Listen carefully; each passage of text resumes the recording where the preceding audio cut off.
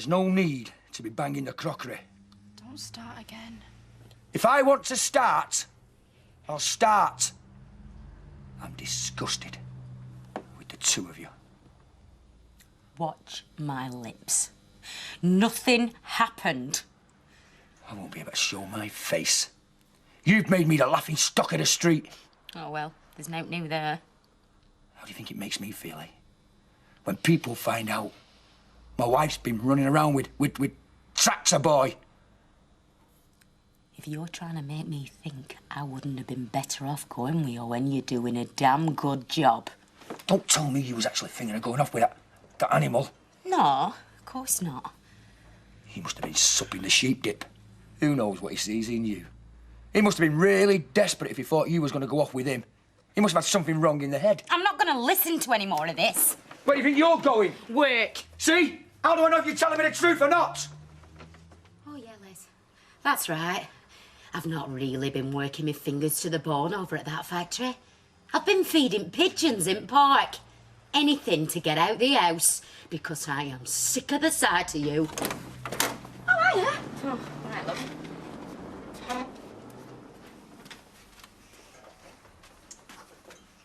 Well, then, anybody gonna wish me happy birthday?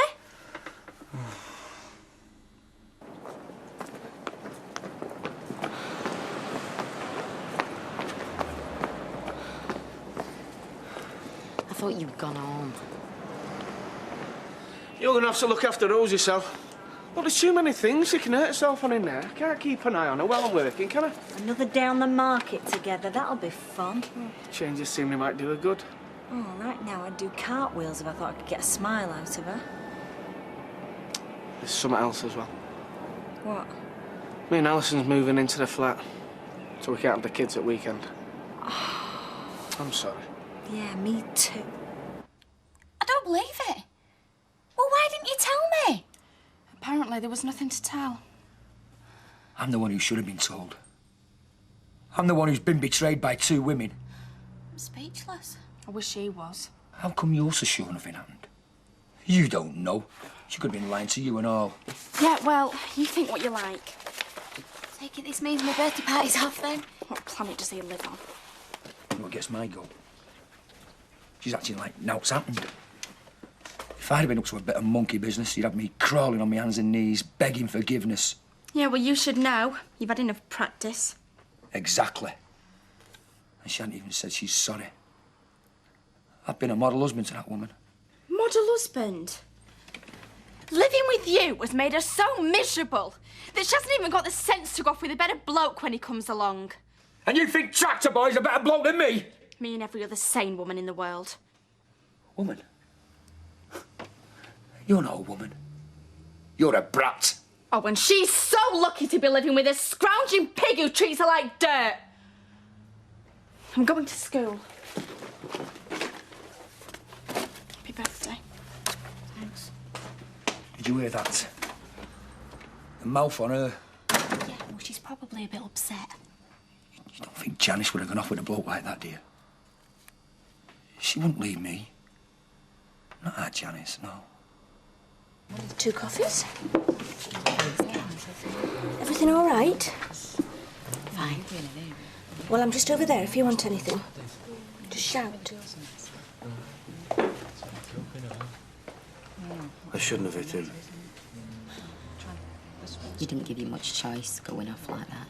He's all right, though. All right. Where things are going, I'm beginning to think he's indestructible. I'm sorry for what I said.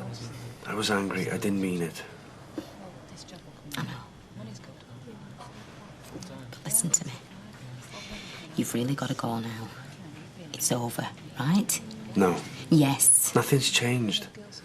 So your husband knows about us. So what? I mean, that just makes it easier. Owen, there is no us. But didn't you think of me at all after you came back from holiday? Yeah. But I didn't think of packing my bags. Well, all I'm saying is think about it now. This is going the whole wrong way. I asked you here to make you see some sense before you go home. Maybe that's not what you really want. It is what I want. It's exactly what I want. Owen, I won't lie to you. I were really flattered that a boy like you would look twice at me. I'm not a boy. But that doesn't mean that I have any feelings for you. Nothing is gonna happen, Owen, right? Do you hear me? I thought that you stayed with Les because he was a bully. But that's not right. You want me to go so you don't have to think. Because you're frightened. If you let yourself think, you'd see there could be something so much better than what you've got. You're like an animal, Janice, who won't leave the cage even though the door is wide open. Feeling brave? Fill me up, Pop. No, don't forget Mum and Dad have asked us round for tea. 4 grand when? Tonight. I told you I was going to organise it. Tonight? Scrabbling about in gutter. It's Battersby. Mind you know, I'm not one to gossip. Oh, no. But I suspect we were witnessing the messy end of a sordid love triangle. So who's the unfortunate lady that Les was pursuing this time? Not him, her.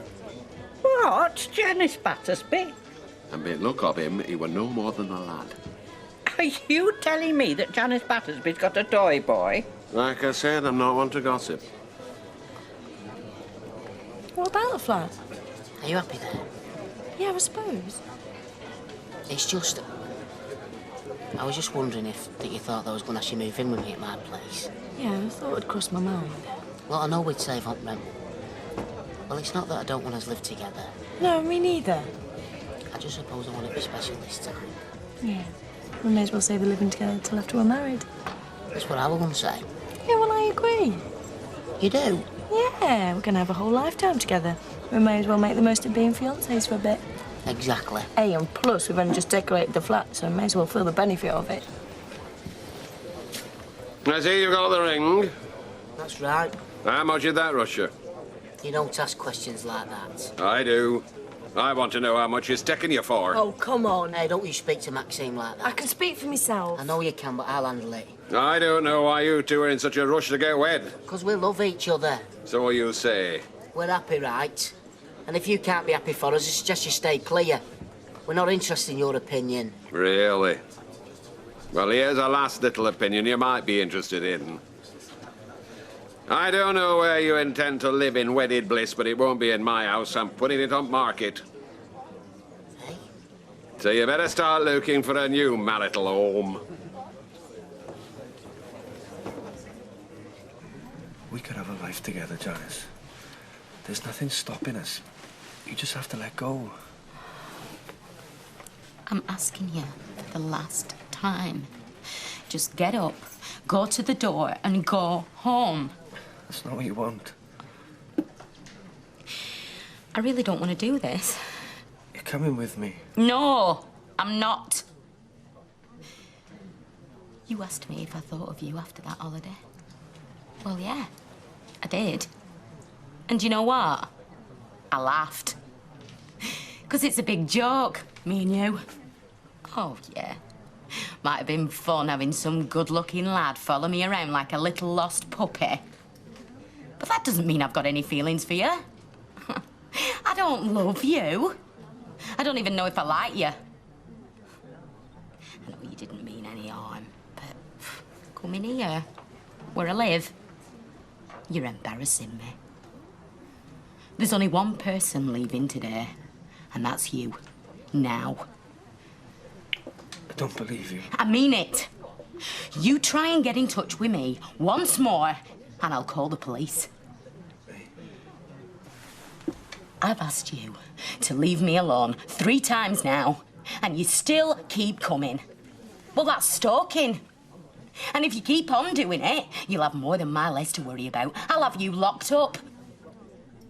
So go on. Go home and grow up. I don't ever want to see you here again. Everything all right? Yeah. Owen's just leaving. It's all right, love. I'll get the coffees.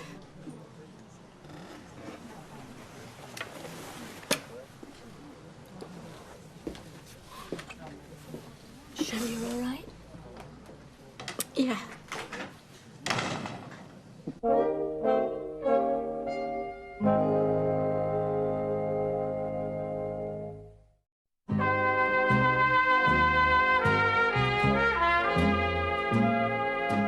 He must have thought a lot of you to come all that way. And I threatened him with police. I didn't mean to hurt him. It was just the only way I were going to get him to go. You weren't seriously thinking of going with him? Of course not. It didn't make me think, though. I can imagine. Yeah. It's a dangerous game, this thinking like. Being married to Les, I've learnt not to do it much. You won't tell Les that Owen were in here, will you? He thinks he went back to Wales last night. I won't say a word. Thanks. Well, I suppose I'd better get off to that factory. No doubt I'm in doghouse there and all. See ya. Well, if he's your dad, he's got a funny way of showing it. Get your voice down. I'm sorry, but how can I when he keeps having a go at me all the time? I know. But I'm looking to the future. If Fred's in past, he can take a running jump. You and me are going to be man and wife, and that's all I'll ever care about. Come on. You don't seem very disappointed to me. Oh, come on, how much fun was it going to be having a party at your dad's house? Yeah, well, we're going to have a drink in here now. Have you got me a present? I'm saving it for later. It better be good. Could do with cheering up.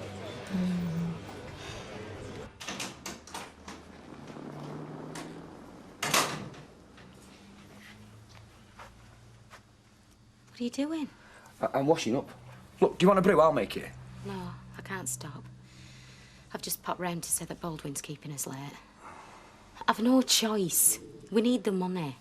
Right, well, before you go, sit down. There's something I want to say. I haven't got the time. Well, make the time. You won't get the sack for 5 minutes. Go on, then. Look, I've been thinking. Oh, aye. I've decided to forgive you. Well, that's very big of you. Look, it's not easy for me. No, I don't suppose it is. I've had some right queer looks off folk in the street today, I can tell you. I'm sure. But this is our family. And as long as you realise that, then we'll say no more about it. Right. Can I go now, then? But you're sure nothing went on between the two of you? I'm sure. And you weren't leading him on? I thought you said we weren't going to say out else about it. Right. Look, I want us to go down the Rovers tonight, as a family, for Alian's birthday. You might have let me down, and yourself, but you're not letting Alian down because of your shenanigans. I wouldn't let our Leanne down. I want people to see us as a family. Solid as a rock. Fine. Anything else? We are solid, aren't we? I'm still here, aren't I? I've got to go. So here they are then, the happy couple. Hi, Mum. Hello, love. So, this is Ashley. These are for you, Mrs. Evie. Oh, call me Doreen. They're lovely. I'll just go and put them in water. So which way do you come then, Ashley? Dad, please. Maxine gave directions. I bet she took you around the back of the old carpet factory. Oh, that'll be right. And you were stuck in them roadworks for what, 15 minutes? Not late, are we? No. But if you'd have carried on down Albert Road and cut by the brewery, you'd have had a clear run. I'll remember on the way back. Ignore him, Ashley. Dad always thinks he knows the best route. That's 'cause I do. Actually, there was something I wanted to ask you, Mr. Heavey. Oh, aye. I feel it's only proper to ask you officially for your daughter's hand in marriage. Seems like you've got things the wrong way round, lad. By the look of that ring on our Maxine's finger, you've already popped the question. You'd be right up the creek if I said no, wouldn't you? Stop teasing him. Come and sit by me, Ashley. I want you to tell me all about yourself. I don't know why. You've already given me the 3rd degree. Ah, but I want to check your stories match up. I still can't believe you said that. It were a spur-of-moment thing. You sell that house and you'll drive them even closer together. Anyway, I think they make a lovely couple. And if you really want to be a father to that boy, stop all this nonsense and give them your blessing.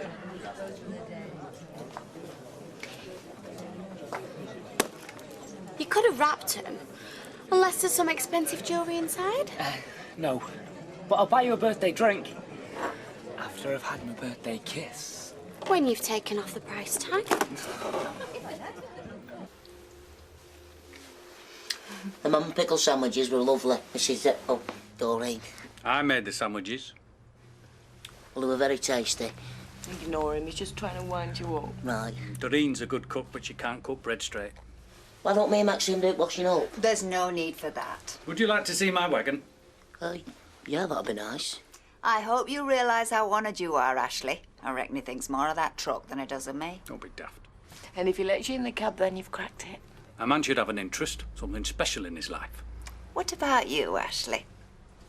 Maxine's a special thing in my life. Oh, isn't that sweet? Come on, then. So, what do you think? He's nice. Oh, he's the best. He's the best you've brought home. Oh, Mum. Wonder how Ashley's getting on with Maxine's parents. Do you think he'll pass muster? Of course he will. He's a grand lad, is my Ashley. I say a grand lad. He can hold his head high in any company. Yes? You've changed your tune, haven't you? Thanks. It was nice of you to remember. Hey, up, how are you? Hey, Gail, love, let me buy you a drink. Maybe later. Suit yourself, I don't ask twice. Hey, hello, love, how's it going? This has got to be the most boring birthday I've ever had. Have you got me a present? No, I've not had time. My prezzy's the birthday spirit. Oh, so you'll be buying all the drinks then? Yeah, that's right, yeah, I am. Yeah, drinks all round. Yeah, right. Yeah. Yo, hello. How's everything on the home front? Family all right out there? Janice well?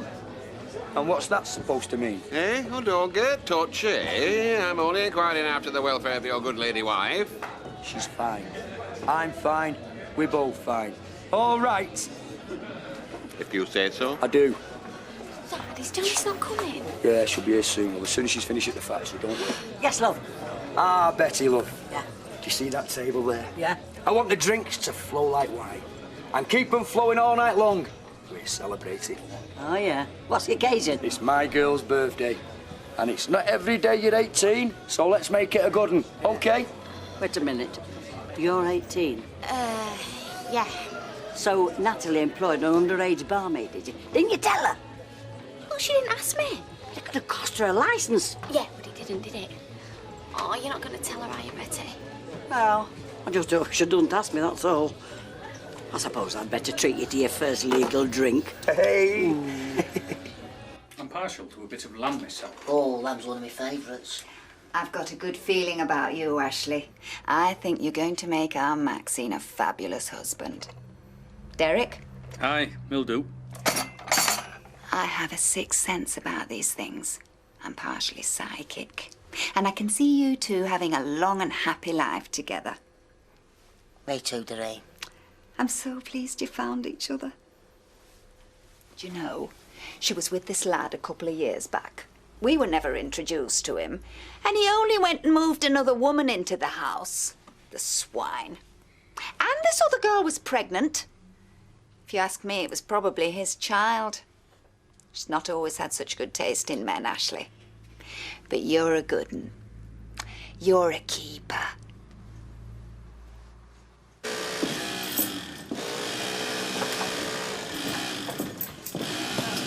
Right, that'll do. Time to go home.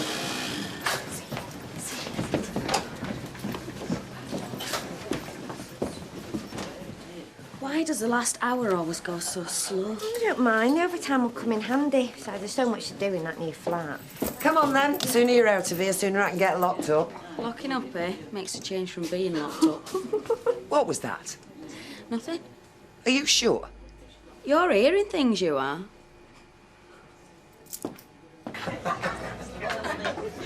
Oh, happy birthday, how did you get on? Oh, great, they loved him. Hey, come on, show us your ring again. Oh, good one, Ashley. There you go. Well done, Cocker. Cheers, quick to myself, lad. Oh, it's a big day. Oh, you weren't coming. All right. Sorry, I'm bolding yet. Time home then. Anyway, happy birthday. Oh, thanks. You having a nice time?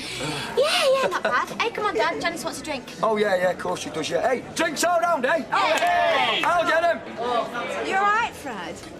Do you know, you look as if you've just sucked a whole bag of lemons. All this happiness is getting me down. Can I offer you a lift home? That's all right, love. I'll finish my drink.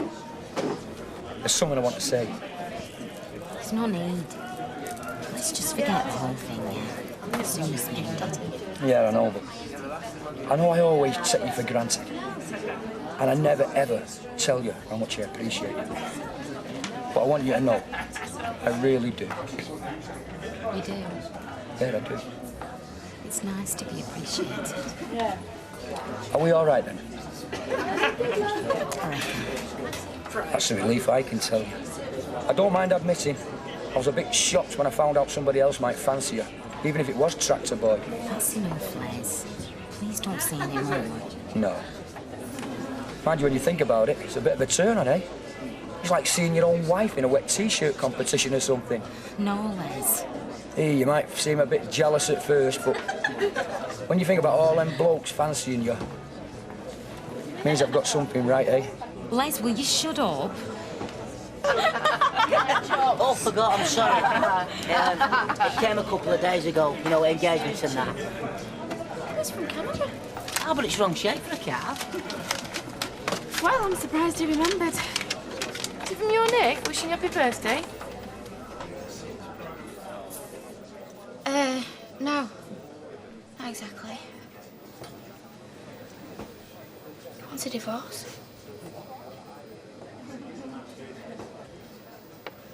Any plans for tonight? You're sailing close to the wind, you are. What do you mean? I told you to take it easy on Deirdre. I've got a reputation to keep up, Mike. If I start doing what the boss tells me, people might think there's something up. Yeah, well, just back off a bit, that's all. Oh, you want me to back off, do you? From Deirdre, yeah. I'll try. I promise. Mm.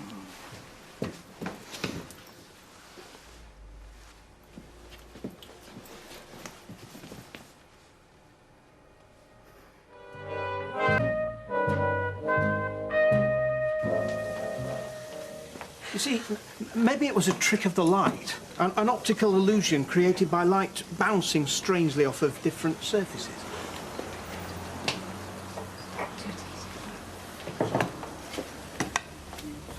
Roy, they were standing there, bold as brass, cuddling and kissing. You sure?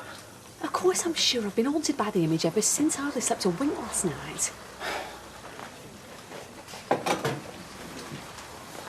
Yes, I can quite see how that would be unsettling. Should have seen the way that Linda looked at me. What way was that? Like she wanted the earth to open up and swallow me whole. Mind you, at the time, that's what I was hoping for. What are you going to do about it? Oh, I don't know. I can't pretend it didn't happen. She saw me. Well, look, I think we both know that the damage and hurt that can be caused by malicious gossip. I know. And I'm no great admirer of Baldwin's, but when push comes to shove, it is his life. It's his private life. I think you should respect that. Like he respected my privacy. No, of course not. Well, don't you think that Anna has a right to know what her husband's been up to? Yes. But on the other hand, no. And you know what Squid said about Pike? Can you turn that down, Pike please? is a Your greedy gran can't fish. hear herself What think. next? Thanks a bunch. Gran can hear very well, thank you, darlings. Honestly. So what do you think about Nick wanting a divorce? I don't really know. He's your son. What do you think? I think it's very sensible. Yeah, well, that's one way of looking at it. Always said they were making a mistake getting married so young. Best way forward for them both is a clean break. Wipe the slate clean, so to speak. Exactly. At least it'll sever all your last ties with the Battersbys. Well, that's a bonus. Oh! Now, don't knock it, sweetheart. That is a big bonus. The thing I can't understand, though, is why. I mean, why now? Nick didn't send that letter on purpose to arrive on Leanne's birthday, you know. Ashley had it in his pockets for days. I mean, Nick wouldn't do that. Yes, no, I don't mean that. I mean, why does he want a divorce now? I mean, it doesn't make any difference, does it, whether he's married or not? Well, it's loose ends. It wants tying up. Don't want that hanging over him for years. Because the usual reason for a quicker divorce is when you want to get wed again. He's only been over there 5 minutes. I'm just posing the question. Nick's done some daft things in his time, but he does learn from his mistakes. He's not going to jump out of one bad marriage straight into another, is he? If you say so. Do you know, I'm not sure if you're trying to convince me or yourself. Of course, you can always phone him and find out for sure. What time is it in Canada? Oh, but don't ask me. I always get it wrong. Doesn't seem to matter what time I phone Stephen. It is always the middle of the night over there. If they'd known what we didn't let her. It's not your fault. Of course it is. If he'd kept that flaming letter to himself, we'd all be a lot happier. How's Leanne taking it? Devastated. That's how she's taking it. I think it was a shock more than out. You know, in the olden days, you used to shoot the messenger who brought bad news. A good man would take you outside and give you a right good thumping for ruining my girl's birthday party. I thought you'd had enough of thumping young lads after what happened last time. Anyway, I'm just sorry it turned out like it did. Yeah, me too.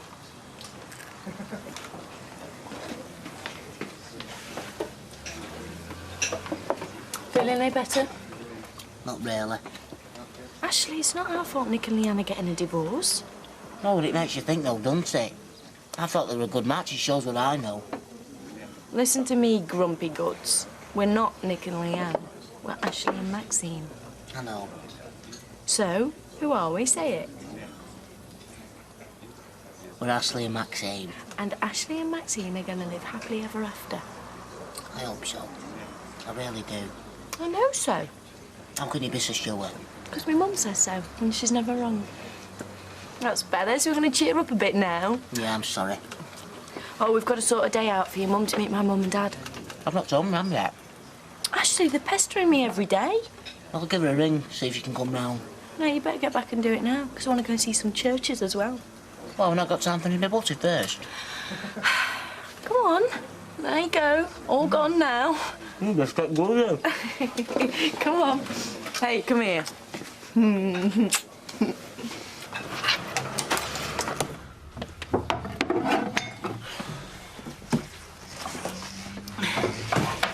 This one's for the bedroom. Well, what's in them? What's all that? Oh, they're mine. What, all of them? Well, yeah, I collect them. Well, I've had them since I was a little girl. They've all got names. Huh? This one's Tammy, Sue, Molly, and Meg. Yeah, OK, get the picture. Well, you're going to keep them all? Well, we can keep them in the box and stick them on top of the wardrobe if that's all right. Yeah, that's fine. As long as we've got room for my toys. You've got toys? Oh, yeah. Freddie the football, Colin the cricket bat. Yeah, big joke taking the mickey. I don't know, you know, no crockery, no cookery, no pillowcases. Yeah, we've got enough dolls here to open up our toy shop. Yeah, we've got to get loads more stuff. Yeah, I know, yeah. I'll nip across to number 13 after, pick up some stuff. Well, do you think that's wise? Yeah. I don't see why we should buy a load of gear when we've got all that stuff over there, what belongs to me. Tell you what, why not cook us something special for tea tonight? Oh, yeah, that'd be nice. Just the two of us, mind you. Molly and Sue and all the furry friends, they can make their own arrangements. Thank you. Thank you very much. Alma's been a good friend to me. I don't want to let her down. I keep thinking what I'd want if the situation were reversed. Reversed? Yeah, you know, if I were in Alma's shoes and you were Mike. Well, I don't think that's very likely. 2 teas. Right. Thank you very much. No, but I think I'd want to be told the truth. If I keep it to myself, I'm as bad as Mr. Baldwin and Linda. Look, you are the innocent victim in all this. Anyone could have walked out of that toilet and seen what you saw. I'm sorry, Roy, but I still feel like I'm betraying a friend. What would you achieve if you did tell Alma? I mean, you might feel better, but she'd only end up feeling worse than she does now. I suppose. Besides, you know what them two are like. Once they find out you've told, you'll be looking for a new job. Oh, right, so I keep their sordid little affair a secret because I'm frightened of losing my job? Well, I wouldn't put it like that, but yes. I don't know, Roy. I don't like being bullied, and I'm not scared of Linda. Oh, well, that's good, because she just walked in. Hello, Linda. What can we do for you? Coffee, please. Can I have a word? We are quite busy, actually. No, it's all right, Roy. think I'm due a coffee break. Why don't we sit down here? Hi, Betty. Is Len about? Well, she's on the phone to Canada. Oh, she all right? Well, I couldn't say, love. They've been on nearly an hour already. Can I get you something? Oh, I haven't time. Me and Maxine going looking at churches. Ah. Yeah, then my mum's coming round later on. Oh, that's nice. Will it be the first time that she's met Maxine? Yeah. Oh, she must be a little bit nervous, poor thing. Oh, no, she's fine. She's no reason to be nervous. Oh, of course not, no. Betty! What? Scotch and thread, love. And a pint for our Ashley. Right. I'm not stopping. Right, one scotch and thread. Besides, I didn't think you were talking to me. Not talking to you. Whatever gave you that idea? Maybe a bit fat you was dead set against wedding. It's not the wedding I object to, it's the bride. Oh, aye. And that's why I put in house up market. Well, perhaps I was being a bit hasty about that. Luke, I'd love to see you wed. I want to see you happy more than aught else in the world. But Maxine, you could do so much better. I'm going. OK, kid. I don't believe this. It's just like starting all over again. Why? What did he say? Did he say why he wants a divorce? Oh, yeah. He reckons I deserted him by not going to Canada. And as I obviously don't want to be his wife, then it makes sense to get a divorce. Apparently, it's all for my benefit, because he wants me to be free, so I can enjoy the rest of my life. Well, I was enjoying it just fine till he started all this. How long was she on for? Well, nearly an hour. Well, next time, get her to write him a letter. Right. You told him? He's my husband. Anybody else? No. Not yet. You must be well chuffed.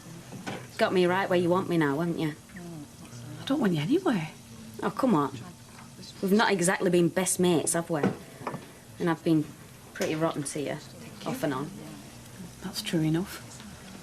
I'd apologise, but I don't think you believe me. Suppose you're all set to take your revenge, are you? I don't want revenge. I'm not like that. I'm not like you. So what happens now? I don't know. You came to see me. What do you want? Well, I thought that was obvious. I want you to keep what you know to yourself.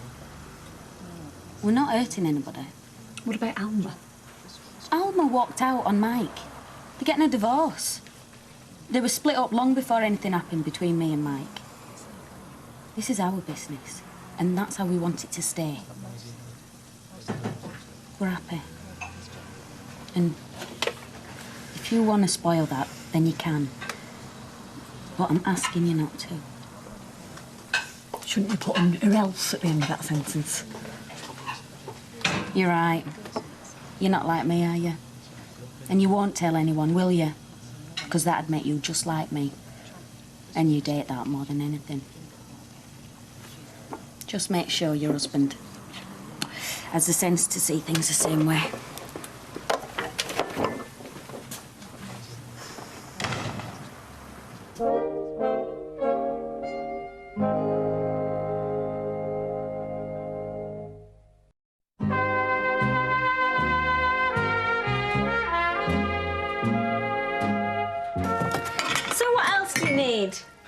Knives, forks, spoons. How many? I don't know, 4 of each, I suppose, and whatever else you can spare. Look, Daddy. I'm looking. Hey, is that supposed to be me? Yeah. I look like I put a bit of weight on there. I'm going to have to cut out those pies, aren't I? Surprised Alison hasn't got any cooking utensils. She does cook, doesn't she? She was living with her mum, she couldn't take all her stuff, could you? Do you know, I don't know why, but I've got 2 potato mashers. Do you want one? Yeah, thanks. Could Dad stay for tea? I'd love to. I've just got so much to do, sweetheart. Do you know, maybe it'd be easier if you make a list if there's more stuff you want to take. Please, stay for tea. Stay for tea, Daddy. Stay for tea. Stay for tea. Why don't you help your dad pack up this box, eh? No, you do it. Do it yourself. Where is he?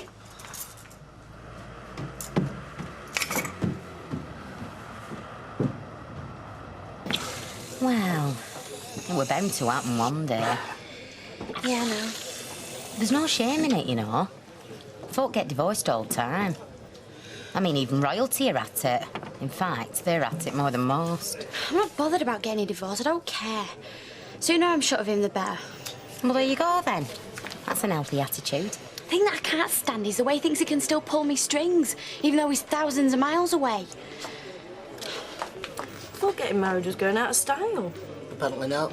Still, some of them churches were really nice. Very pretty. There's no shortage of churches, just they're all booked up to the middle of next year. Only on Saturdays. I'm only getting married once, and it's not going to be on a rainy Wednesday afternoon. Of course, you don't have to be a church. You can get married anywhere these days. I don't want to get married anywhere. I want to get married in the church. Well, we could think of a swanky hotel or town hall. You can even get married on a football pitch. Nice try, Essie, but when I get married, I am going down an aisle, not a tunnel. Ah, well, we'd best be off. My mum will be here soon. Okay. Now, who's ready for another drink? Nothing offends me more than a table of empty glasses. It's such a sad sight. I feel compelled to remedy the situation immediately. There, I told you Ravi was one of nature's true gentlemen. Well, no, not another double Ravi. I'm feeling lightheaded. A single gin and tonic. And you order the usual? Go on if you're going to twist me arm. Twist your arm? I wouldn't dream of it. Ravi! Keep playing your cards right, you're in there. What? Get away, don't be ridiculous. He's definitely taking a shine to you. If he's interested in anybody, he's interested in you. Uh-huh, we'll see. No. I'll have a pint of bitter, please. Right. She's still looking. So ignore her. I still think the best policy is one of caution. Don't worry, I'm not going to tell anybody.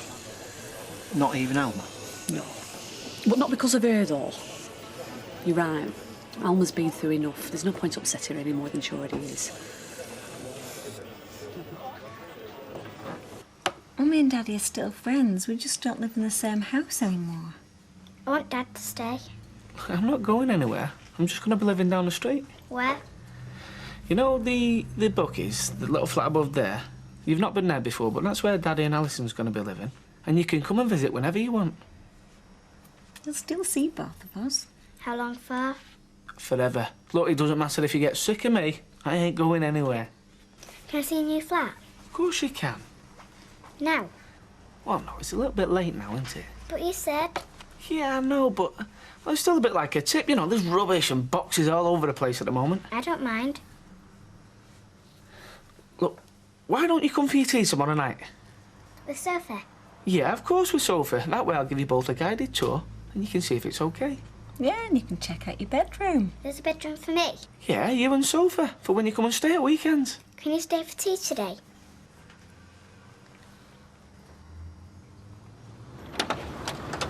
Oh, hiya. Hiya. Can I have a word? My mum's coming round any minute. Well, it won't take long. Aye, all right, come in. Cheers.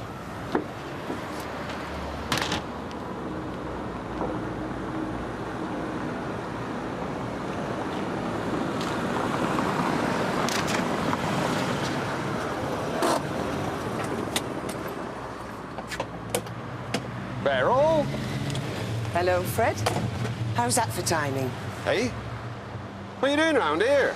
Same as you. Visiting Ashley. And his intended. Well, shall we go in then? I better not. Not been invited. You're not? But why? I've been excommunicated. I don't approve of the blushing bride. Why? What's the matter with the girl? Because she's got far too much to blush about in my book. Never mind walking down the aisle in white. Scarlet would be a more appropriate colour. What do you mean? Well, let me put it this way. Our Ashley's not the first one. Far from it. I say far from it. She's been through men round here like a dose of salts. She's not been married before. Only because Joseph was too smart. She'll not stick with him, that one. I say she'll not stick with him. As soon as some other putty brain comes round, she'll be off. And you and me'll be left to pick up the pieces. You sure about this? Well, don't take my word for it. Go and meet the wench. Judge for yourself.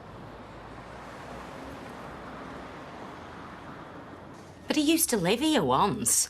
You must know what he's thinking. I haven't spoke to Nick since you left. But you would tell us if there were something.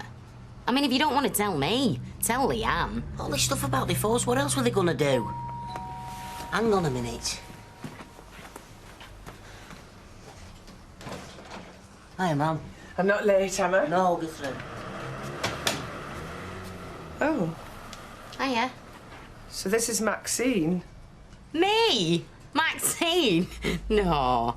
What, you thought me and Ashley were going to get wed? No, this is Janice. Oh, Maxine's mother. Wrong again, love. I'm a neighbour. Though, I much preferred it when you thought I were Maxine. This is my mum, Beryl. Oh, I'm sorry, love.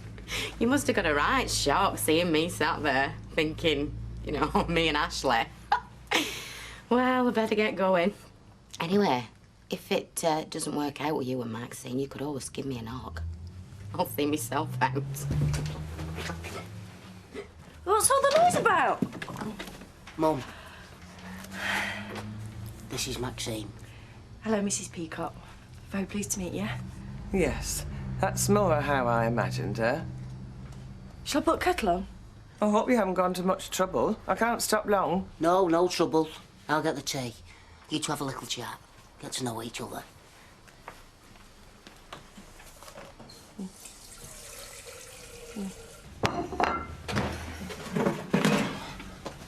Kevin, I got back as soon as I could. where have you been? The tea's ruined. You said you'd be back an hour ago. Rosie was upset. I couldn't just walk out on her, could I? Is she all right? I don't know. Look, I've had to invite him round for tea tomorrow. Is that okay? Well, it'll have to be, won't it? When you say them. The girls. Yeah. Of course, it's fine. I'm just a bit worried about Rosie. She don't know whether she's coming or going, and it's all mine and Sally's fault. Come here. Oh. It's bound to take her time to get used to everything. She's had so many changes. But it'll settle down now. I hope so. Look, I can make her something to eat if you're hungry. I am hungry. Yeah? Not for food, though. I'm not ready for bed yet. I don't care about that. Come here. Don't drop me, I'm slipping! I'm not going to drop you. Looks like our first night's going to be memorable after all. Well, I'll certainly do my best. Stop talking. Your wish is my command. Oh, mind the door! Mind the door! Don't drop me! Well, I thought it was funny. Yeah, well, but Ashley didn't. No, neither did his mother. I mean, thought of her son marrying me. Scared her half to death. What's up with you? You've had a mood on all day. I thought you'd nipped off to phone that Owen. You what? Well, I didn't know, did I? You didn't tell me where you were going, did you? Oh, Les. Forget Owen. He's gone. I wish I could. It's like a recurring nightmare. I nearly lost you. Well, I'll tell you what. It makes a nice change. You being so nice to me, even when you haven't done out wrong. I'd walk over hot coals for you, love. In me bare feet. Well, I know some folk might think I'm daft, but I'm not going anywhere. I made them vows, and this is my life sentence. That suits me fine, because I won't be applying for parole either. How do you fancy going for that curry then, eh? My treat. Hey, now you're talking. Hey, and when we get back, maybe we could have an early night. Steady on. It's not your birthday. That's 30p. Come on, then. Cheers. You seem a lot chirpier. Yeah, well, there's no point brooding on it, is there? I don't want to give him the satisfaction. Have you decided what you're going to do? No, not yet. Whatever I do decide, it's not going to be what Nick wants. If he wants a divorce, he can whistle for one. Yeah, just for once, things are going to go my way. Good for you. It was a total disaster. I thought it went quite well. Ashley, your mum hates me. No. You can't tell me she's like that with everyone. I think she was nervous about meeting you. She treated me like I got some sort of contagious disease. The moment she cut ties with me, you could tell she hated me. You saw her, she couldn't wait to get out the door. Maybe you're right. Hey? I mean, we don't know whether this is going to work out, do we? Maybe we're just going to end up like Nick and Leanne. No. Yes, Ashley. I'm jinxed. Every time something good's going to happen, it just blows up in my face. Maxine, that's not true. Fred hates me. Beryl hates me. Can't find a church till the next millennium. Everything's going wrong, Ashley, and it's all my fault. No. Yes. I should have never said yes in the first place. I think the best thing all round is if I just cancelled the whole thing. Maxine. I hope you're happy now.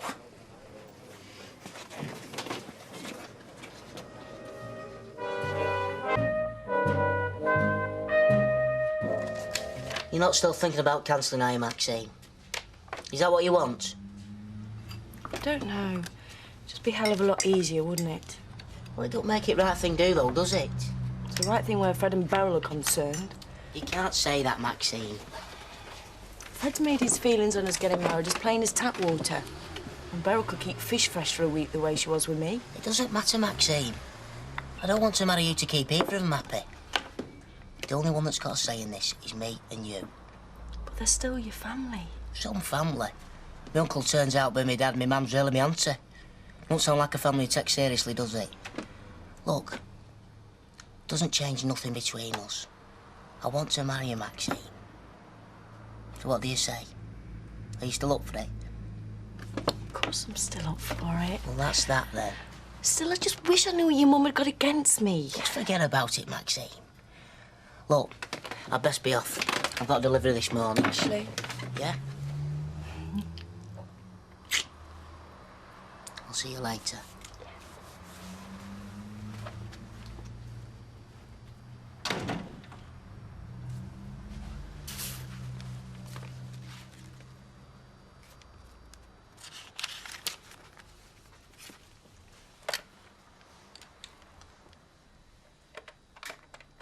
Thought you'd be cooking up your own breakfast this morning in that new flat of yours. Well, we would have been, but we've been busy moving boxes and stuff, so we thought, give ourselves a treat. Well, bon appetit. Thanks. Oh, look at this. Hiya.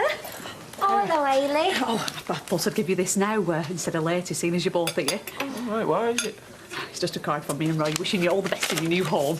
Oh, thanks, Hayley. That's lovely. Yeah, thanks. Life's never been the same since I moved in with Roy.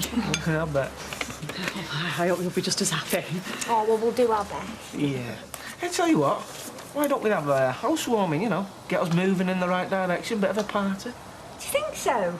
Yeah, why not? I think that's a great idea. Well, that's it. Settled. You know when you got divorced, did you give him the Evo or was it the other way about? No, I gave him the heave-ho. And he deserved it, yeah? Of course he deserved it. You see, that's what gets me. What right has Nick got divorcing me? He's the one who took off to Canada. Yeah, but I thought you wanted to make a fresh start as well. Yeah, I do. So, don't you want to shut to Nick? That isn't the point.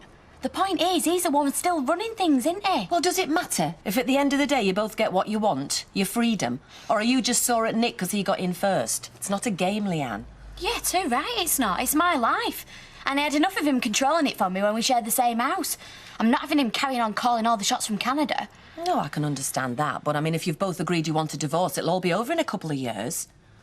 2 years? Yes, but if you start playing silly mares, you'll be stuck with him for another 5. Oh, flipping it. Why is it going to take that long? I want a divorce, not a degree in flaming Chinese. Well, I don't know, Leanne. That's just how long it takes. I mean, yes, it would be much easier if we could just chuck our old man in the canal and be done with it. If I could chuck Nick in the canal, I'd make sure he was heavily weighted down. Well, murder is an alternative, but if it's freedom you're after, I'd take my advice and go for the divorce. You must have got well fed up with being stuck with your bloke for 2 years. Yeah, but it didn't take that long for me. How come? Different circumstances. Another woman. Well, other women, actually. What, and does that mean that you can get divorced quicker? Well, yeah, if there's adultery involved, but there wasn't with you and Nick, was there? No.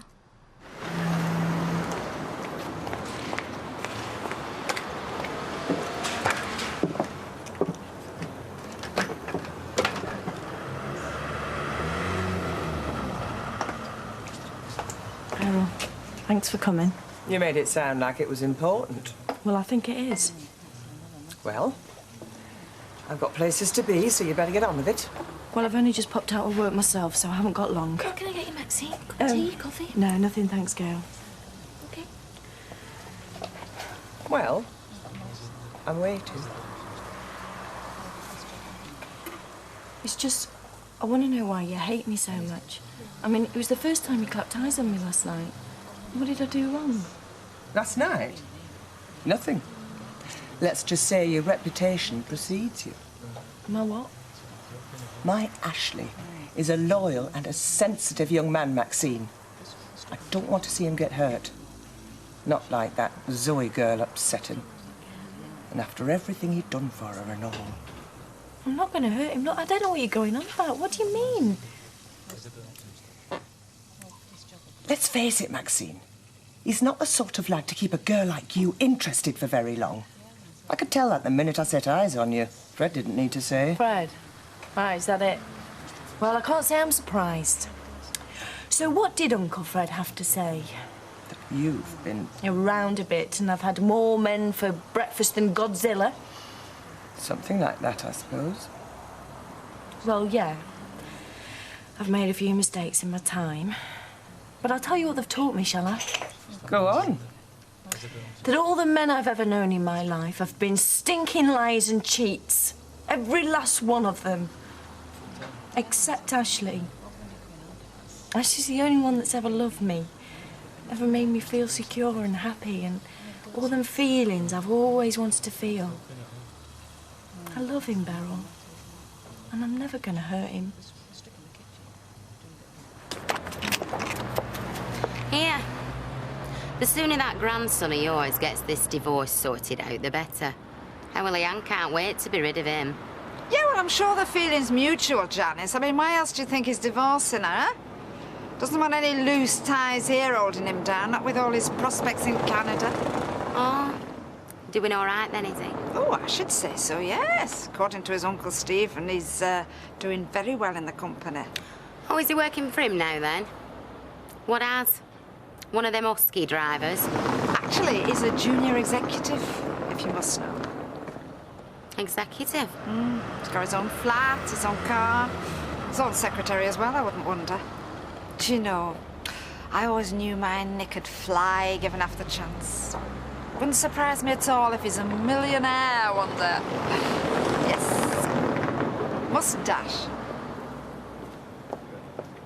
See, yeah, everything's great at the flat. I just hope nothing happens to spoil it. Oh, I'm sure it won't. It will if Baldwin closes the factory like he keeps threatening. He won't. Well, you can't be sure. Excuse me, look, I know Mike's blaming me for any threat to the factory, but I just want you to know that Underworld closing is the last thing that I want to see happen. Well, do you reckon our jobs are safe, then? I reckon he's playing his usual games. Look, can I get you girls a drink? Yeah, why not? No! Thank you, Alma. I've just remembered I've got something that needs doing. I'll see you. Bye.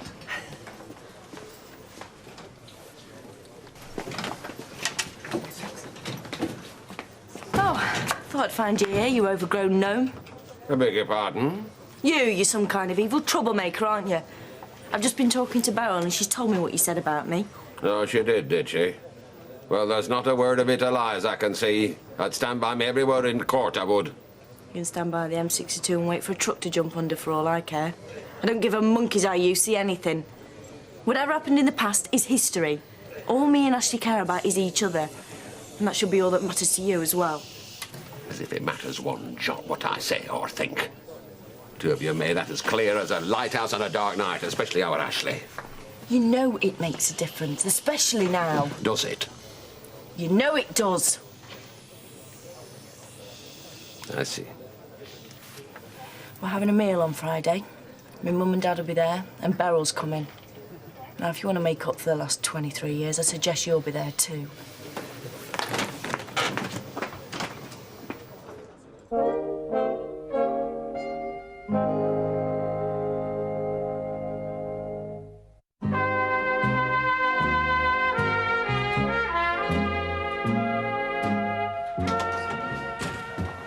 You should have stopped for a drink at lunchtime, Ailey. I had a right giggle with Mrs. Baldwin. Yeah, I dare say you did. Nice enough, ain't she? You shouldn't have had a drink with her.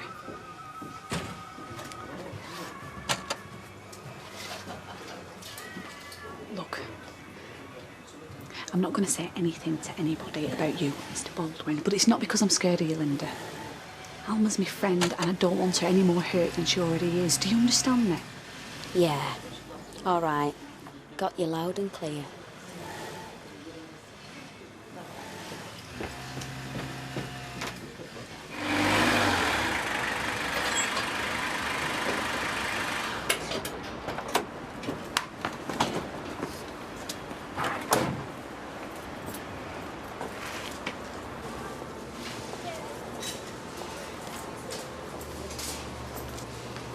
What sort of time do you call this?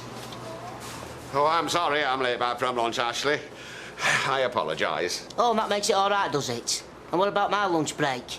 It's a good job we sell pork pies and not birdseed.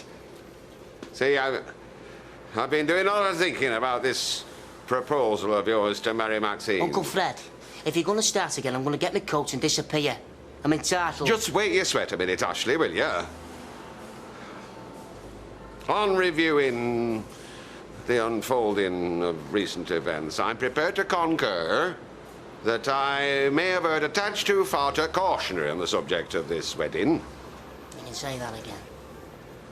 Ashley, son, my sole purpose in life, since you come into this world, has been that what I thought best for you. Trouble is, what's best for you and what makes you happy aren't always the same thing, are they? Uncle Fred, if you've got something to say, let's have it. Are you sure that you want to marry Maxine? That she's the one who's going to make you happy for the rest of your life? Yes, I am. Then I shall make no more fuss. You have my best wishes, pair of you. Thanks. But it's not going to be enough. What do you mean it's not going to be enough? What more do you want? Something written in blood? It's Maxine who's copped the worst for all this. You've rubbished her. You said she weren't good enough for me. It's her that you owe an apology.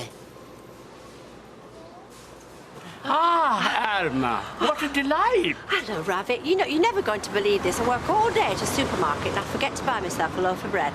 Your forgetfulness is my good fortune. You know, it's very good. You ought to put it up outside your shop.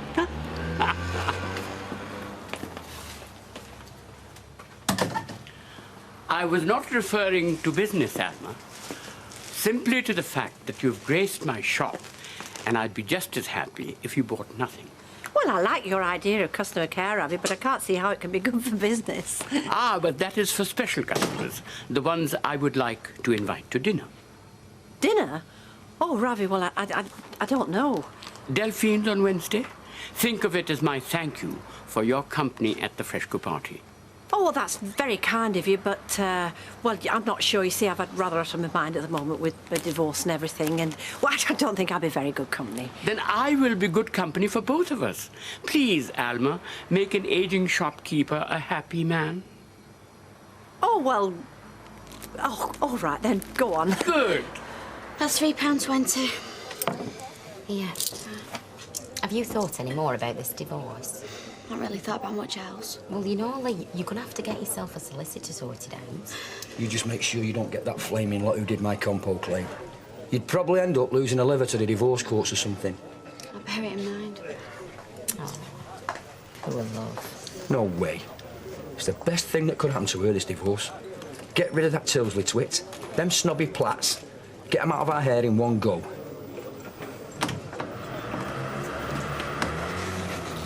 There he is. Look, everything will be all right, I promise. You only want to say sorry. Uncle Fred. Oh, Ashley. Evening, Maxine. Ashley says you want to see me. Aye, that's right. Maxine, I behaved very unreasonably this past few days, and I see now I had no right, and what's more, no reason. I'd be humbled if you'd accept my apologies. Humbled, eh? Aye. I've got you these. I weren't sure if you were a milk chocolate woman or plain sort, so there's both. I know Ashley's partial to a chewy centre. Thank you, Fred. So what's it to be then? Am I forgiven? Apology accepted. I've got the drinks in. Thank you. To now, but fair weather hereafter. Cheers. What? An executive? According to Audrey Roberts, his own flat, flash car. Blimey, it's always the same, innit, eh? It's always the carsy clients what come up smelling of roses. He knew what he was doing when he took off for Canada, didn't he? Have you told Leanne? No, I didn't like to. Why not? She's got a right to know. Yeah, well, we ain't doing so well over there. I just thought, like rubbing her nose in it. Janice, have you got a barm cake for a brain? That's why he wants this divorce so suddenly. You what? Leanne, get here, girl. Now. This is important. What? Did you know that Nick of yours has got a job over there? What are you talking about? He's at college. Not anymore, he's not. Not according to his old granny, he's not. Oh, no. He's a high flyer in his uncle's business, with one of them penthouses and a flashy car. It's true, love. Audrey Roberts told me. No, it can't be. He didn't say anything about a job on the phone. No, he wouldn't, would he? He doesn't want you getting your share, does he? The last thing you want is a divorce without getting what you rightfully owed. Well, that's the last of that. Cheers. Is there another bottle? Could be, yeah. Why, was it a hard day at work? Oh, the boss was a slave driver. Oh, not a soft touch like me, then? Do you know, I reckon he fancies me. Oh, how'd you know that? A girl can tell. Right, can you? Well, you tell that Randy boss to keep his paws off you. Otherwise, I'm going to give him a right seeing to. Oh, that's what I love about you, Mike. You're such a caveman. Ugh, ugh. Do you know, I wish we didn't have to be so secretive. It's not much fun catching the odd moment here and there, you know. I thought you'd like all the mystery and the intrigue. No, I'm starting to feel like a right schizo, actually. I just wish we could come out in the open. Well, that's not possible, you know that. Not with this divorce hanging over me. Hey, you haven't told anyone, have you? You know, Alison or someone? No, of course not. Well, don't. You're the boss. That's my girl. Well, do you fancy another bottle? Tell you what, you pull the cork out and I'll run the bath.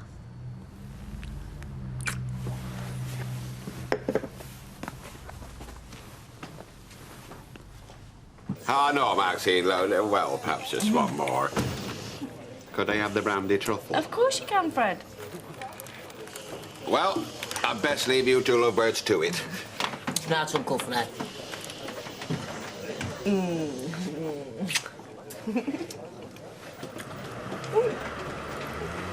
So, who are you thinking of inviting to this housewarming then? Oh, well, I don't know. You and Roy. Oh, well, great, but I think you're going to have to invite a few more people than us. Yeah, I suppose I better invite Curly, so you need to put up with me. Oh, and there's the other girls from work. Oh, what about family? Have you got any coming? Brothers or sisters? That's a good idea. We can invite your mum and dad. Kill two birds with one stone. No, I'm not going to invite them. Oh, well, that's a shame. I bet they're really nice. Haven't you met them, Kevin? No, not set eyes on them. Well, my mum and dad are quite religious, and they wouldn't approve of me living with a man, especially a man with two kids. Oh, I see. I'm sorry to hear that. And, well, when I moved out, I told them that I was moving in with a friend. Well, they think it's a girlfriend. Well, won't they come to visit you? Oh, we're not that close, really. Anyway, you don't need them now, do you? Hey, now you've got me.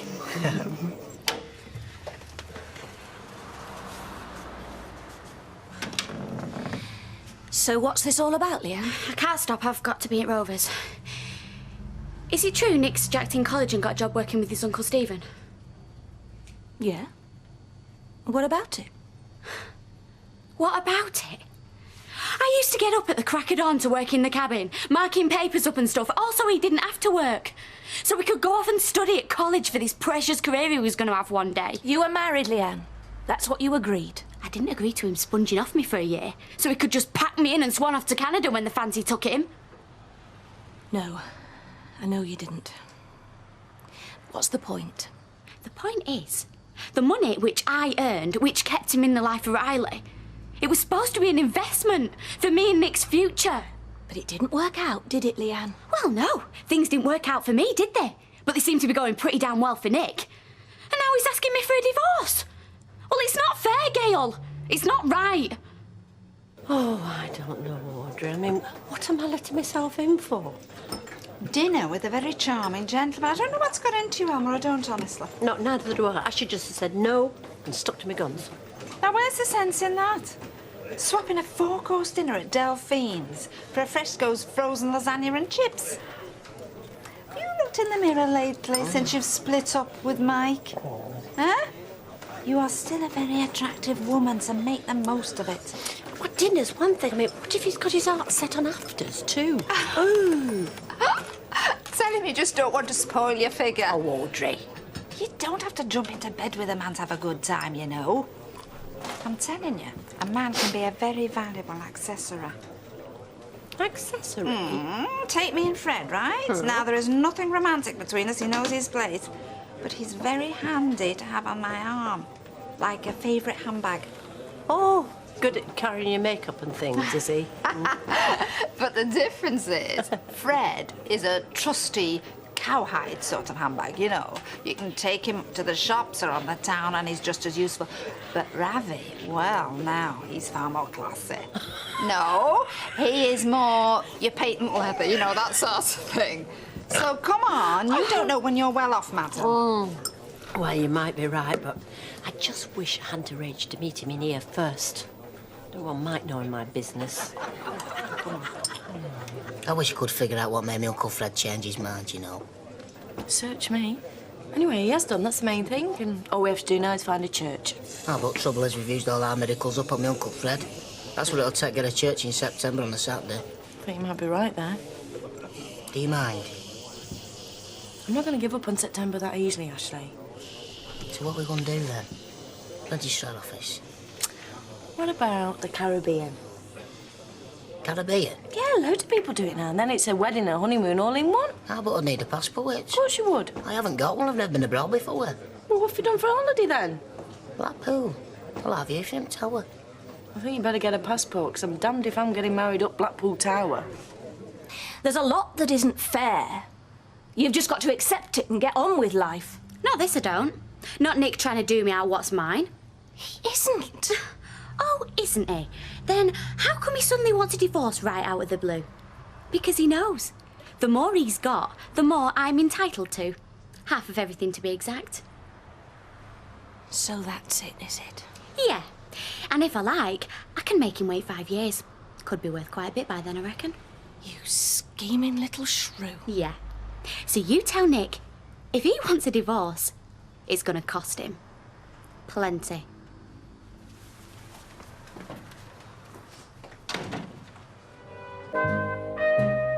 So she stands there, just like you now, and says to tell Nick that if he wants a divorce, it's going to cost him plenty. And then turns and walks out as cool as you like. What I don't understand is, she seems to think Nick's making lots of money out there, that he's doing really well. Well, I never said that. Anyway, it wasn't her I was talking to. So what did you say exactly? I just said that it was Janice I was telling. I just said that Nick had given up his studying and that Stephen had found him a job. Well, thank you. Listen, I didn't know she was Well, going you do now, so don't say anything else, or goodness knows what she'll be round here asking for. I shan't. I must say, at least seeing her in her true colours, I'm not so sorry about Nick leaving her anymore. Goodness knows how he stuck it so long. It's true. Pick your bag up. Don't drag it along the floor, please. That down a bit. Tim, put your seatbelt on.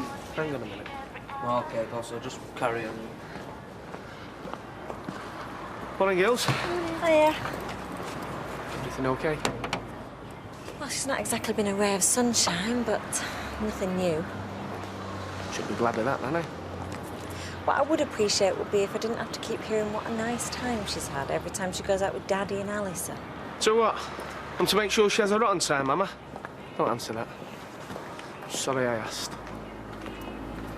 Well, it's nice to know you're sorry about something. This is Melanie I was telling you about when I booked her in. That you were at school with? Used to sit together. Till they split us up for chatting all the time. Which were all the time. Hey, come in here and catch up on gossip. Nice to meet you. Oh, We knew. All right, I've come to have my done. Yes, I know. But as for tonight, sorry, no, I can't. I just can't.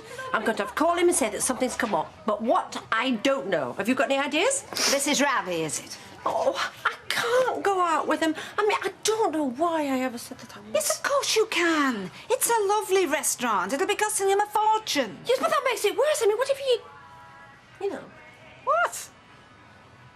Well, makes a pass. But you just say? Oh dear, is that the time? Oh, yes, please. Or whatever it is you want to say, but it doesn't mean that you can't have a wonderful meal first. Yes, it does. Oh, now, it will do you good. It's what you need. But how can it be? Would you look at me? Would you look at me? I'm a nervous wreck already. Well, that is because you're being so silly. Now, come on, sit down and calm down. I am going to do your hair, you're going to look lovely, and you are going out and you're going to have a wonderful time. No, I am not. Oh, that's lovely. Getting married September 24th, so not long now. You sure you don't remember him?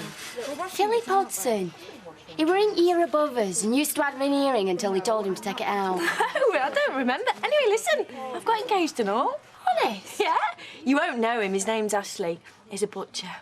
So when you getting married? Oh, well, as soon as possible. What, have you not got anywhere booked? No, not yet. Oh, well, forget this year. And I mean, forget next if you want somewhere nice. It's taken us 18 months to arrange ours. And then we only managed that because Philip's mum and dad got at parish church and so they're not vicar. Oh, well, we were thinking about getting married abroad. So I told his mother so she can pass it on to him. I said if he wants a divorce, he can pay for it. Oh, she'd like that. Well, I don't care. I'm only going off what you said. I could make him wait 5 years, yeah? Well, yeah, or he could make you wait. Yeah, if I was the one asking for divorce. But I'm not, am I? He's asking me. True. So I reckon that should be worth something. And have you thought about how much? Well, he has this job, yeah? And if I'd have stopped married to him, well, then he would have had to support me for life. So thousands, I reckon. Right. What, do you reckon more? No. Leanne, most of us have to be married for donkey's years to get thousands. You'll be lucky to get, I don't know, half his CD collection. Yeah, but if I was admitting adultery, which is what you said would be best... No, quicker. Well, same thing where he's concerned. In which case, he should expect to pay for it. Thanks. Is your dad in? In the back. Bye.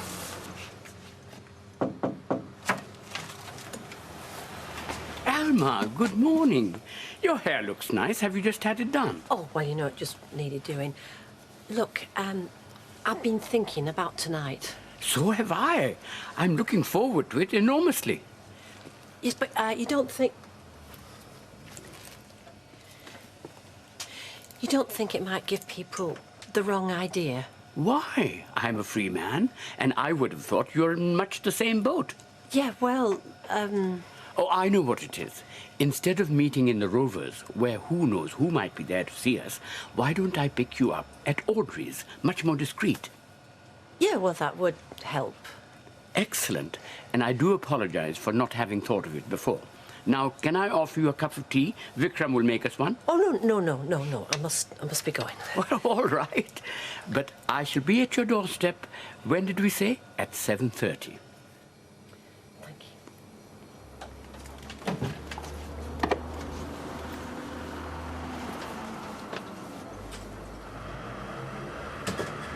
Going out tonight, then? Yes. I say, should I have my hair done too? Please advise me, Vikram. I think you should get your hair done. I think you should get a facelift. And I think you should get a subscription to a gym. That's because you can only think of me as your father, which blinds you to the fact that I am a mature, handsome man, still young at heart. It's just fantastic waking up and there he is. Can't believe we're going to be spending the rest of our lives together. Happen you won't. Happen you wake up one day and he'll be gone. Oh, little miss, look on the bright side. Just ignore her, Ella. I shall. So have you got all moved in now, then? Yeah, well, you'll have to come and see when you come to his party on Friday. Yeah. Must be going soft in the head. I mean, I went round there to tell him I wasn't going to go and ended up agreeing. He's coming to collect me at your house. Oh, Lord, I better go round with a hoover then. Well, not on my account, Audrey. What am I doing? Enjoying yourself. It's not a crime, you know. No. Evening, ladies. Oh, Fred, now please, will you tell Alma there is no reason that she shouldn't go out tonight with Ravi and have a wonderful time? Tell her what? Oh, never mind. What would you like to drink? Melanie says they booked their wedding 18 months ago. We couldn't have done that. It's not been a week since I proposed. Yeah, but the point is, if it takes us as long as them, we're going to be old fogies by the time we get married. They could always fit us in a registry. They could always fit us in Barbados. You weren't serious about that, were you? I'm serious about getting married, and if that's the only place that'll have us, then yeah. So this is where you're hiding, then? This is why I've got meat going off and customers going elsewhere? We've stuff to talk about. Yes, well, I thought I'd better reply to your invitation regarding Friday PM, and the answer's yes. I'd be very happy to come and have a spot of supper with you and meet your parents. Good. I'll bring along a couple of bottles, help things along. Thanks, Uncle Fred. Great. And then we can tell everyone together that we're going to get married in Barbados, because that's the only place that'll have us.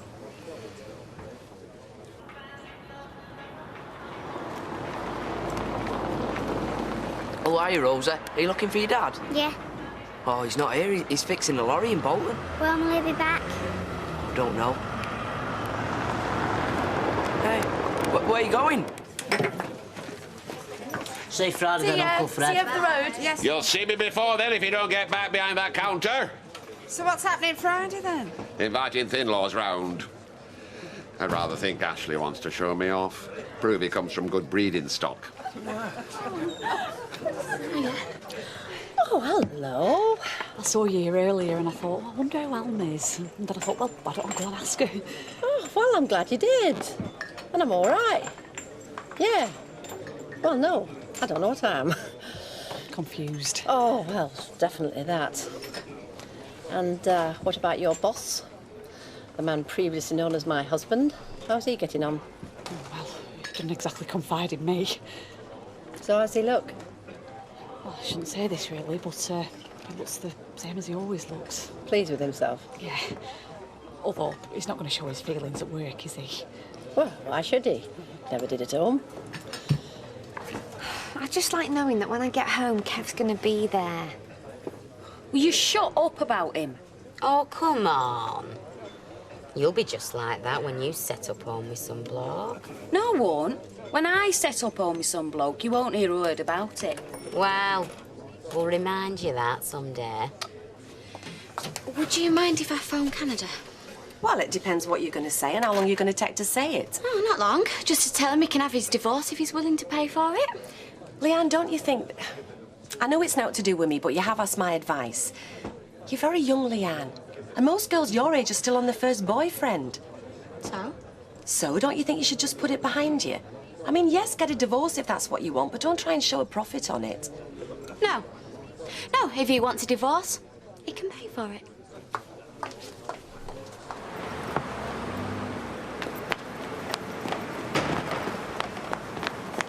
Had a good chat to Alma then? We're talking to her, yeah. Well, I hope you didn't tell her what you promised me you wouldn't. I didn't, as a matter of fact. I do think somebody should. Not yet, though, eh?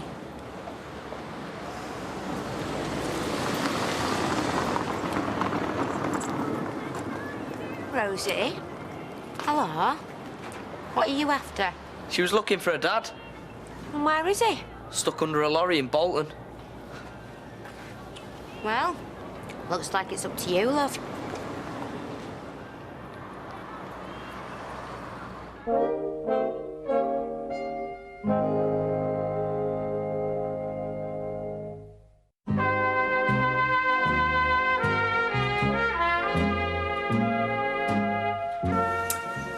Ooh, there you go. Thank you. Thanks, Gail.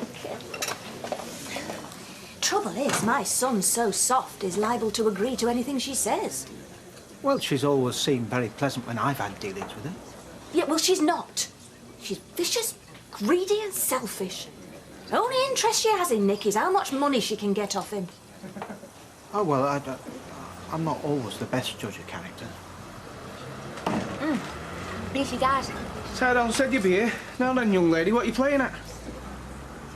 I wanted to come home. Well, a teacher told her off about something which Rosie thinks she shouldn't have. So she waited till after dinner time and she walked out. It's about it, innit? You can't just come out of school whenever you feel like it. I said. Well, it's dangerous. Anything could have happened to you. Well, she said she hadn't had any lunch, so I thought the best thing was to bring her here.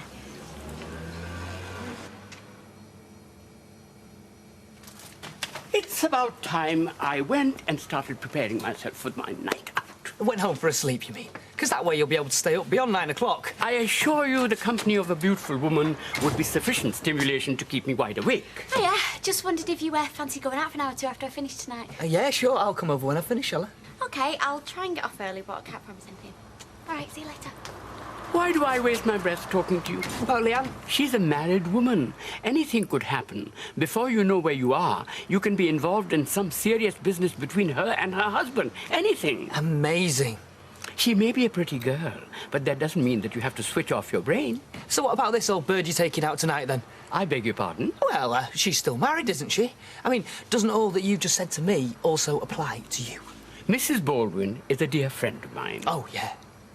And our relationship is entirely honourable. And I don't expect you to understand that. But please do me the courtesy of not comparing it with whatever goes on between you and your married barmaid after she has spent the whole night pouring drinks and having men leering at her. Took her to calf? Can you believe it? She runs out of school. Does she get told off? Does she get taken straight back? Oh, no, good old Auntie Alison takes her for a burger and a milkshake. That's the brush, Auntie Alison, if you ask me. Oh, I don't think she's that daft. I think she knows what she's doing. She's known all along. What? Making out like she's Rosie's big pal. Exactly. And like she's the one Rosie should go to. And never mind Mum, who'd just take her straight back to school. I should say something, do you think? I don't know, you stop yourself. I'd have been right round there as soon as I heard about it. Through, Ravi, please. Thank you, Audrey. I don't think she'll be long. She's been getting ready for ages, actually. Can I offer you a drink while you're waiting? A scotch? That would be most kind. Why not? Oh, I'm sorry. Please don't be on my account. No, I mean, I ask you to pick me up and then I keep you waiting. Anyway, I'm ready now, so let's go, shall we? We were just going to have a little drink No, first. I think we should go. I mean, the sooner I go, the sooner Well, I mean, we don't want to be late, do we? No. Perhaps we should. Audrey, we shall have that drink some other time. Of course. I won't be late. Well, if I'm not here, I'll be round at our Gales. Have a wonderful time, both of you. We will, I promise. Come. Bye. Come on up. We know what this will be about, don't we? Yeah, I should have been round to talk to her, but I just didn't want to make a song and dance about it. What's all this I'm hearing about Rosie? Look, I was going to come round and She tell runs you... off from school and she gets rewarded with a slap-up meal. Now, hang on a minute, Kevin, Sal. Rosie told me. The school have told me. I was the one who took her for lunch. Only because she hadn't had one. And what is that teaching her, eh? Sally, you're not listening. Rosie come out of school because she got shouted at by the teacher. Yes, I know about that. Then she come home, you wasn't there, I wasn't at the garage, so Alison looked after her till I got back. Then I took her back to school.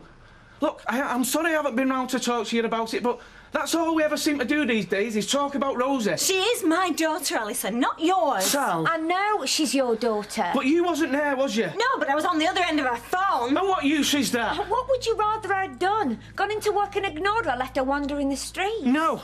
Look, I don't know what you would have rather, but I wouldn't. And just for the record, she's my daughter as well. Can you not understand? I don't want my daughter thinking she's going to get rewarded every time she runs out of school. Well, I'm sorry that you see it like that. Yeah, and so am I. It's not how I see it, but it's how she'll see it. No, she won't. She's had a telling off me, she's had a telling off school. Now, you're just using this to have a go at Alison. That's what all this is about. Instead of thanking her for looking after Rosie when you and I wasn't there to do it. I don't want thanking. OK, but you don't need this either. Anyway, I've said what I've come to say. I know, we've heard you. And I just hope it doesn't happen again. I'm sorry about that. It's not your fault. Why do I feel like it is? It's been nearly 4 years since my wife died, and I still haven't got used to being alone. Not really. Whereas you've had, what, a few weeks? Yes, but my husband hasn't died, has he? No, I'm not suggesting that. I mean, if I knew... I mean, if I was positive that this was what I really wanted, then it wouldn't be so bad. But I don't know what I want. I mean, one minute I'm thinking I never want to see him again, and then the next I'm thinking, well, why am I doing this? Of course. And then I have to remind myself that I'm doing it because of what he did. I mean, I had to leave him, I had to, and then I think, well, did I? Who says? I mean, nobody says. It's just me that's doing all this, and half the time, I can't even remember why. I'm sorry. I'm sorry. I am so sorry. No, it's all right. Alma?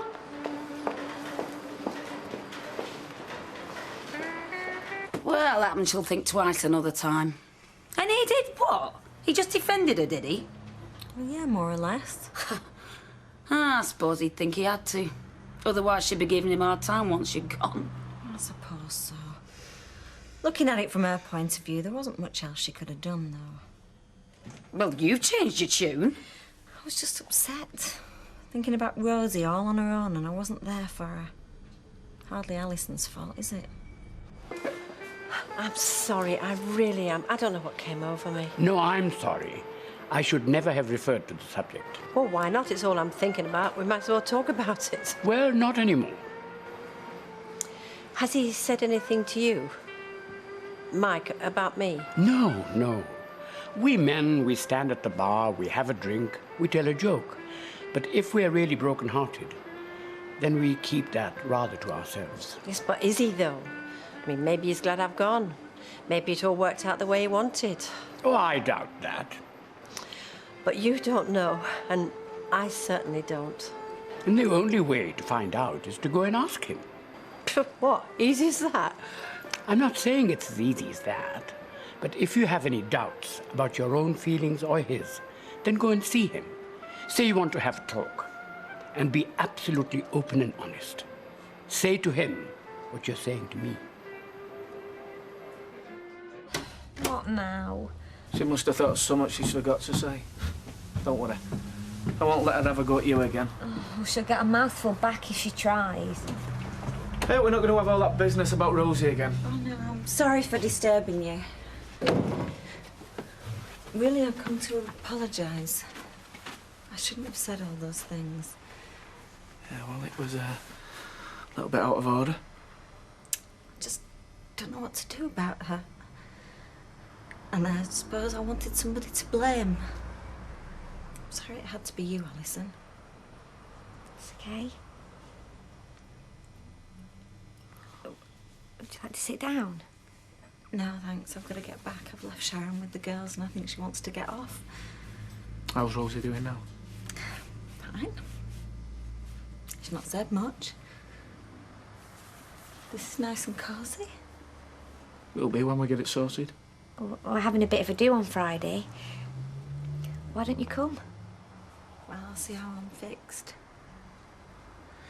Right, well, I promise I won't disturb you again tonight. It's okay. Bye. See ya. Ta-ra. I don't think she'll come on Friday. Neither do I, but I wouldn't have minded if she had. Right, that's £3 exactly. Oh.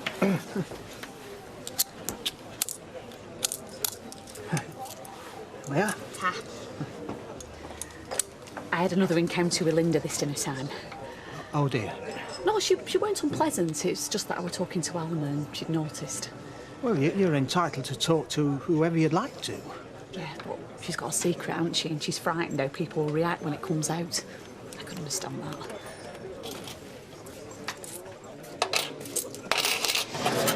Still not a lot doing. So, did you ring Canada or not? No, I thought better of it. Well, I think you're wise. Oh, I don't mean about the money. Just the best way to get at it. And I don't think it's to tackle Nick when he's 4,000 miles away on the other end of the phone. You'd think it was her first date, the state she was in. Well, it's not surprising. I think it's going to be good for her. She's got to learn to pick up the reins again. We'll have another, yeah? Yeah, go on. Natalie. Yes, Audrey. Gin and tonic, please. Stay down and down. We don't have to get up again then. And red wine. I've been thinking. Oh, yes? You know, I said I would give Nick a divorce if he was fair with me. Well, I wouldn't know if I call it fair. If I like, I can make him wait 5 years. And he might be rich by then. Probably will be. And I'll be entitled to half of that. So no, instead, I'll settle for £5,000 now, okay? Are you going to tell him that? 5,000? Yeah. Oh, and that's pounds, not dollars.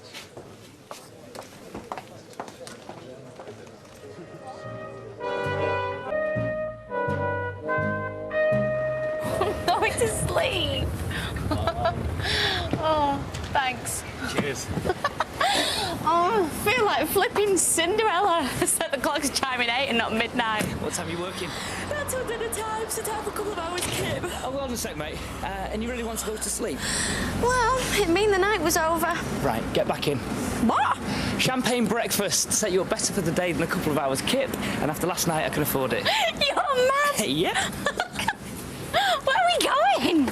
Back into Manchester, please, mate. Oh, how much money? How much money? Have we got to spend? Plenty.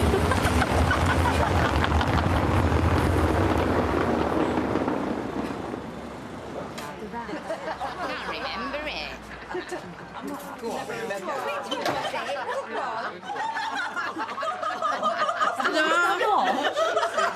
What? Oh, you don't get it, do you?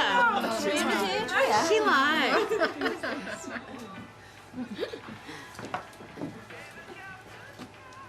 I'd like to see Mike. I'll tell him you're here.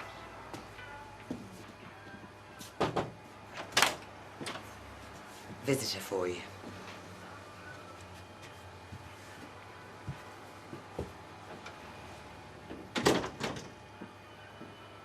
Hi. What do you want? A pint? Well, how do you think I feel with you wanting half the business? Look, I'm leaving all that to my solicitor. I don't want to argue about it now. So, how are you keeping? I'm fine. And I'm busy. You look tired. That's probably because I lie awake at night worrying about how to keep this business afloat when you and your solicitor have finished carving bits off me. Well, it's a pity you didn't care as much about keeping your marriage afloat. Sorry, I didn't come here for a round. Then what did you come here for? See if we could talk. About what? Oh, don't be like that, Mike. I really am very busy. Well, maybe another time on neutral territory. Football game? On no man's land? No, I thought more a meal somewhere one night. Yeah. Yeah, all right, why not? Fine. Now you're here, would you like to look through the safe, see I'm not stashing any money away? Sorry I interrupted. Yeah, well, you just take care of yourself. Yeah. You too.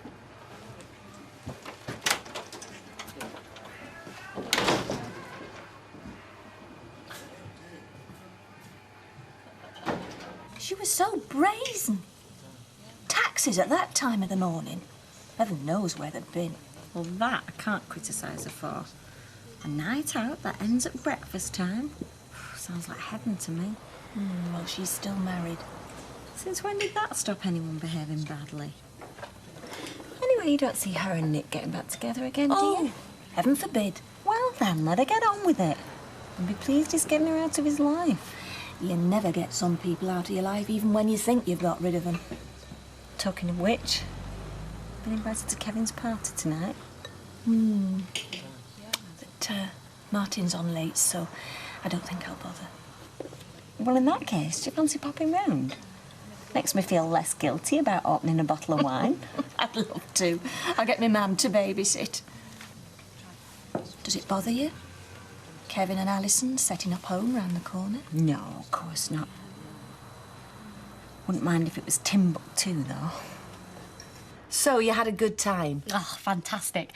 Never really knew what he saw in a casino before, but then when he started doubling his money time after time, it was brilliant. You will be OK to work? Yeah, of course I will. You're not mad at me, are you? Mad, no. Jealous, yes. It's been ages since I've been out all night and come straight to work the next day. I'm just glad to see you smiling after all that divorce nonsense. Smiling? I am laughing. I told my dear mother-in-law that her precious son could have his divorce. It's just going to cost him $5,000. You did what? Well, you said I could make him wait 5 years. Yeah, but it might not suit you to wait that long, never mind him. Oh, well, think I'm due a payout after keeping him all last year. It's $5,000 and I'll call it quits. And what did Gail say to that? Dunno. She just sat there with her gob wide open like one of them things you throw balls in at the fair. No, my only regret is not being able to see the golden boy's face when she tells him how much it's going to cost him. Hey up, two happy women. Means there's a bloke suffering somewhere. 1 black coffee. And don't you go breathing on the punters, will you? I don't want them legless before they've even had a drink. Morning. Morning, Louise. Here, this came for you this morning. It's from hospital.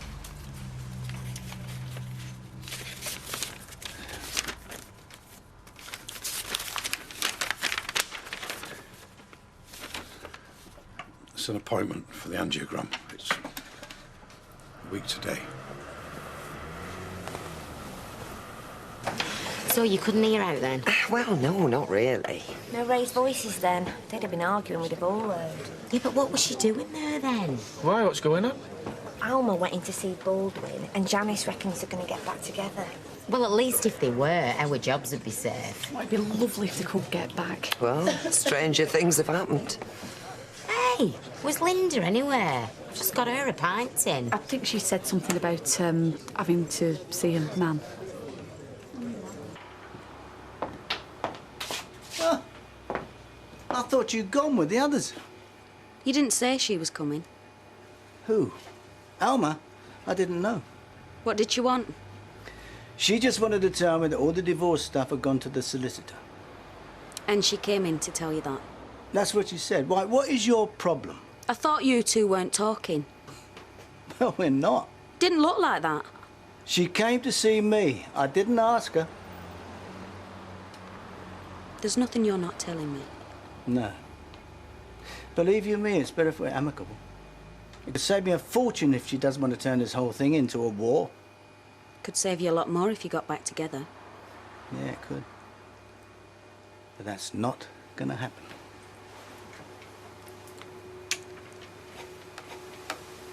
Trust me. Maxine, remind me again what your father does. He's a haulage contractor. Well, I think Fred's capable of socially acceptable behaviour at a soiree with a lorry driver. I know, but if he goes on about his day at the abattoir, I swear the next time he's there, it's going to be from a cow's point of view. Look, why don't you run off and have your lunch, sweetheart? And you said you were going to get some beers in for your dad. Oh, yeah, and some mints for afters. Oh, is this what married life's going to be like? I think you're asking the wrong people. I'm sorry. Bye. Bye, love. Bye. She's been like that all morning. Young love, eh? I still don't know why I had to go and see him.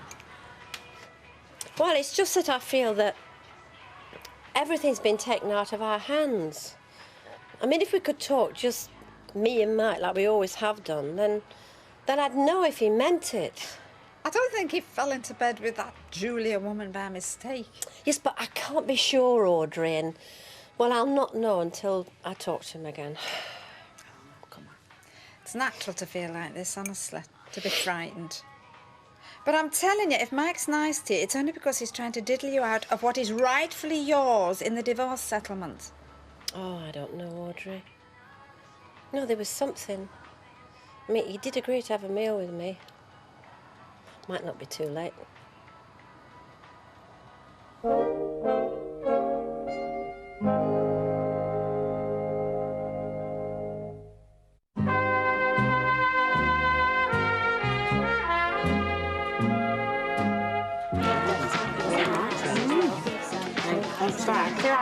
Cheers. There you go. Hey, this place is a bit different from when we lived here, isn't it? You and Alison have made it all right. Yeah? Oh, thanks very much. Could have put your foot in it, aren't you? What have you said? I tried to get my dad to take his belt to me this morning. Hey? No, I was just asking him to let us service his car. It's got bonding with the customers. I've heard about it. Yeah, well, you're more like to service mine than his. Or you were. Nice going, Tyrone. Good job you're a mechanic, not a salesman. Did you see everybody's faces when Alma Baldwin turned up today? Not really, no. Dead shocked they were. You didn't seem surprised, though. Well, she is his wife. They're separated, talking through solicitors. I haven't said a word, I promise. Good, because we both know what Mike's like, and he's not someone you want mad at you. Excuse me. If Alma had known about you, then they would have been rowing. But everybody who were watching them, you know, from body language and that, reckons that they were having a friendly chat. Like two people who want to sort stuff out. Get back together, even. Is everything all right, Amy? Yeah, of course. Couldn't be better. But Perhaps that's just the romantic in me, Linda. Come on, Ray. Kevin tells me you're doing really well. As a mechanic, if not a diplomat. That right? You're okay, yeah? Oh, can I have a rise then? Give over, give you more money. You spend it on booze and birds. Nah, I'd get myself some walls, saves dossing at Marcus's. Somewhere like this would do me. Well, just about. Yeah. Are you all right? Me, why? You've been in a right mood all day. That boyfriend of yours isn't giving you the runaround. Oh, there was a man born who dared do that. You should have brought him tonight. It's not his scene now. How come we've never seen him? No, I'm sure she's making him up, so she don't look a right saddle. Yeah, that's right. She's married to a no-hoper like Les who sponges off her, and I'm the saddle. Hey, you can tell where Maxine gets her looks from. I say you can tell who she takes after. Always take a gander at the mother, Ashley. See what you're getting in for long term. And having met Ashley's mum, I can see where he gets his sweet nature from. I'll do the honours. Beer, Derek. Oh, twist me arm. Doreen, my dear, don't tell me. Gin and tonic. He's got your measure, love. Just a small one, then. So, Beryl, what do you do? I work at Bloom's, garden centre up on Oak Hill Road. Been there. Nice. Being outside in all weathers takes its toll on the complexion, I see. Still, we can do wonders nowadays. Maxine's mum sells makeup. Cosmetics consultant, Ashley, please. Doreen, you promised no shop talk. It's not shop talk. It's just two girls chatting. I reckon your Ashley's dropped lucky with our Maxine. I'm sure she's just as happy with our Ashley and all. I know I'm biased, but I've always said that my lass could have the pick. Oh, I'm surprised nobody got there before Ashley. Sounds like it's going really well. So glad Fred's on his best behaviour. She's got such taste, that girl of yours. Gail, hello, nice to see you. To cheer you up. Oh, thank you, they're lovely. Oh. I hope you don't mind. I've started before you. I really needed a drink tonight. Good job I brought this then. Thanks to the lovely Leanne. I need a drink every bit as much as you do. What a pair we are, eh? Here's to next year being much better than this year. I'll drink to that. Cheers. Cheers. So, how come you're sharing this with me and not your bloke from the market? Danny? He's not my bloke. You like him, though? Yeah, but I don't know. I don't know if I want to get involved with anybody else. Nothing stopping you enjoying yourself? I think I've forgotten what enjoying yourself is. Exactly. And, well, you know, Rosie playing up. Just don't have the time or the energy. Oh, go on, Sally, enjoy yourself. I think I might have blown it now anyway.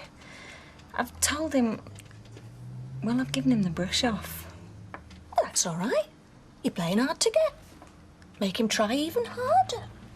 Invite him round for a drink one night when Kevin's got the girls. Oh, go on, Sally, go for it. Oh, I don't know, Gail. Yes, you do. Here's to going for it. Why not? What have you got to lose? It's just, oh... Kevin's got Alison. I know, but... Well, going through all that again, just... Oh, Sally, go on, I'll tell you how to do it. As if I know. It'd be good fun, though. Grand meal, this, Maxine. You'll have to watch the pounds, Ashley. Good cooking and contentment. Dangerous combination. Hey, being well upholstered is not necessarily a bad thing, especially for a master butcher. I reckon Ashley's one of those lucky devils, though. Eat what he wants, not put on a pound. Yes, he clearly takes after you in that, Beryl. Well, I'm going to have to watch the calories because I don't want to start bursting out in the seams in my wedding dress. You'll have nothing to worry about. You look gorgeous in a bin bag. If that's your way of making me economise. Now, that's one word we're not going to hear between now and the wedding. Economise. We've set aside a tidy little sum.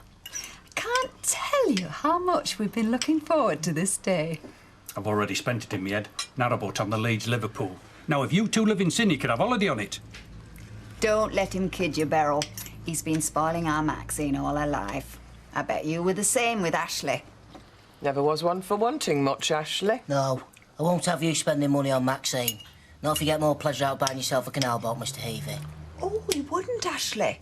No pleasure at all. No, no pleasure at all. I think this is going to be a grand day. I can feel it in my water. A toast to the bride and groom. To the bride and groom. Can you hear that? What in particular? The general party hubble? No, the distant sound of wedding bells. Oh, I see, yes. Well, not everybody is the romantic that you are, Hayley. For some of them, just living together is quite enough. Such an old grouch sometimes. Oh, Rosemary. Alison, you've got to go. You are? Woman in love, there's an aura. That's just because it's so stuffy in here. She's sweating cobs like the rest of us. Tell me, Linda, does it come natural, or do you have to work at it? You are? This gratuitous nastiness, I mean, is that natural? Who are you to talk to me about natural when you marry a fella? I'm off. See you. Thanks. You've got to stand up to bullies. And how do you know that she's not going to go back to Mr. Baldwin now and tell him that I know about them? Sorry.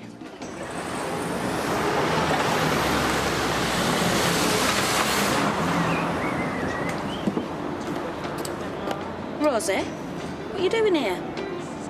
Come on. You won't get up after this. Where's your master anyway? Yeah, she's still saying it. I found an extra guest wandering outside. See you later. How did you get here? I couldn't sleep. I wanted to come to the party. Oh, where's your mummy? Drinking wine with Gail. I bet she don't even know. Are you all right, Poppy? You must be freezing. Do you want a drink of anything? You've never married then, Fred? Indeed I have. Great institution is marriage. But who wants to live in an institution? Well, I think it's wonderful that Maxine and Ashley are getting wed. I mean, I wouldn't want any grandchildren of mine to grow up with the tag of you-know-what. I don't think it matters so much these days. Well, let's talk of grandchildren now. You've not even got married yet. When were you thinking of?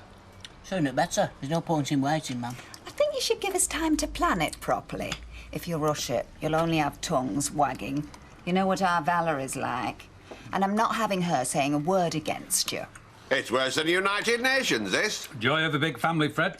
It's got to be done right. You don't know what it's like not having children yourself. You get very protective. Fred knows all about that, Mum. He's really looked after Ashley. Maybe so, but it's not the same as when it's your own.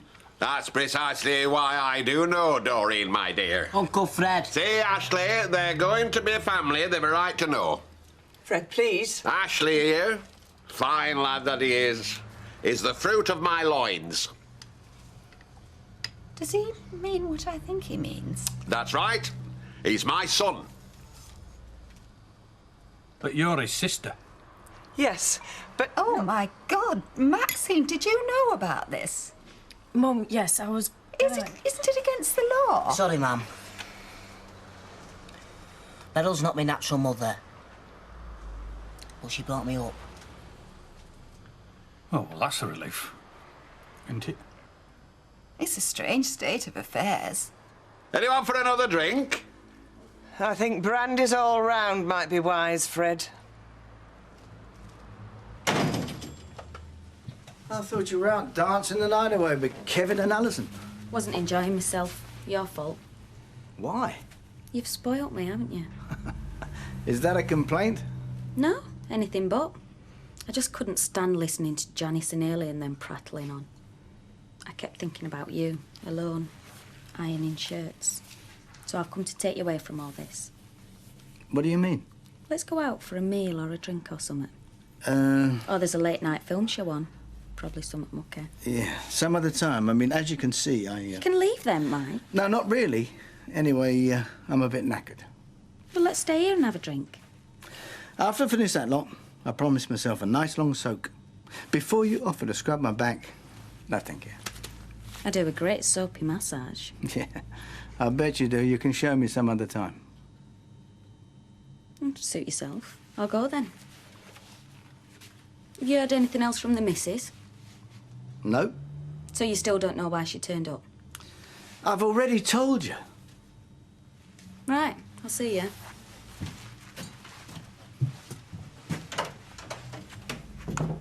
So, you promise you won't say anything about Fred and Ashley? And I was worried about your Auntie Val thinking you might be pregnant. He didn't mean shock you. Uncle Fred's mouth sometimes 2 speeds ahead of his brain. He still calls him Uncle Fred. So will we, Doreen. Every family's got its secrets. If you're going to raise the subject of our Mervyn again... What about him? Maxine, we've enough to worry about with the wedding, without any other things. You've been very generous.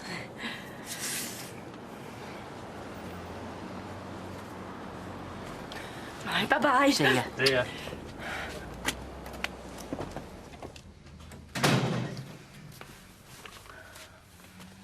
What? What? I only wanted to welcome him into family. What? Flip it. 2, 3. Flip it. 1. See how high yours can go. 1, 2, 3. Flip it. What do you think you're doing? I'm staying here. Oh, you can't. Come on, show me up like this. Well, leave her, Sal. She's dead upset. Oh, for goodness sake, Kevin, can't you see she's playing us off against each other? All right, so what are we going to do? The party's ruined. Don't blame me.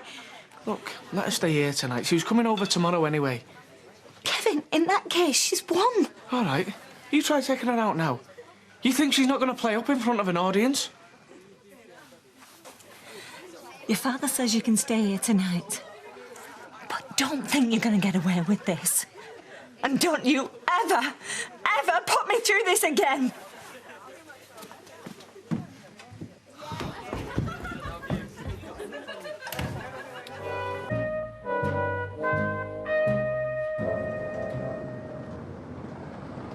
Hey, you think you're up to? As if we can't guess, huh? Nothing, I was just looking, that's all. Oh, yeah, casing the joint more like... No! Yeah, well, I'd think twice if I were you, because this time the owner only lives over the road. Look, I'm not going to break in, I swear. Oh, yeah. Anyway, who owns it? Natalie, at the pub, and she's got a worse temper than Curly Watts. So, be warned. So how come she don't live there, then? Because she don't want to. Well, she must be mad. It looks dead posh in there. Yeah, well, I think it has 1 or 2 unhappy memories for her. One in particular. Oh, aye. A bloke got murdered in there or something, didn't he? Des, yeah. Still, shame to leave it standing empty, though, eh?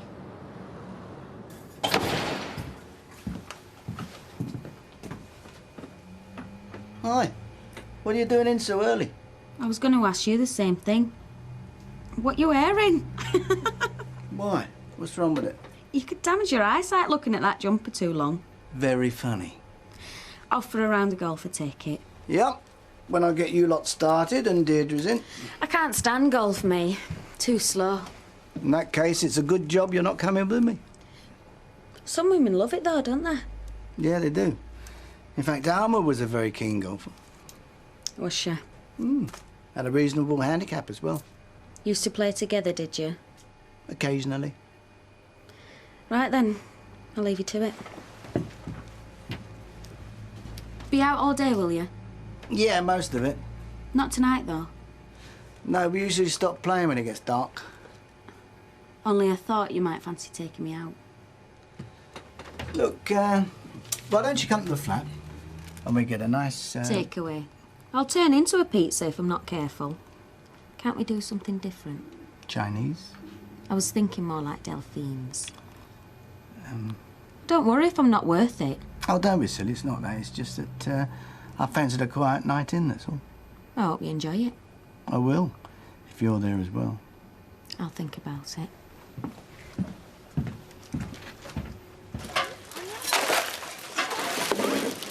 It was a good party, I thought. It would have been, and we're not on a gate crasher. That's what he calls someone who comes to a party who's not been invited. So we're Sally and Sophie, we let them in. You know, by rights, I shouldn't be letting you watch this. I should be keeping you in your room.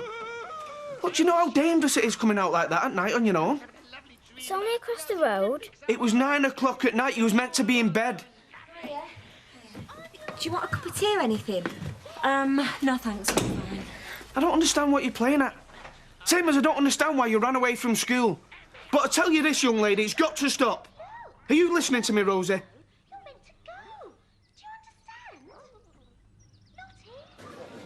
Hey, I'm not serving you, not on your own. No, I just wanted a quick word, that's all. Did you? That is your house across the road, innit? Yes, it is. So if you're thinking of breaking in... Not you and all. I've put all that sort of thing behind me now. Right, well, I'm just warning you. You make one mistake, it follows you around for the rest of your life. Life can be hard, son. Listen, Tyrone, you start talking about empty houses, people are bound to get a bit nervous. Actually, I was going to ask about renting it. You? Yeah, why not? Suit me down to the ground, nice little semi. About time I got my own place. Is it? Yeah, you are looking for someone to rent it, aren't you? Yeah, but I think it'd be more suited to a, you know, a family or a professional couple. Well, I'm a professional, and I keep it lovely. I mean, how much are you asking for it? $400 a month. That's daylight robbery for round here. It's got 2 bedrooms and a garden. 400 quid, I don't even earn that. Couldn't you just, like, lower the price a bit? Tell you what, it'd be 30 quid a week cash in hand. Oh, you are joking. Look, you're gonna have trouble getting anyone else in there, you know that. I beg your pardon? Well, people can be funny, can't they? Funny about what? Well, you know, better to have it lived in, if you know what I mean. Out, now. No, I'm just saying, it's got to be worth the discount. I said out!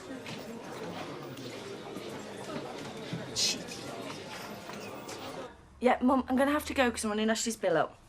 Yeah, you too. Bye. Well, I think I've managed to convince Mum that I'm not marrying a loony. I don't know about getting wedded Caribbean. I think we should do it at North Pole. Get as far away from that lot as possible. Fred would still find us there. That's true. Think you could get married at North Pole? We can get married everywhere else. Football grounds, country houses. Yeah, everywhere except your local church. Do you think it was deliberate what Fred did last night? Don't think what was deliberate. Telling everyone he was my father. Do you think he was trying to cause trouble? Don't think he can help himself. Nah, well, it was going all right till he started up, wasn't it? Yeah, apart from my mum insulting your mum. Anyway, we better get our skates on if we're going to organise a big do. So that's what we're settling on, a big do. Well, if my mum and dad are paying for it. Don't fancy doing a couple of hours at the shop, do you? Oh, you must be joking. It's my day off. Yeah, well, you're lucky you get a day off. Yeah, well, a day on is what you need. Oh, come on, it'll only be a couple of hours. 3 max. I've just got to see a mate about something. Yeah, well, I've got to read my paper. So tough. Cheers. Bye. Takes me back seeing you put in this place. We used to fight like cat and dog at school. Why were you at the same school together? Me and her were in the same class for 3 years. Except she wasn't there half the time. She kept getting suspended, didn't you? I got suspended once for fighting. I bet it wasn't with one of the teachers, though. Why, is that what you did? Yeah, you were getting on my nerves. Are you serious? I bet the name Linda Sykes still strikes fear in the heart of that staff room, even now. Listen to Miss Goody Two-Shoes, butter wouldn't melt. I wasn't Linda. Yeah, you were. You were a right swap. Seems funny we've both ended up on the same street, doesn't it? Even if we are still worlds apart. Oh, I hardly call working at Fresco's hitting the big time. Well, you've done better than I have, even if you were born with a silver spoon in your gob. I was not. Her dad used to pick her up from school, right, in a Mercedes. No way. And she had a telly in her bedroom. What colour one? Well, yes, but it was only a portable. You had a portable colour telly in your bedroom? And a computer. She invited me round once after school. I was getting picked on at the time by Carol Button in 5J. So I got friendly with Linda and hey presto, she left me alone. Funny that, isn't it? Isn't it? Do you want another drink? Why not? Thank you, lovey. Cheers. I've been thinking about Leanne's little proposition. Yeah, well, just ignore her. She's only trying it on. I don't think she is. Yeah, well, it'll soon blow over when she realises she's wasting her time. Leanne thinks she's entitled to a settlement as much as Alma is. Yeah, well, I think she's in for a long wait, because I can't see Nick coughing up. No, neither can I. And anyway, what's she going to do? Apply to have him extradited? I hate it when you do this. Want to do what? Make a daft joke. Bury your head in the sand instead of trying to sort out the problem properly. Gail, there is nothing to sort out. It's all pie in the sky. I bet he's not got $5 grand to give her, even if he wanted to. No, he hasn't. But I have. So what's wrong with where you live now? Well, I'm keeping on the settee at my mate's house, so I don't get to sleep until they've all gone to bed, which is usually about 4 o'clock, and I'm up for work at 8. So you look a bit rough, son. And I've outstayed me welcome, I always do. And how many other people live in the house? Well, there's my mate, his mum and dad, 2 brothers, a sister, and a pit bull terrier. That's the one that wants a couch back. Well, there's always rooms at our place. To be honest with you, though, it'd be more expensive than Natalie's. How much? £12 a night. Get away. Oh, now, come on. You get your bed made and you get your breakfast thrown in, don't you? So if I was to make my own bed and do my own breakfast, would I get a discount? But then it wouldn't be a B&B, son, would it? I just need to settle down somewhere, Jack, instead of keep moving on. Longest I've ever lived anyway is 6 months in my whole life. How much can you afford? Top whack, that is. 30 quid, same as I told Natalie. Right, come round to our house later on and see what I can do. Honest? I'm not promising out, though. Well, I knew you'd be against the idea. Gail, you giving Leanne Battersby 5 grand? It's the worst idea I've heard in my life. Just where do you think you're going to get the money from? I could use the money I got from the cafe. Oh, so it's your money now then, is it? So me, David and Sarah don't get a say over what it gets spent on? Well, technically, it's Nick's money anyway. Oh, so it's like that, is it? And I think it'd be money well spent. We'd be buying Nick his freedom. Yeah, well, I'd sooner we bought a car. Yeah, and in return, Leanne would agree to admit to adultery. There'd be no long drawn-out court case. Nick wouldn't have to come back from Canada. He'd be free to get on with his life. Yes, safe in the knowledge that any mistakes he makes along the way, you'll be behind him with a bucket and shovel. Cheers. Anyway, I always thought you were much brainier than I was. Come off it. No, you were. Just weren't interested in school, that's all. Too busy chasing lads. Yeah, usually lads who were twice your age. Oh, nothing new there then. I'm surprised you're not married off by now. You're joking. I haven't met Mr. Right.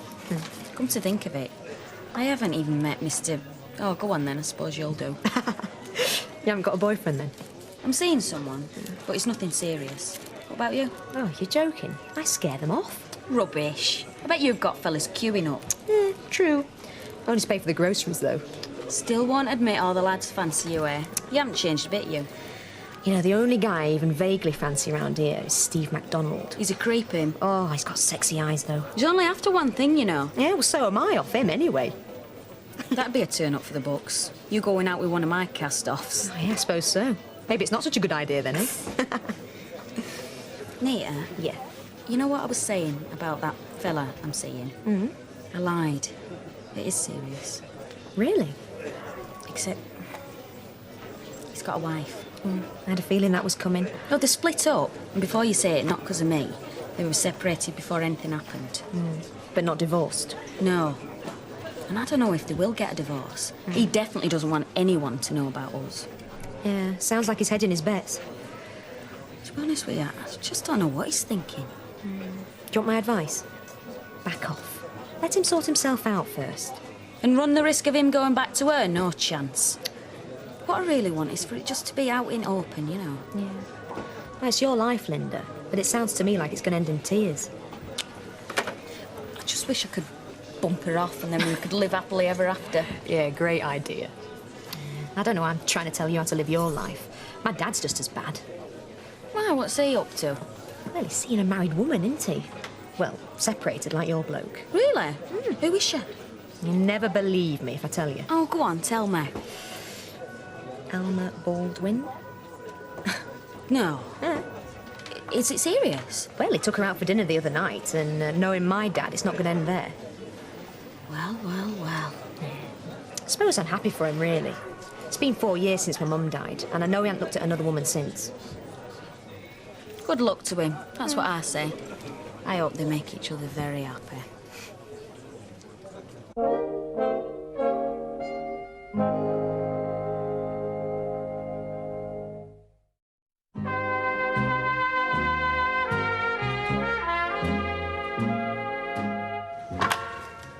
Are we receiving visitors?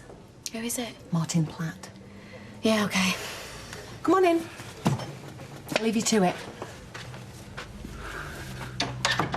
Well, is it all right if we have a chat? What about? You and Nick. I've already told Gail my position. Yeah, well, that's what I want to talk about. Can I sit down? You know that room at the top, the one with the skylight? Room? It's no bigger than a shoebox. So you don't think you'd be letting it then? Well, you couldn't swing a cat round in there. Well, I know somebody who'd have it at a knockdown price, that is. Oh? Young Pugsley, Tyrone Dobbs. Oh, no, I'm not having him living here. Hey, I thought you liked him. I won't trust him as far as I could throw him. Have you forgotten what he did to Curly Now, come on, Watts? Vera, it is all different now, isn't it? His mother's gone. Oh, don't talk soft. No, he's working and everything. All he needs is somewhere to live. Well, why don't you go to council? The life that young lad has led. Have you not got 1 ounce of compassion? Yes, I just don't want to live under the same roof as him. Look, we're running a business here. Besides, it'd lower the tone. Oh, blimey, everybody think it was the Ritz. Look, we are listed in the 1999 budgeted getaway guide. So is every other B&B in Weatherfield, Vera. Our clientele have very high expectations. Look, how are they going to feel when they get up on a morning for the breakfast and they see that ragamuffin dipping his soldiers? He is no more ragamuffin than the rest of them, and he is blaming working. Well, who ain't working? Skinny fella, in with fiddle. For your information, Nigel Heward is the lead violinist in the Alley Orchestra. Alley? That'll be why I saw him busking outside the Co-op. Now, look, I'm not having that Tyrone Dobbs coming over that doorstep. I promised Eunice I'd maintain her very high standards, and that means no riffraff. Look, I don't know where this idea of a financial settlement has come from. Don't you? Well, it's what normally happens when a couple get divorced. Yeah, but that's when there's a house and that involved. You say me and Nick didn't have a proper marriage? Well, it didn't last very long, did it? That's my fault, is it? No, I'm not saying that. It's still a marriage if it only lasts 1 day. Yes, I do know that, Leanne. In fact, a lot of people say that 15 months is a long time. Yeah, OK. The way I see it, it's 15 months during which I supported Nick. Yeah, and now you want a refund. Well, no, I wouldn't have put it like that. Well, that's what it sounds like to me. And anyway, I got the impression you were more than happy to support him at the time. Didn't realise you were totting it all up. Well, why shouldn't I? He's the one who wants a divorce. And you don't, I suppose? Yes, I do. And I want it to be done properly and fairly. Look, Leanne, I realise that he treated you really badly at the time, and I can understand that you want to punish him. Punish him? Well, yeah, that's what it's coming down to. But anyway, I'm here to tell you that it'll be me and Gail you'll be punishing, not him. We'll be the ones that end up coughing up. So, what you telling me for? Because I want you to know exactly what the position is. Look, I couldn't care less whether you have to take the money from Sarah Louise's piggy bank. All I want is what I'm entitled to, by law. Oh, yeah. Oh, right. Where have I heard those words before? Don't know what you're talking about. Oh, come on, I know who's put you up to this. It's got his name written all over it. It's Les, isn't it? You think this is just some scam, don't you? That I'm just trying it on? Well, either that or you're a lot more money-grabbing than I took you for. No, I'm not just the stupid, gullible idiot that married your Nick. Well, wasting my time talking to you. Yeah, I think you probably are. Right, I'll see myself out.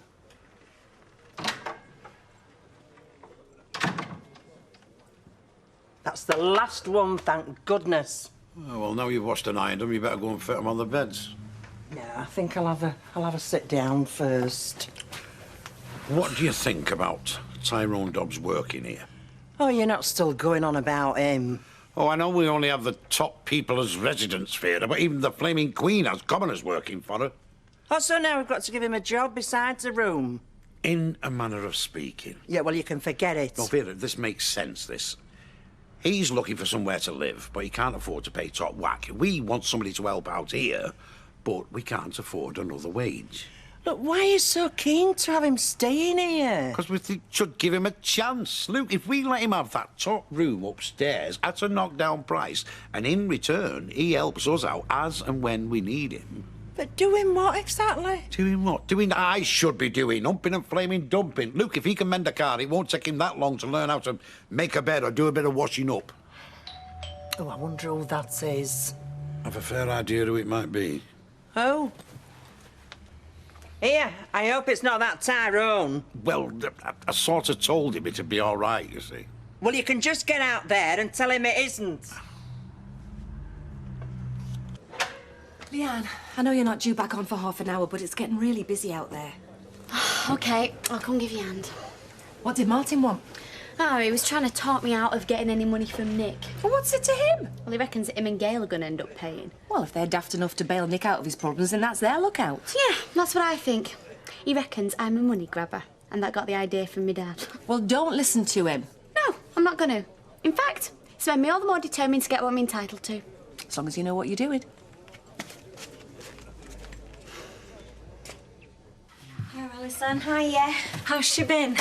As good as gold, they both have. Really? Not a cross word between us all day. Hey, Great. Right, come on, girls, grab your coats. go on. Rosie, I want to stay here. Oh, here we go. come on. We've had a good day, let's not spoil it. I want to stay with you. Well, you can't. Come on. It's been a long day and I'm not in the mood for this. Come on, Rosie. Get off me, get off. Now, you look here, young lady. I won't go. You can't make me. I'm staying here.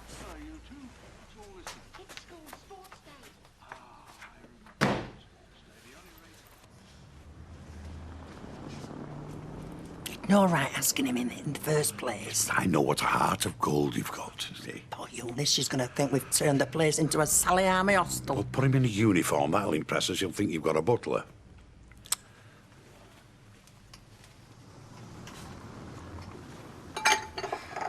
Can I stay then? I suppose so, seeing as you've nowhere else to go. Oh, thanks. I've never stayed in a hotel before. Well, you won't be treated like a proper guest. Well, what our Vera means, you will be expected to help out around the place, seeing as you're getting the room on the cheap, like, you know. Oh, doing what, like? Well, help out with breakfast, a little bit of fetching and carrying. Look, he'll do what I tell him. Hey, don't worry about me, Mrs. Duckworth. I'm not scared of hard work. You just ask my boss. There's no bringing lasses home, you know. Or lads, for that matter. In fact, you've put a foot wrong and you're out. Don't worry, Mrs. Duckworth. You won't even know me until you need me, that is. Right, well, you can move in tomorrow. Oh, thanks, Mrs. Duckworth. Hey, wait until I tell Marcus, eh? Me in an hotel. I've never seen her like this before. She's putting it on.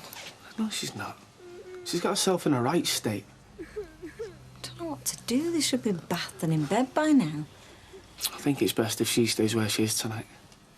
Who do you now? Well, you're not going to get her home without a hell of a fight, are you? And even if you do so, she'll probably run out the door the minute your back's turned. Yeah, I suppose you're right. Let her stay here tonight. And you go and collect her from school tomorrow. Take her home as normal. If she's still at school, and go and get her. She will be, don't worry. All kids pull daft stunts like this. I'm sure that's all it is. Come on, Sophie, let's get you on. Hey, kiss for your dad first, buddy. Right, speak to you tomorrow, okay? Bye. See ya.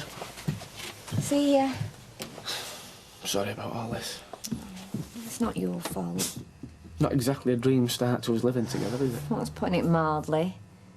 We'll get better, I promise you. Hope you mean that. Of course I do. It's not that I don't sympathise, Kevin. I do. But only up to a point. You understand? Yeah, of course. I knew you couldn't resist. I just had nothing better to do. I've got a surprise for you. You wanted to go to Delphin's, I wanted to stay in, so what about a compromise? What have you done? I've ordered a takeaway from Delphin's. Tornadoes of beef, followed by tiramisu, washed down with a nice bottle of Burgundy.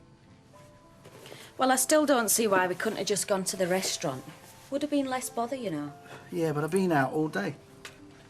You mean you're frightened someone might see us? Alma. Not that again. I'm right, aren't I? I've told you, we've got to be discreet. Why? We're not doing wrong. It's more complicated than that. You want to get on with your life, Mike. Alma obviously doesn't care what you think, not one bit. What do you mean by that? Nothing. It's none of my business. Do you know something I don't? No. Then why did you say what you just said? Because I don't think it's fair that we have to keep all hush-hush when she sees who she likes. She's seeing someone? According to Nita Desire, yeah. Who? Forget it. I shouldn't have opened my mouth. No, come on, I want to know who. Nita's dad, Ravi.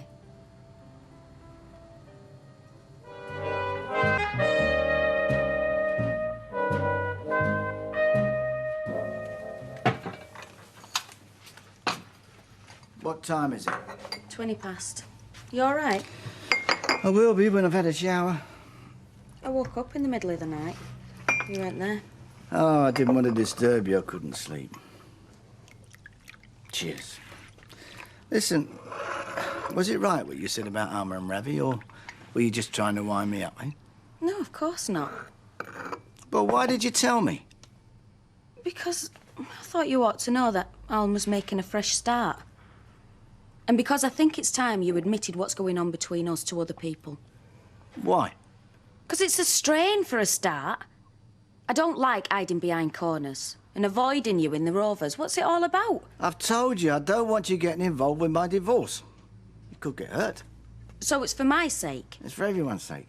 But if Alma's not bothered, why should you be? Hiya. Bacon, egg, butty and a tea, please. Oh, you going to the laundrette? No.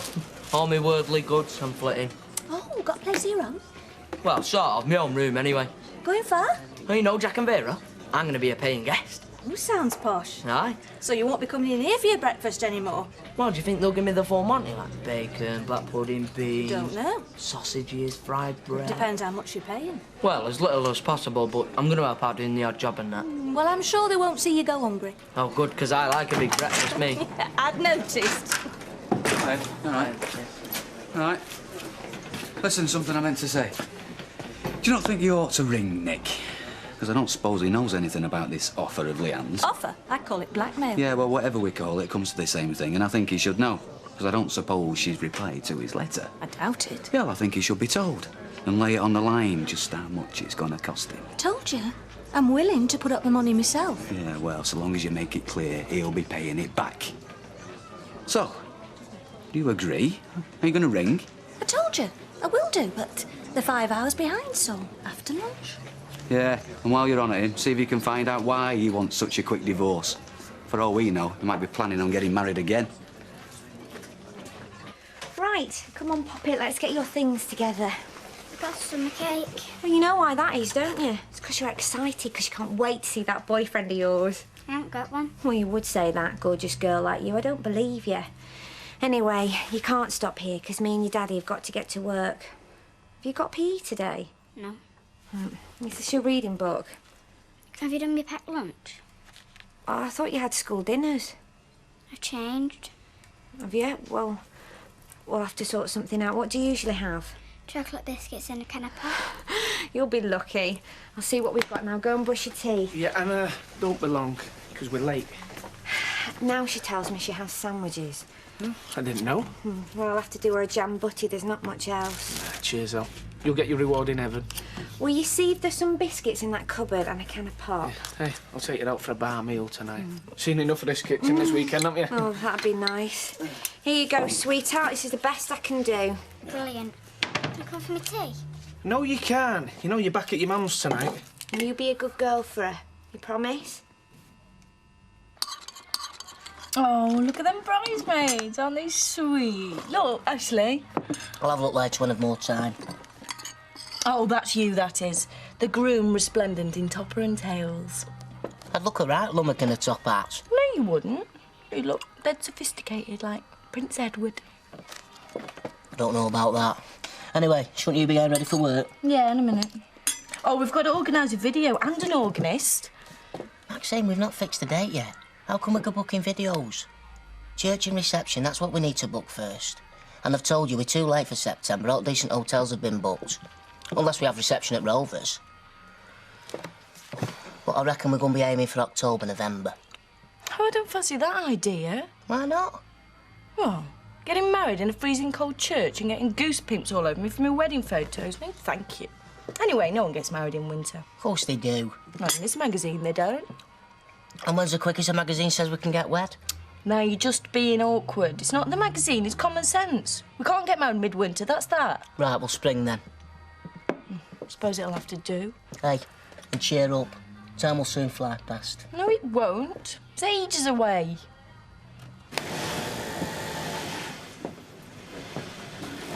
Yeah. What do you know about this Ravi brother? Ravi? Ah, very charming. Bit of a ladies' man, I guess. What do you mean? Oh, he's got all the right lines in chat, you know. And not that I'm intimately acquainted, if that's what you mean. Why? How long's he been going out with Alma? What? Alma? Yes, you heard what I said.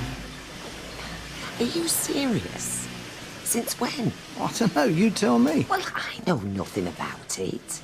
Are you sure? I have it on very good authority. Actually, now you come to mention it, I have seen them in the Rovers together, but I didn't take any notice. Still, if you say so, I mean, he is very charming. Yes, I know, you said so before. Well, you brought it up. I know nothing about it. But listen, if Alma wants to go out with him, well... Oh, excuse me a minute. Hiya. Can't keep away, can I? Doesn't need doing again, does it? I'm wondering if you'd do me a big favour. Yeah, go on, ask. The thing is, Philip, my fiancé, his cousin's an hairdresser and she were all lined up to do our hair, me and bridesmaids. Only her husband's been posted abroad and she's going with him. So I just wondered if you'd like to do it. Yeah, when did you say it was? September 24th. Well, I'm not going away or anything, so definitely. Oh, that's a weight off my mind. And I've already put you on guest list, you and, Ashley. Yeah, honestly. I don't know whether I'm coming or going. There's that many things to sort out. I'm sure I'll have forgotten something dead important on day. Anyway, you're doing me hair. Yeah, and the bridesmaids. When can I go through details with you? Hang on, let's have a look. Well, come back this afternoon if you want, about 4 o'clock. This afternoon? Well, I'll bring me photos and some magazines, because I know exactly what I want. Well, I think I do. See ya! So, how was the rest of your weekend then? Well, apart from the scene at the party, not bad. We didn't do much. We took the girls to the Red Wreck and then went to see a kiddies film. So you haven't spent much time together then, you and Kevin? We've only had one night on our own since we've moved in. Whose fault's that? I wouldn't stand for it, mate. Well, we're not much trouble. So what was all that last week? Her running out of school? Oh, she just hasn't settled down. It'll take her time to get used to the new routine. Anyway, she seems to get on with you. Yeah, we're big chums, me and Rosie. Can't do a thing wrong. That's nice. I'm the only one who's allowed to play with the toys. That's because of your magnetic personality. Right. I don't know if Mike said, but we need to get this order finished by the end of this week. What order's that then? Richardson's, the one you're working on. Oh, that one. Yeah, you did. Only, they've been on the phone this morning, wanted to know if everything's on schedule, because if it's not, they're going to be playing merry hell. So, are you telling us to work harder? You are? No, I'm just saying. You are, aren't you? Look, Deirdre, we work for Baldwin, not you. You do your job, we'll do ours. I'm sorry, but I don't think there's any need for you to talk to me like that. Don't you?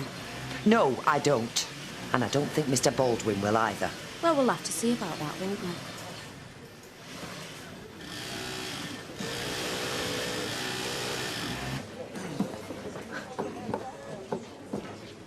Excuse me?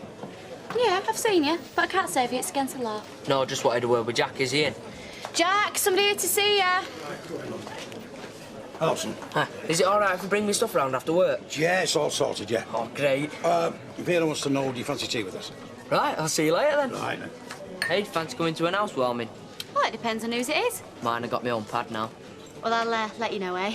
Sure. Hey, and don't forget to bring your sister. That Linda is getting far too big for her boots. Who does she think she is? All right, I'll have a word with her. I mean, the way she carries on, do you think she owned the place? What have I done to upset her? Look, don't worry, I'll sort it out. Because I'm telling you, Mike, I cannot work in that atmosphere. If it carries on, either she goes or I do. Yeah, all right, all right. Hi, Jack. Can I have tonic water, please? Right. Did Rosie get off to school all right? Yeah, eventually. You might have mentioned she was on a packed lunch. Who says? She did. Did she? Is she not? Well, is she? We discussed this. Yes, I know we did. And we said she should have a proper meal like the other kids. What have you given her? Crisps and pop? Well, and a sandwich. And what's the point of turning down the chance of a proper meal so she can fill her face full of junk? You know why she said it? See how much she can get away with. It's obvious why she sees me as an ogre. I'm the only one who's got the guts to stick to what we decided. No wonder she resents me. Hey, we don't let her get away with anything, you know. You got the wrong end of the stick. Alison knows when to put her foot down. Oh, does she? I don't think Alison's got any idea what's involved in bringing up children. There's no reason why she should. But it's not as easy as taking them to the park and reading them a story at night time. Oh, no, they're not just toys, you know, that you can play with when you're in the mood and put them back in the cupboard when you're fed up. She knows that. She takes it serious. We both do. Oh, right. Well, you can take Rosie then till the end of the week. See how you like that? Do what? Well, if you're such experts, now's your chance to prove it. You sort her out. See how easy it is. And maybe she'll come back and she might appreciate me a bit more. OK. That's what you want. Or will Alison not be happy about that?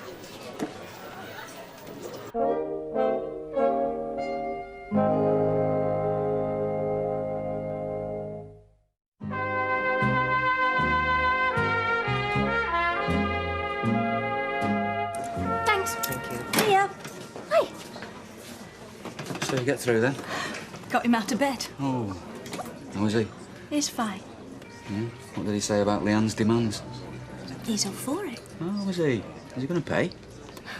He's skint, Martin. I told you he would be. Where's it all gone?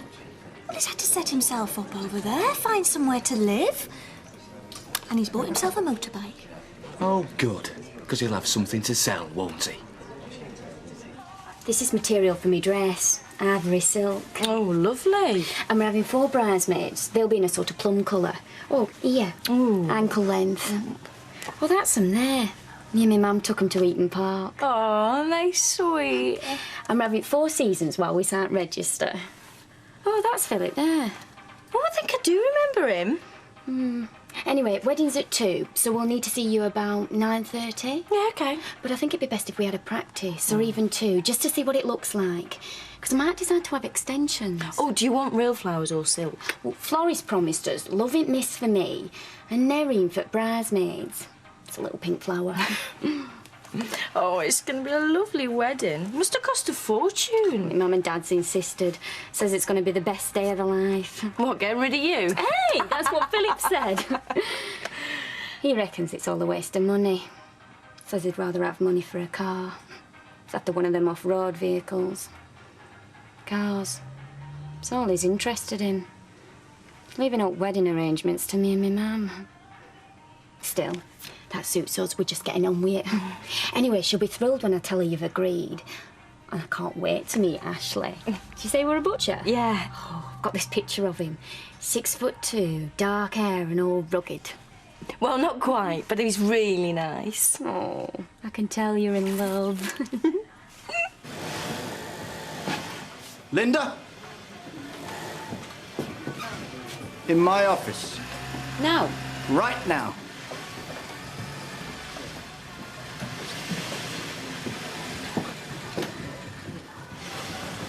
What's about? I don't. Deirdre. What do you think? Right. I love it when you're masterful. I'm being serious. Yes, Mike. And it's Mr. Baldwin in working hours. Oh, right, Mr. Baldwin. Is this for their benefit? What do you mean? She'll open the door so they can hear you telling me off. Listen, I've warned you before. I don't want you giving Deirdre a bad time. She's supposed to look after things here when I'm not around. And I don't want her position undermined. Oh, aye. What position's that, then? You know exactly what I mean. And I don't want any more of it. Not what you said last night. Look, what goes on outside work I want kept separate. All I'm asking you to do is not rock the boat. I've got a business to try and run here, and I don't want any anarchy. It looks like he's been on town. Yeah, well, I'm sorry, but if it's about this morning, I know she's your friend, but she was out of order. I don't know what's got into her. Yeah, well, let's hope this is the last of it. If I knew Deirdre, I wouldn't get on wrong side of her. Ooh, Linda. Yeah. She'd be best not to get on the wrong side of me. That's if she knows which side her bread's buttered on. She's only got herself to blame. Anyway, that's what I think. I think you ought to be careful.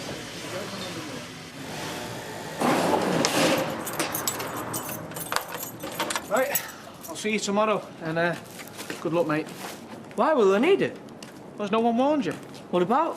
Rita's cooking. The last lodger got took to hospital with food poisoning. Honest? Yeah, she only put a real toad in the hole. Hey, I'll tell her what you said. Yeah, and Jack's not been the same since you gave him Coco Van. You think I'm daft, don't you? Look, I'll see you tomorrow. Yes, see ya. Kevin? Hiya. Hiya. Finished work early. Yeah. Well, you fancy going for a drink? There's a change of plan. No. Yeah, I've got to pick Rosie up from the childminder. I thought they were going to Sally's. Yeah. Change of plan. She's staying a week with us. How come? I'll tell you about it later. I see. Well, thanks for asking me first.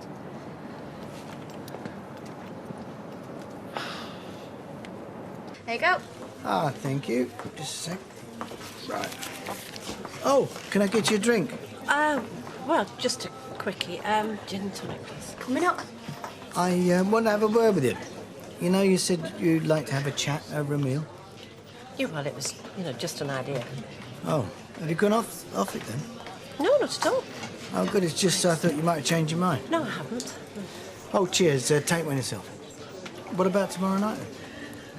Yeah, fine. Good. I'll take you somewhere nice. I know just the place.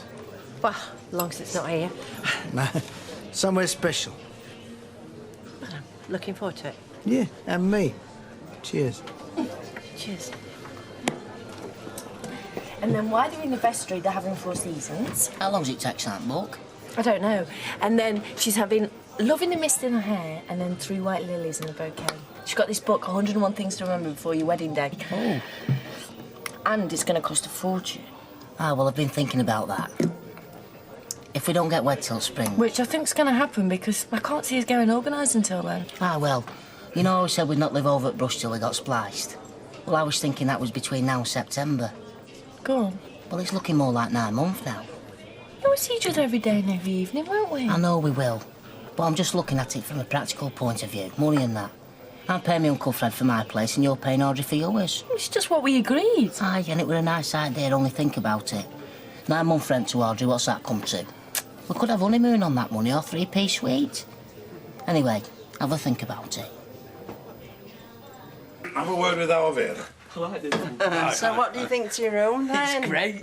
Well, it's up to you to keep it tidy, Make your own bed and I'll give you clean sheets every other week. Honest? Not like an hotel? Oh, Well, we have our standards, don't we, Charles? Oh, yes. And we expect our guests to have the same. We don't like muddy boots or work clothes in the lounge. And guests to remove their own scum from round bath and leave the toilet bowl how they expect to find it. Lid down. Right. Now, I know you've not much money, so I won't charge it full rate. But I'll expect you to help out round here. Like do a bit of washing up and put bins out and that. Anyway, I'll write you a list. See, we realise you're a working lad, so we won't be unreasonable. Oh, thanks. I'm very grateful. Anyway, your tea will be ready in 20 minutes. Don't be late. So if you want to have a wash... A wash? Oh, right, yeah, wash, yeah. Yeah, and think on what I said about your manners,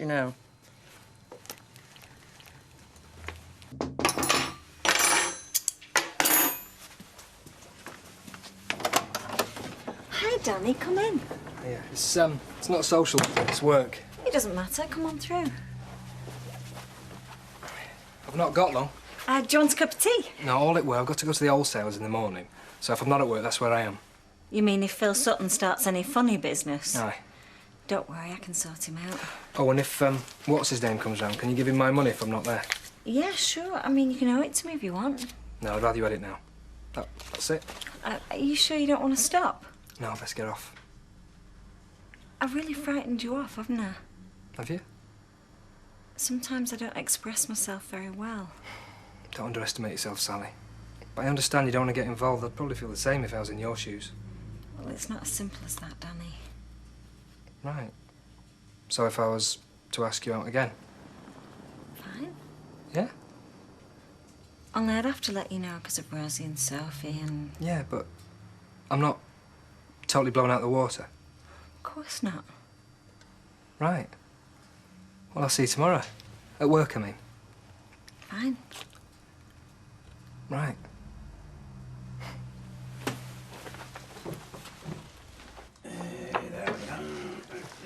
Good evening. Oh, there you are. I won't be a minute. Very pleasant here. Oh, you'll find it comfy enough, this, son. I pancakes and mashed onion gravy. Oh, my particular favourite. And mine, kid. Where shall I sit? Well, anywhere you like. Here, get round there. Sit round there. There's a good lad. There you go. Here. There you I hope you're hungry. Oh, yeah, I am. Oh, that's not very much, Vic. How does that suit you? Oh, that's great, thanks. There you are, sweetheart. Right, off you go. For what we are about to receive, may the Lord make us truly grateful. Amen.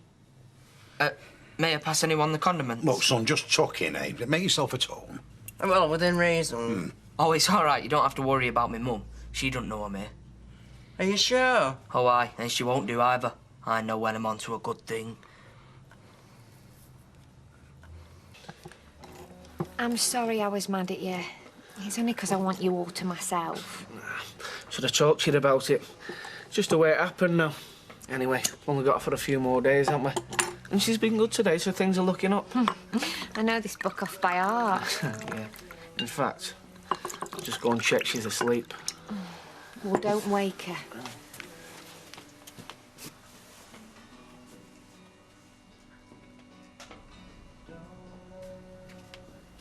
Not a peep. Here, Cheers. at last. And thanks, Alison. What for? Oh, putting up with me. All the inconvenience. I mean, the girls. I like them. It's just, I like you and all to myself. Now, come here. I've been waiting for this all day. Can't sleep. We'll try. It's a nightmare. Try closing my eyes. I want Alison to read me a story. Look, Alison's tired. She's had a long day. You be a good girl, sweetheart, and I'll read to you in the morning. And we can have some fun tomorrow, okay? All right. Night. Night, Poppy. Right, bed.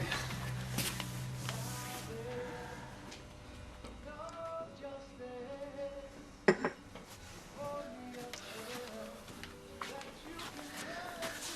want to live with you and Alison forever and ever. Oh, she's got another thing coming. I hope you made that clear, because I've just about had enough.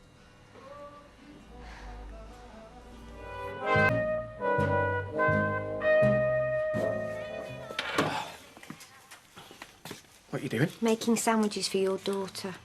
Why? Well, she wants tuna and peanut butter. You heard what Sally said. Look, we've been through this, Alison. What Sal said? Are you taking the mickey? No. Look, she's staying for school dinners. Well, I'll have these then. Look, what's going on here? What's the deal? Look, neither me or Sally wants her to have a packed lunch, you know that. OK, I knew it. So why are you making them? Because you're a coward, that's why. What? She's your daughter, Kevin, so why is it up to me to tell her she can't have sandwiches? Well, I just haven't. No, you haven't. I haven't got round to it. You could have said it at breakfast. Yeah, well, I just haven't. Rosie! And I don't like you calling me a coward. And don't shout at her. Why will I? Because you're angry. And you're not a coward. I'm not. I just didn't think. You didn't think. I'm not their mother, Kevin. I like Rosie. But it's you I want. I know.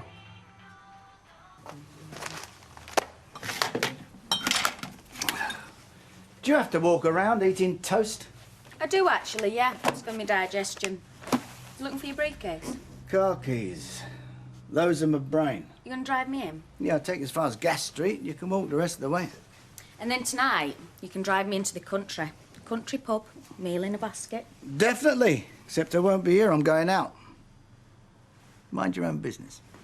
Great. I wasn't going to tell you, but I know you're not going to like what you're going to hear. Who says I won't? I say you won't.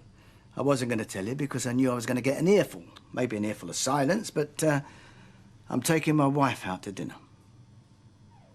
Why should I mind about that? What, you mean you don't mind? I don't mind. And you're not going to give me an earful? You can't just cut each other off, can you, just like that? You've got a lot to discuss. Yes, right. It's natural. And you're not going to throw one? Where are you taking her? Delphins. That's nice. Show you think something of her. Yeah, like you said, we've got a lot to discuss. You have it to do. Do you know what? You're a good kid. Do you know that? I do, yeah. Even if you do trig crumbs all in my carpet. Ah, there's my keys.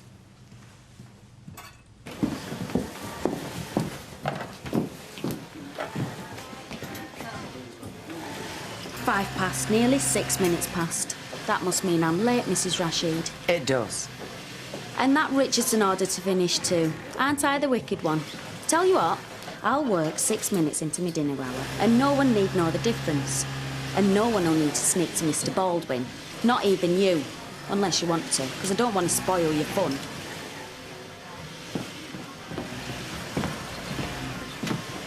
I can't believe that woman. You need your don't care pills. I need those just to come in here. I need boxing gloves for her. So you'd be front nose. Yeah, except she'd win at that, I know. Flatten you. Yeah. Hard as boots, that one. I mean, Mike gave her a trouncing yesterday, and what's changed? Nothing. Like I say, though, be careful. Yeah, why did you say that? Only the feeling. Nice chat. Very? I'll know. Know what? You know what. So anyway, you're in middle. Yeah, whatever I do, there's Sally Almighty saying it's wrong. I don't want to be Rosie's mum. I'm not interested. But if Sally's going to dump her kids on us, well, then she can either keep her nose out or take her back. This is what happens, you see, when couples split up. There's always some mess, and it's not always the couple it lands on. Are you giving me lip? Not at all. We were talking about couples splitting up and what a shame it is that the Websters are at each other's throats. But your split's amicable, isn't it, Mr. Baldwin?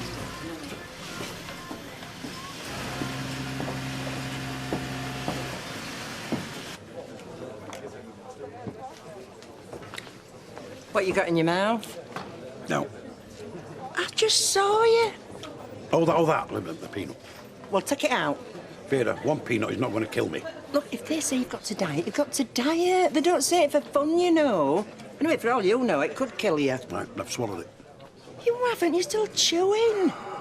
Anyway, where did you manage to get one peanut from? You haven't got a apple in your pocket? No, I found it on the back out. Oh, it's disgusting, that. It could have been anywhere. Vera, I am not a kid. Somebody could have spit that out. It could have been there all night. Well, you should have cleaned up the bar proper, shouldn't you? Dogs do that, you know. Eat whatever they can. Dear, I did it without thinking. I'm not stood here having a chip supper, am I? Look, you're all serious, innit? You've got to take it seriously, or else what's the point? Vera, don't talk to me about flaming serious. It just happens to be my body. Well, mine and all, Jack, don't forget. Look, please, for me. You trying to put me off food for the rest of my life? Look, just be home sharpish. What for, if I can't eat no tasty? So I can watch you. Yes, while I'm making Tyrone's supper. Got him a steak. Have you got a minute? I'm serving. Then stop, for your sake. Why, what do you want? A word in private. Nat, can we use about me and her? Yeah, help yourself. Cheers. Come on, then. So you're going to use Tyndall or Lav Hodgson? I suppose Hodgson. I like my own name. Melanie Hodgson and Melanie Tyndall. There's not much in it, really, is there? Mrs. Hodgson. Mrs. Anything sounds grim. Mrs. Peacock. Hodgson, son of Hod. Peacock. Cock-a-pee. Maxine Peacock. Oh, the more you say it, worse it sounds. This is for you, and that's an end to it. Do you understand? 2,000? 2,000. It's 5 I asked for. It's 2 you'll get. Take it or leave it. 4. 2. 3. 2. You've not signed it. You've noticed? Nor will I. Till you sign the divorce papers. Then I will. And there's no use asking for more, because there's none. This is mine by right. He dumped me, remember? He finally saw sense. And don't try forging the signature, Leanne. There's no money in that account. It'll only bounce. Then what's the point of it? To concentrate the mind. You sign the papers, I'll put money in the account and sign the cheque. Till then you can whistle. You're so hard-faced, aren't you? Coming from you, I'll take that as a compliment.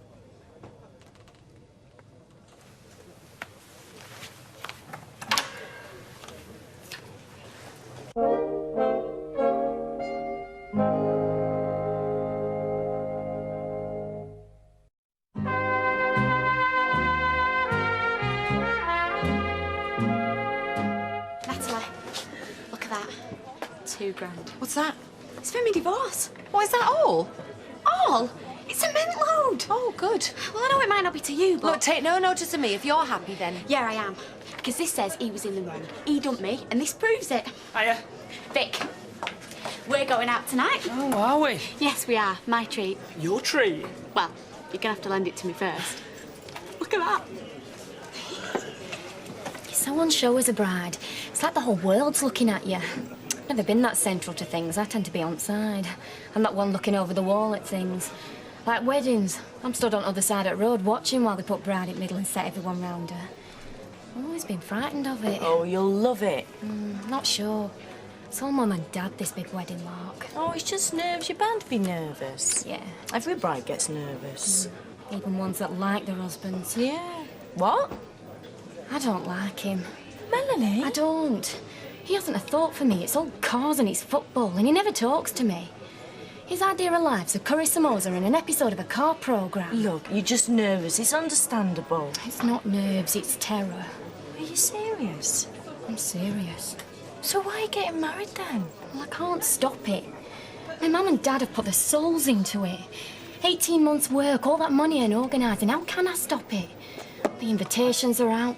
People all over have bought new frocks. I've got to do it. No, you haven't. I have. You mustn't if you're serious. How can I let everyone down? My Aunt Sue's bought us a nest of tables. Look, she can give them back or use them herself. Oh, how did I let this happen? Look, you can't wreck your life for a nest of tables. No, not life. 3 years at most, then it's divorce. Hey, how do I look? Oh, you're knock 'em dead, kid. Oh, well, look, I don't care, because it's only him. You don't care what you look like? Not particularly. Well, not for him. No. Well, I mean, he knows what I look like any hour of the day, doesn't he? Dress and undress. Oh, Mike. Hi, Emma. Come in. What's up? Oh. Audrey. Hi. Well, would you like a drink before we go? Oh, yeah, that'd be nice, thanks. Yeah. You're looking good. Yes, I'm okay, thanks, yeah. So is Alma, don't you think? Yeah, she's looking good, yeah, good, yeah. Younger by the minute. Yeah, well, she always was a looker. But then neither of us are here for compliments, are we? I know. So what are you here for? Audrey. Sorry, I'll shut up. Look, shall we forget the drink, eh? Yes, OK. Where are you going? I booked a table at Delphin's. Twice in 1 week, aren't you the lucky one? What? Nothing. Oh, so that's where Desire took you, is it? Yes, but it doesn't matter. I mean, it was lovely. I would love to go again. Yeah, I bet you would. It's the best place in Weatherfield. Yeah, but that's not why. Yeah, well, come on, let's go then, shall we? Yes, OK. Now, tell you what, I'm glad your friend there's not coming. It's hardly my fault where she's taken.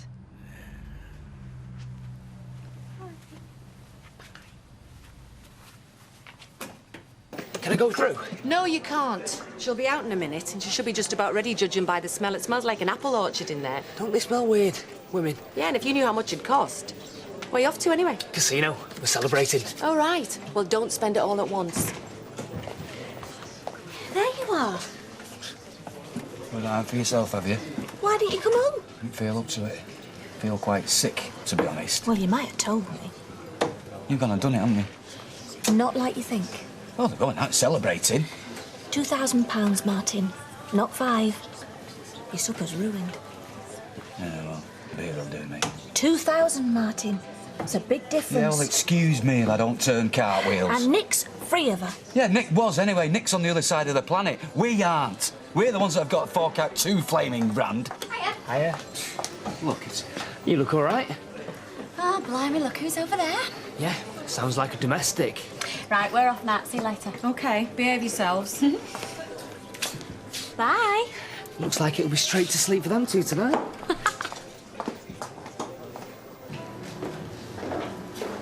So what are we doing here?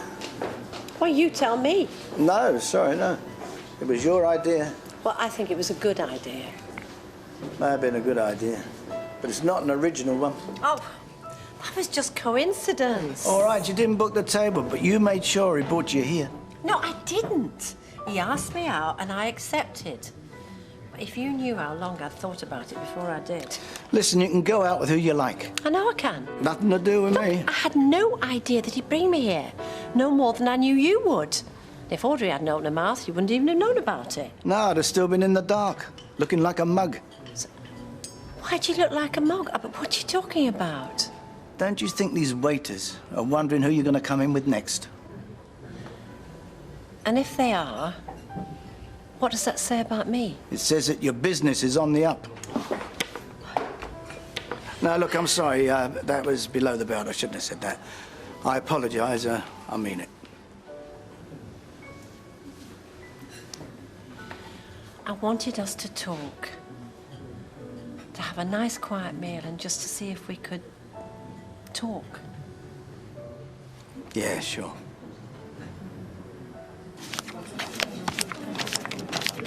Was it a league game? League game? Oh, yeah, it was. Didn't know you still played? Yeah, every Sunday without fail.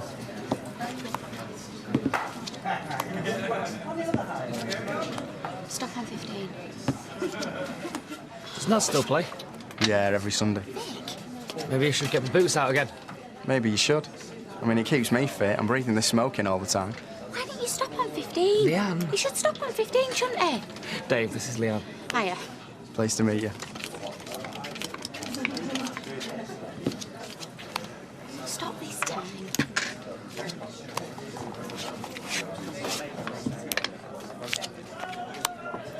See? Leanne, it's one game. You win, you lose, you win. You lose. You're distracted. Any jobs going at Freshco's? Why are you leaving Baldwin's? I don't know. What's that word? Contingency? Exactly. You never know when I might have to. Oh dear, trouble at mill, eh? I'll keep an eye open for you. What are you two talking about? Oh, somebody I know who's getting married's got cold feet. You? No, not me. No, it's a friend of hers. Great big flash wedding. Church been booked for a year and a half. She's just decided she can't stand him. It's incredible. Why is it? Hotel book, church, reception. What's incredible is that anybody actually goes through with it. Oh, the original cynic. Every marriage goes wrong sooner or later, Nita. All of them. Nonsense. Oh, listen to young love over there. Maxine's right. This friend of yours, she might come round to it. Oh, no, she's calling it off. Good for her. She's in the right state, though. Well, she'll be in a worse state in a few years with kids running round her feet and some slob on sofa. She's dead unhappy, though. I feel really sorry for her. That'll pass her, Maxine. I'm sure she's doing the right thing. Oh, I know she has. I mean, I told her to call it off. It's silly going through with it. Yeah, it is. But you know what it does mean, though? There's a slot free in September.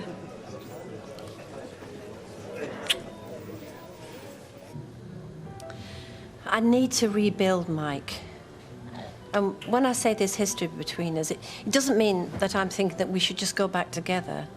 It means that no matter how much you and I might want to, we can't rewrite. And, well, I think while it lasted, we were happy together.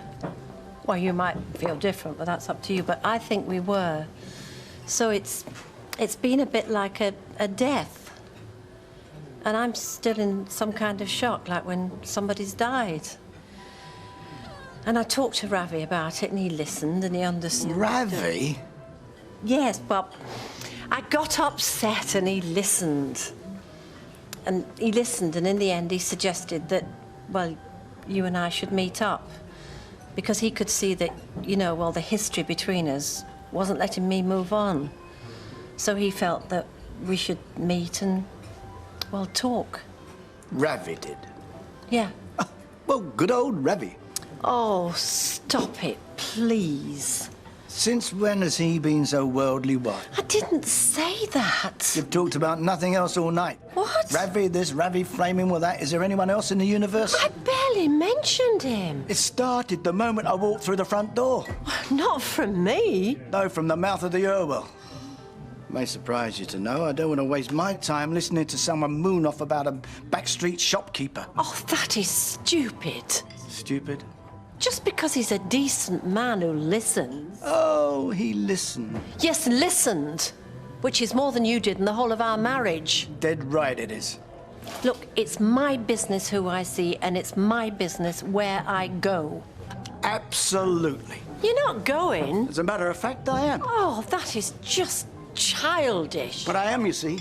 I am childish. Well, then I'm going to. No, you stay and finish your food. No. Don't worry, I'll pay for it on the way out. That's what this is all about, isn't it? Paying.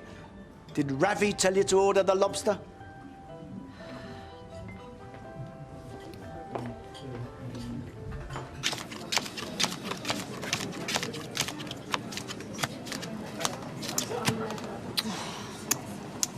save these for the taxi. Yes, you should. One more. Vic.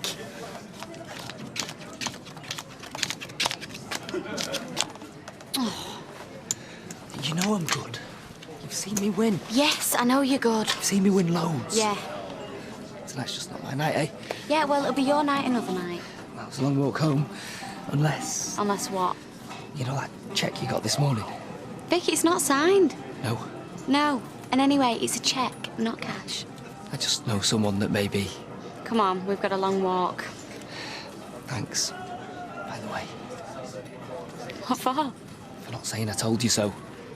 Come on.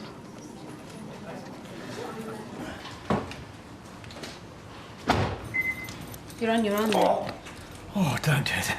Sorry. What are you doing here? I thought you might bring her back with you. You didn't. I know. Pathetic, aren't I? Nah, you're not pathetic. I'm the one that's pathetic. What? I've just been out with a woman who wanted to rub my face in it for the best part of 80 quid. Rub your face in what? Oh, it doesn't matter. You, coming up? I'd love to. Good. Pleased to see you.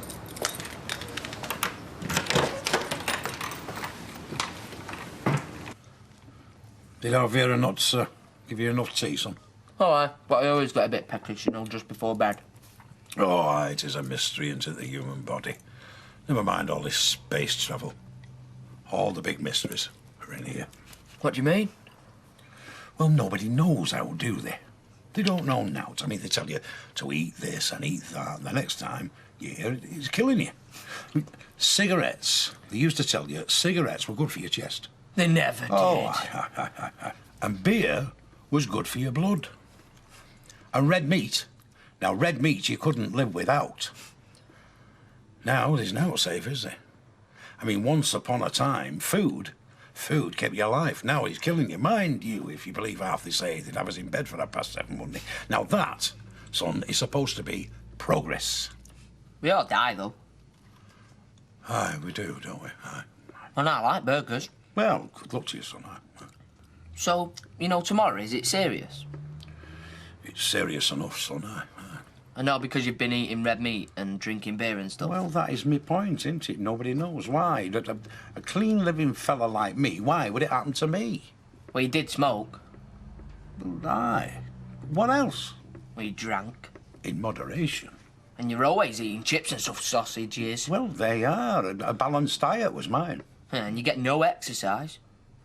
Whose flaming side are you on?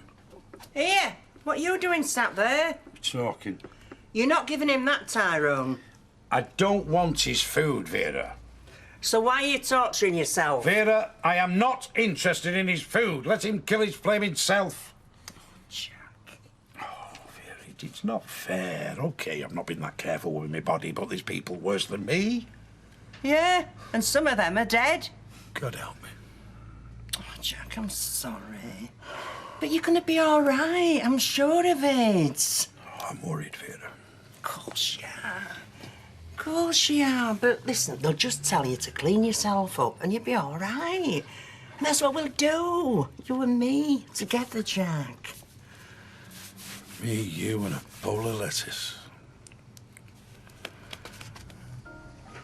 You know, it's stupid, isn't it, eh? All those years we were married and we couldn't even sit across a table without losing it. What was the row about? Oh, it's not worth mentioning. I'd like to know. Well, business, this and that. But most of the time we were rowing about marriage.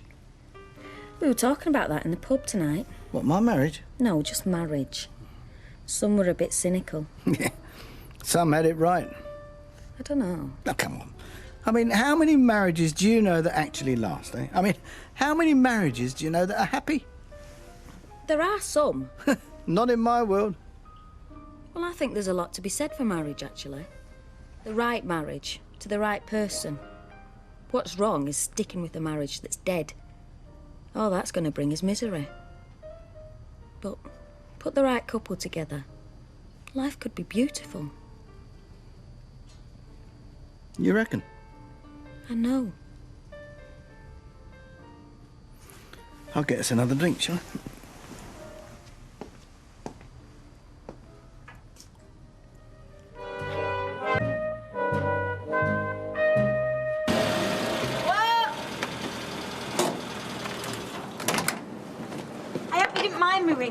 Danny. Of course not. Anytime. I really appreciate it, you ferrying me and my gear to the market for me like this. It's my pleasure. Because you'd be entitled to say no, considering the way I kept you at arm's length these last few months. Anyway, I just wanted you to know I really appreciate it. Like I say, it's my pleasure. What's wrong with the engine, anyway?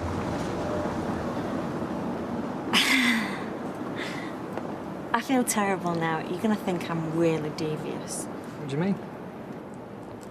Well, when I phoned you this morning and I told you my van wouldn't start and I wanted a lift, I was telling a lie.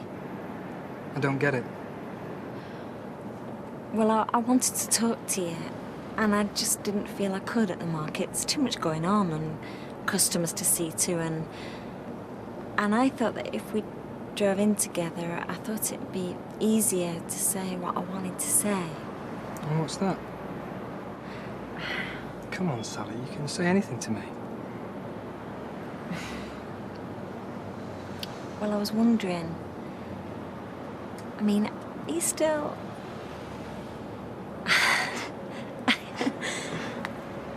Are you still interested? I sound terrible.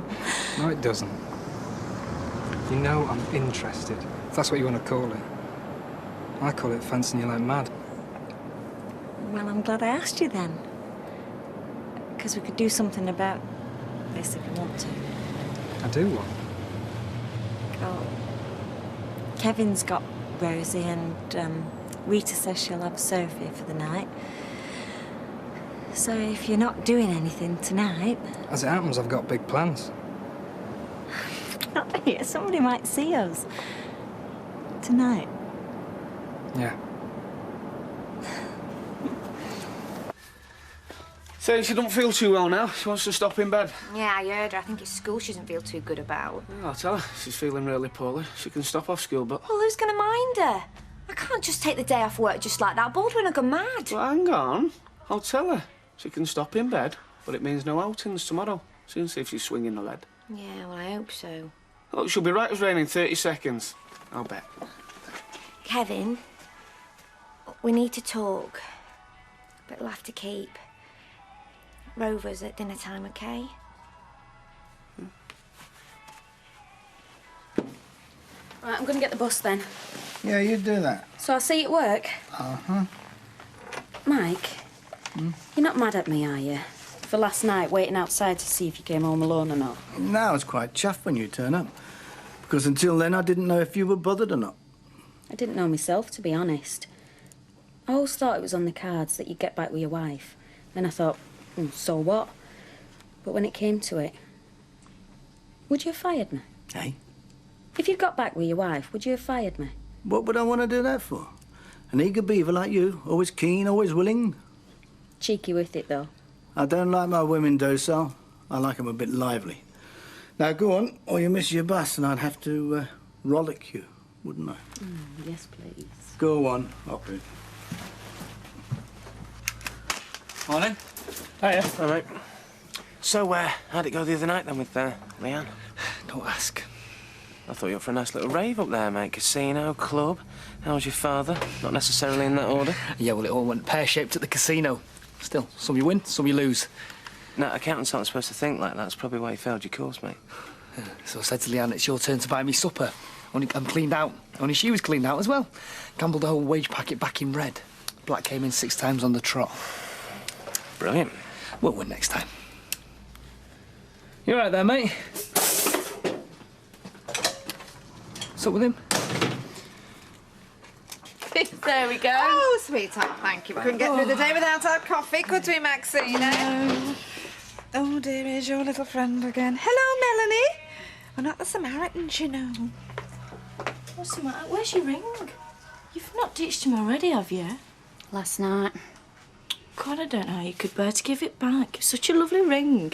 Oh, no, I've still got it, only I'm not wearing it. Wouldn't look right, would it? Only if he thinks he's having it back, he's got another thing coming. Was it an ordeal, finishing with him? Oh, it was awful. I said I didn't want to hurt him, only there was something I had to tell him. Because I didn't feel the way I used to feel. So it wouldn't be right for us to get married. And you know what he said? No. He said he were glad I'd spoken up because he went off me ages ago, only you didn't like to say. No. So, wedding's off then? After what he said, I wouldn't have him now if we were the last man on earth. Just been round to the vicarage and told Vicar to cross it off his list. September the 24th, was it? Yeah. It's a Friday, isn't it?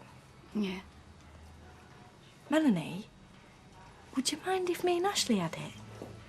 What, my wedding booking, you mean? Yeah, I mean, you won't need it now. And will it upset you? Why should it? No, be my guest. Oh, great! Oh, gosh, such a lovely church as well. And we've been wanting a September wedding for ages now. Yeah, I have. It's going to be the biggest day of my life at the church. Well, look, you can still be there on the day at the church as my bridesmaid. How about it? Oh. Oh, dearie me. Waterway. I was in the corner shop just now, and that lad Vikram was telling Steve MacDonald all about his wild night on the town last night with Leanne. He's welcome to her. And Nick's well shut. No, hang on. From what I heard, him and her went gambling to a casino, and she only lost all her wages. Typical of that family. No! Look, what I'm trying to tell you is that any money that you give to Leanne so Nick can have a quick divorce, well, she's just gonna blow it. She's gonna throw it down the drain. Martin, she can stick it down a grid for all I care. As long as she gives Nick a divorce, that's all that matters.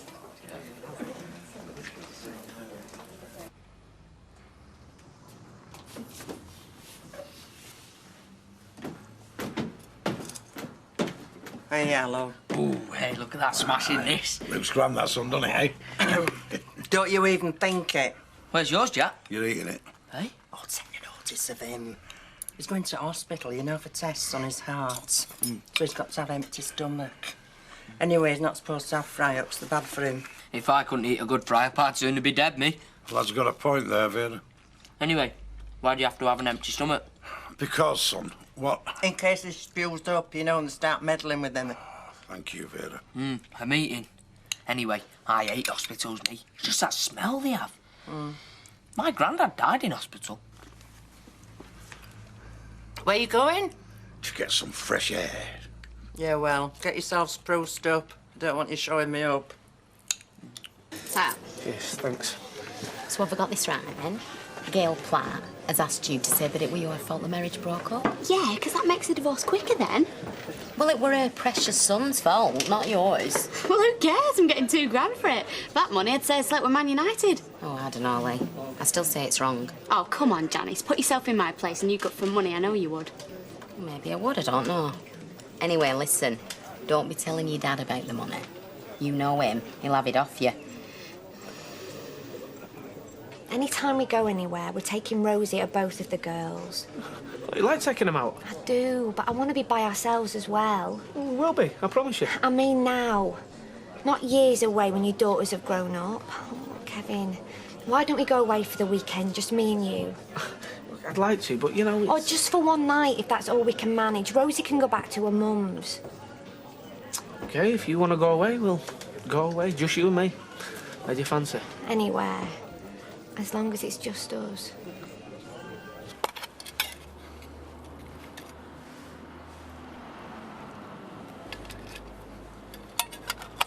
Right, Jack, it's time we were going. Jack, you're smoking! No, I'm not. But I will be in a minute. But you haven't. Look, you told me you'd stopped.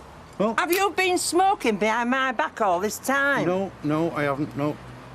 This is the first one I've had for weeks. This is the first one I've had since I gave up smoking. But you know it's bad for you. And today of all days when you're going to hospital for tests. Yeah, well, you know when they push a man in front of the firing squad and they say to the man, there you are, have your last cig. This is mine. Don't be so gloomy. I know what it is. It's because you're going to hospital. But you're only going for tests. That's what worries me, Vera. I have never passed a test in my life. Right,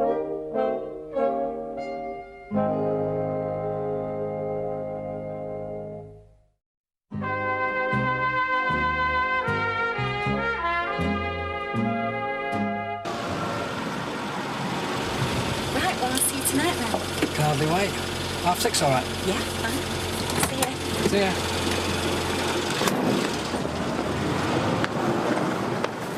Hi, sir. Hiya. Is that Danny? Yeah, it is. And he's coming round tonight and then we're going out. And I know it sounds silly, but I'm so excited, girl. I feel like a teenager. I don't think it's silly. I think it's great. I told you if you fancy him, go for it. I do fancy him. I fancy him like mad, but well, it's more than that. I've really got to know him working on the market, and he's such a smashing fella, and he's so keen. Well, I'm pleased, Sam. You deserve a bit of luck. I've got to go, but I shall expect a blow-by-blow account later. Hiya. Just gonna go and pick the kids up from school. I'll pick him up. That's okay. I've closed the garage early anyway, because me and Alison's going away tonight. So I'll drop Rosie off for you.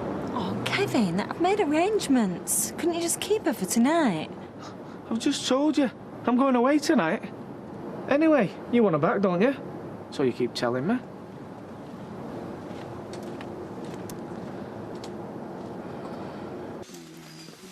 All right, Mr. Duckworth? Just about, love. Look at States here. Hey, and I forgot to bring you slippers. I haven't got any slippers. You have? He has got slippers. Take no notice of Vera, them. give her a mithering. I'm all right. You'll have a bit of a wait, I'm afraid, Mr. Duckworth. Something for you to read. Are you all right, Mr. Matthews? The doctor won't keep you much longer. Gee, typical that, isn't it? They give you a time and then tell you you've got to wait. You can go back home if you like. Look, I'm stopping here till you get sorted. Hour and a half I've been here. I've just been saying it's typical, isn't it? So it'll be me before you. I'm not crushing in, mate. Look, Vera, do me a favour. Go for a walk round, go home or something. Look, I'm stopping here with you. They're not going to let you in there while they do me, you know. Well, I know that. You're making me feel nervous. I can feel you fretting. There's big waves of fret coming off you into my head. Well, I'm bound to be worried, aren't I? Yes, I know. Vera, go and have a wander round and come back later, eh? Are you sure? Well, if you're sure, then fingers crossed, eh? Vera, I'll have everything crossed. Right. See you in a bit, love. Right. Did they make you give up smoking? Aye. Yeah, me and all. They're very hot on smoking. And pies and fried eggs and so on. Did you give them up and all? More or less. They reckon this doctor's good, this Mr. Hutchinson. They say when he has to cut you, he leaves a very tidy scar like. Smashing.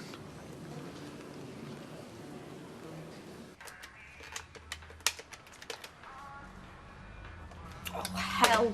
Maxine, how long are you going to be on my phone, please? It's not costing you anything because I can't get through. It is costing me the wages I pay you while you're hanging around doing nothing very useful. I keep getting engaged and I don't want to be engaged, I want to be married. Oh, very witty. Go on, get us the coffee. Hold on, one last try. Oh, Oh, it's ringing.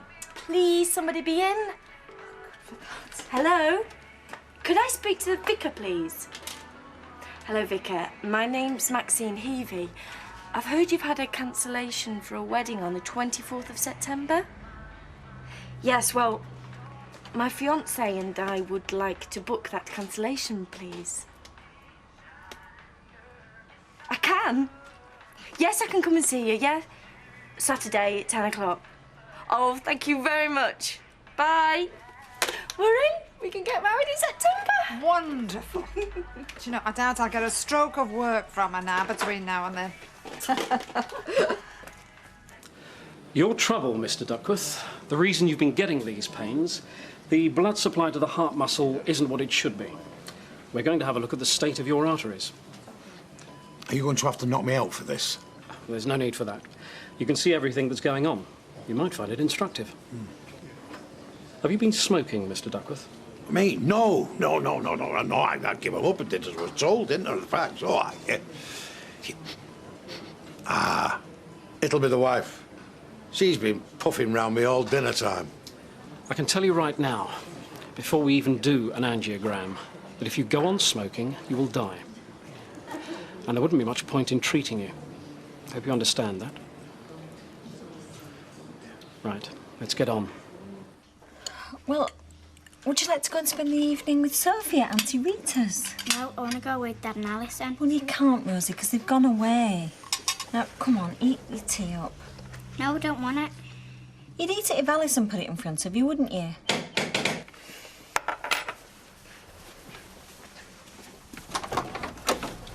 Hiya, Danny.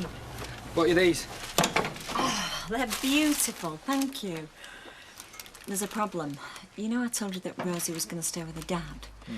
Well, he brought her back. So I'm trying to get her to go around to her Auntie Rita's with Sophie. Only it's proving a bit difficult. I see.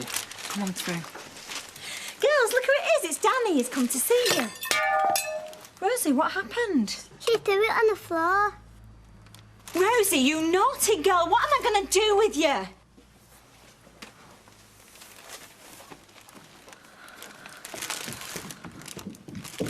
Same again? Yeah, go on then. Can I have 2 pints of bitter, please, Leanne, when you're ready? Be right with you. I'll be round the corner in Rosamond Street in about 10 minutes. I'll be in the car. Got you. Well, well.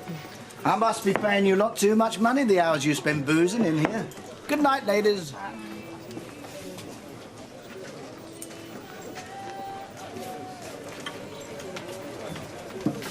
Did you see that? Baldwin. He just looked right through her. I feel sorry for her, don't you? Don't know her, do I? You don't need to.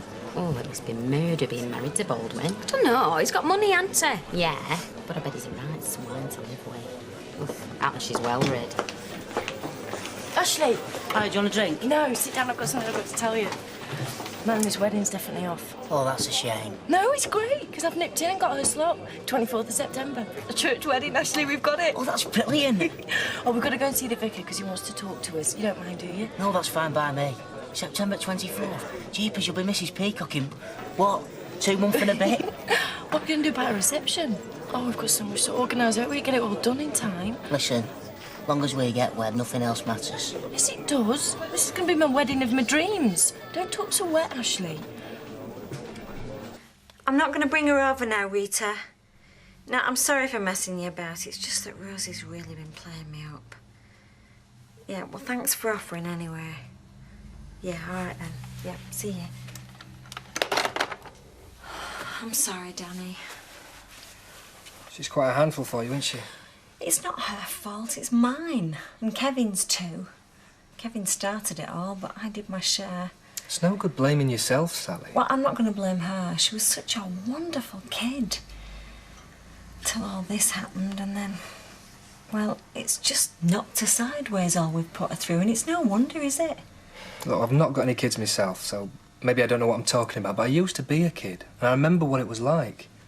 And I used to wind my mum up if and when I thought I could get something out of it. It's not like that, Danny. Rosie used to be such a happy kid.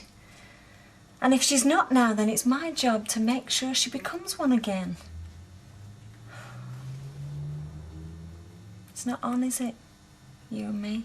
We can make it work. You've got your life to lead and I've got mine too, but you know what I feel about you. Well, I think so, and I feel the same way. It's just, well, you can see how I'm fixed with Rosie.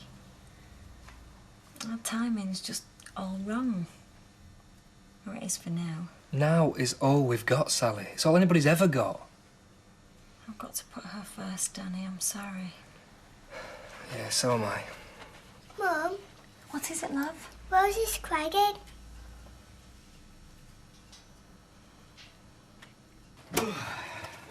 Are you hungry? I am a bit, yeah. Well, I don't feel like going out again tonight. Well, I can knock something up if you like. Yeah, see what you can find in the fridge. Linda, Yeah? I think you better have these. They're keys to the flat. I had them cut this morning. There you go. Well, I must have done something right.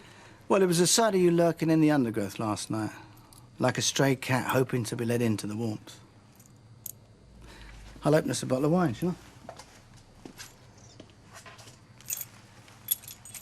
Thanks. Thanks. Hi, Emma. How very nice to see you. Hello. Are you on your own? Oh, for now, yes, I'm just waiting for Audrey Roberts. But I'm glad to see you because I'd like to apologise for being such a misery when we dined out the other week. You could never be a misery. You're far too considerate of others. You were a bit distressed. There is a great difference. Now, may I offer you a drink and my company till your friend arrives? Oh, well, thank you. That would be lovely. Gin and tonic, please. I shall see you shortly. Hello, it's Sharon, isn't it? Yeah, that's why. I'm Danny. Yeah, I know. I met you with Sally. You stamp market same as her, don't you? That's right.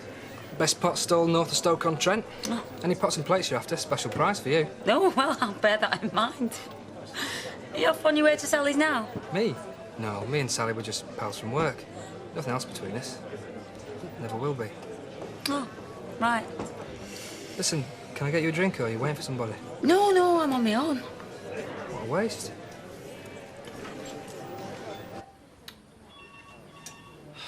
They should have had you off this trolley by now. No, they said I should lie still and keep my hand on my dressing where I had the injection, you see. Oh, you've had a jab then? Aye, well, they inject the dye into your veins, you see, and then they can see where it goes through and where it gets all clogged up like, huh? All right.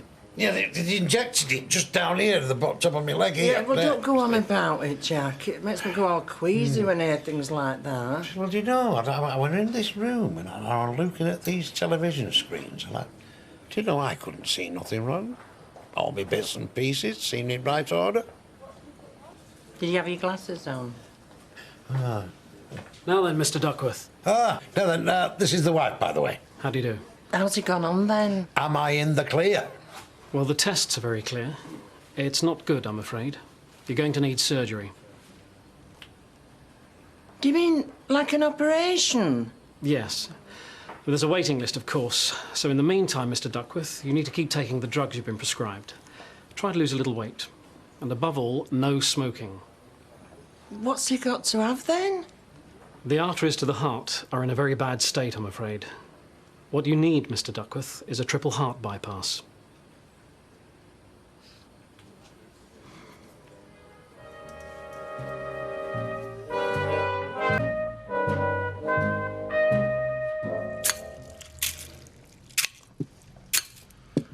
It's a shock, isn't it, Pete? I don't know what they're playing at that hospital. If you need a bypass, you should have a bypass. I don't know why they just don't do it. Oh, well, they have other things to do, love, don't they? Oh, aye, such as? I don't know. Sharpen knives. Oh, don't. You know what's caused it, don't you? Oh, yeah, I do. Fags, beer and fatty foods. No. Hard work and stress, that's what's caused it. Art sufferers all over the world have that in common, you know. They are brought down by hard work and stress. It's a known fact. Is it? Aye. Very cruel. 63 years selfless dedication. Some people get a gold watch.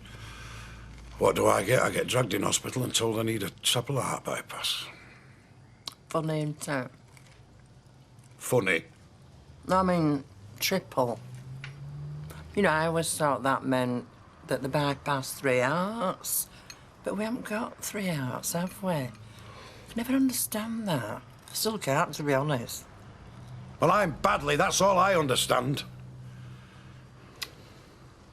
It's not as if I go out all the time, is it? Did I say it well? No. But what? Well, look at your face. I can't help my face. No. Gary, you can go. I don't mind. You can go to your boxing fight. Match. And if you feel guilty, then that's not my problem. It's you making yourself feel guilty. 2 teas, 2 toast. Oh, cheers, girl. Not much of a breakfast. Well, I'm trying to cut back. And I'm in sympathy. Oh, aren't they lovely? Yeah. Lovely by day, lovely all night. Oh, and you're not trying to make me feel guilty? Why can't we go out together? To the boxing match? No. Well, I've already bought the ticket now. Well, have a nice time then. I'm sorry about last night, Danny. I really did want to come out with you. Oh, it's okay. She's a little madam, isn't she? Rosie, seems like the boss in your house. Well, I just didn't want to push it last night, you know. Sure. So what did you do? Did you just go on? No, I went to your pub, Rovers. Oh, you're a wild one. Is anybody alive in there? Yeah, one or two. Had a good laugh with your mate Sharon. Oh, Sharon, was she in there? Yeah. Was that nice? Yeah, very nice. Good. So you just stayed in the pub? Yeah, had a couple of drinks, then I went home and watched the cricket highlights. Just you? Of course, just me. Yeah, she's nice, Sharon. Yeah, she seems nice. All right, mate, what can I do you for? Out of these. Yeah, we thought, well, you know, they'd say if you take it easy, you'll be all right, honest. But our Jack is ashen with it, Natalie. Well, I'm sure. But they say it's a good operation. Oh, they do, Vera. I've heard that. So what does that mean, then? Like what? Well, like, will he be coming back to work? Oh, no, heck no, that's what's caused it. Caused what? This triple heart thing. Oh, no, for once in his life, he's not got to do anything. Can I have 2 bottles of lager, please? Yep. Where's your Kevin? Well, would be finishing work about now. Pushing the grease off his hands, it gets so ingrained. And then he starts mauling you. What's it to you? Oh, black fingernails and cracked hands. It's dirty. You disgusting. Well, whatever turns you on. That's $3.60, please. We're paying separate. That's $1.80 each, then. Unless you want to treat us, Mr. Baldwin. Got the afternoon off. That's your treat. Oh, go on. Break the habit of a lifetime. Sorry, love. If I bought you one, I'd have to buy the whole factory one. Why? Well, else it'll be favouritism. So, that's $3.60 and I don't care where it comes from. I thought we were your favourites. Well, Alison could be. Not if you knew what I knew. Oh, what's that? She goes out with mucky men. Did you get any post this morning? What's it to you? I spoke to Nick last night. The divorce papers are on the way to you. Oh, I see. So he sent it his mother to tell me, has he? No, I'm just mentioning it. Well, it's hardly your business, is it? Isn't it? Does that mean you don't want buying off anymore?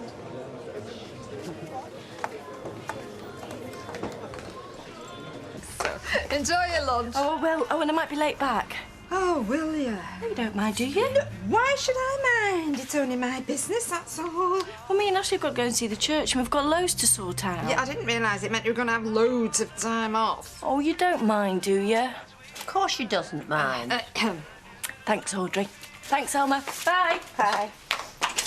The business survives this wedding. It'd be a little short of a miracle. Oh, it's refreshing hearing somebody who's not cynical about marriage. That is most young girls, Alma. More's a pity. If more were, there are fewer things go wrong. Well, that's like saying if there wasn't as much birth, there'd be less death. Yeah, well, that's true enough. Hey, listen, sometime this week. Look, I know it's a bit of a cheek, but I want to return the favour to Ravi. And I know if I ask him out to a restaurant, he won't let me pay. So I was thinking about asking him back to yours. Mine? What, for a meal? Yeah, well, what do you think? Oh, I think that's a really good idea. Now, Monday would be good if you want me out the way. No, I didn't mean like that. So you mean that you want a Gusborough?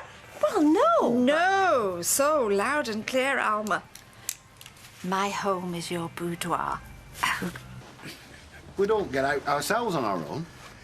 Yes, but can't you see my point? I would love to go to a boxing match, but I can't because of this. No. Life is too short, Gary. Aye.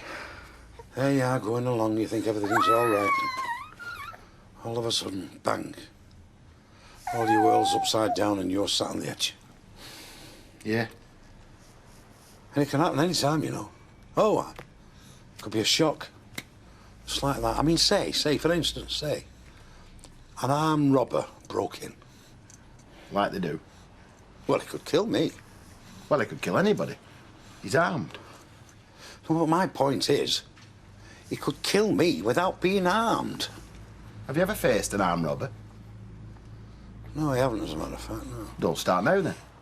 Well, I'm just saying, aren't I? I'm just saying it could happen. Yeah. I feel for you, Jack, I do. And I'm sorry. Hey. Can I have a hold at big lad? You should, you? Oh, I bet, but gently with him now. Come on. Hey, here you go. Come on, Billy.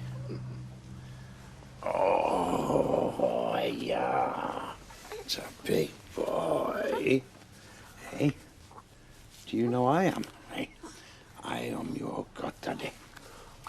And life is for living.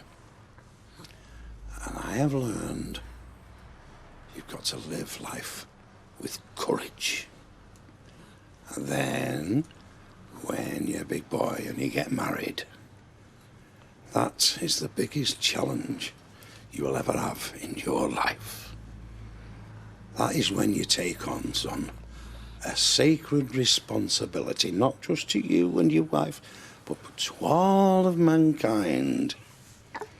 So put your foot down and show him who's boss, and you tell your daddy if he wants to go on that flaming boxing match, go to the flaming boxing match. Calm down, Jack, calm down. But it's true. Aye. Give him here. You're going to see yourself off, never mind her. Oh. Arm robber. He is, Bonnie. Right, see you two Monday. Bright as buttons, eh? Mr. Baldwin, how does a carefree bachelor spend his Saturday afternoons? Wouldn't you like to know? Yeah, I would actually. And why is that? I'm just interested. In that case, I tell you. Round of golf, a few drinks, bit of chat. My kind of day. And then off home to your lonely flat. That's the best part. You are half getting cheeky with him. I think he quite likes it. Judy, can you work tonight? Me? No, I'm sorry. Oh, go on. I'll pay you an extra hour. I can't. Gary's going to see a boxing match. Is it because of Jack? Yeah. I could do it extra money as well. Well, couldn't you maybe get a sitter? I could ask Emily. Makes sense for one of us to be earning money while others chucking it away. On Monday, if you're a good girl, you could come and help me on the store. Would you like that? Will Danny be there? Well, I expect so, yeah. Why? Well, because Danny works there. I want to work there. Well, you're going to be at playgroup, love. Aww. Another time, eh? So does that mean you don't want to go? No. Good. Hey, hiya. Hi, gorgeous. Hi, beautiful. How's it going?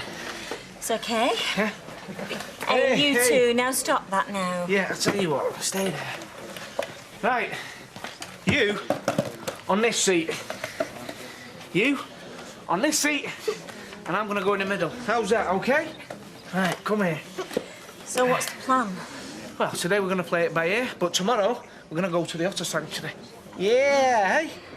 Is Alison going? Yeah, I think so.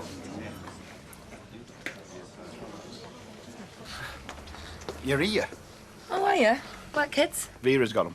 I said it'll be about an hour. Oh, you've got your day worked out nicely, haven't you? Judy, I've got rid of them tickets. You've what? The fight tickets, I've sold them. Why? Well, so you won't be on your own.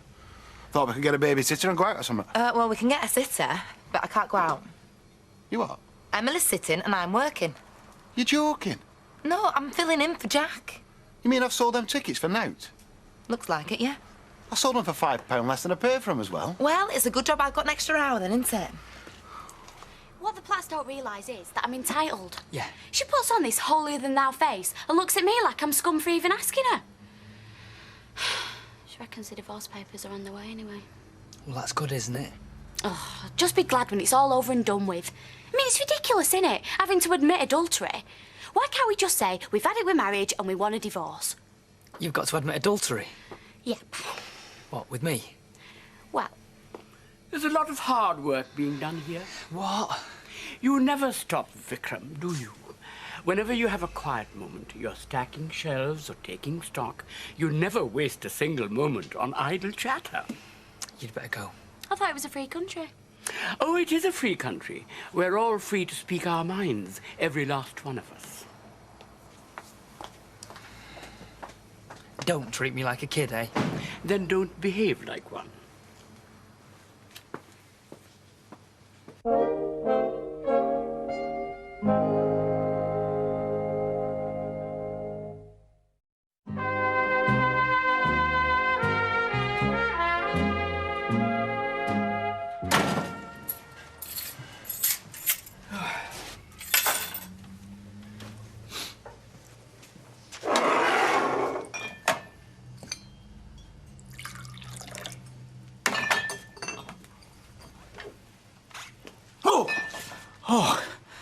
Oh, don't do that. Sorry. What are you doing here? What's it look like? But you're in my flat. You've worked that out for yourself, haven't you? Hey, now, I don't want any of your lip. You are in my flat. You gave me the key. Yeah, but I mean, not to... Not to what? Well, not to... Well, you know, I gave you the key to the flat because I didn't want you hanging around like you were the other night, that's all. Fine. You can keep your flaming key, and you know where you can stuff it and all. Oh, now look, Linda, I didn't mean anything like that. I'm just a piece of dirt to you, aren't I? Not to be trusted. Well, you can keep that. Linda, I didn't mean that. It's just that... Well, you startled me. I thought someone had broken in. I mean, you could have given me a heart attack. I'm sorry. I shouldn't have overreacted. Why did you give me a key? Look, it's okay. Just forget it. Just would you take them back, please? I don't want them. Oh, take them, please, Linda, will you? Mike, what is the point in me having a key if I'm not allowed to use it? Of course you can use it. Now, will you take them back, please? It's just that... Well, let me know when you're coming, that's all. Otherwise, you'll be the death of me. And we can't have that, can we? So, OK, we give Leanne £2 grand. So what's wrong with Nick paying it back? Oh, drop it, Martin. Drop it? I can't, I'm furious. Look at her. Smug as you like. You're the one who used to stick up for her. Yeah, and I was stupid. Once a Battersby, always a Battersby. So, come on. Why can't he pay it back? The poor lad's struggling to find his feet on the other side of the world. Is there something we can do for him, Martin? Let's face it, damn all else. They say Egypt's hot in September. Egypt? Come on. I know we can't afford it, I was just saying. You got me worried there. Hey, when we're rich, eh? So how about the Caribbean? You mad? That's even worse. A honeymoon, Ashley. It's once in a lifetime. I've never been to Isle of Man. Oh, that's exotic. It's cheaper than Caribbean. Aye, it's wetter and all. I want romance. I'll tell you what, I'll be romantic. Move in with me properly and give up your flat. Oh, you little devil. Why? Always wanting us to be together. Always wanting to save on rent. It's just so hectic. First thing this morning, it was take the kids to the swimming club, and then straight down the market till dinner time, which means pick up the kids, hand them over to Kevin, snatch a sandwich, and straight back to work. You'd be a single mum, eh? It's all work, child-minding, and ferrying your kids about. I'd swap with you.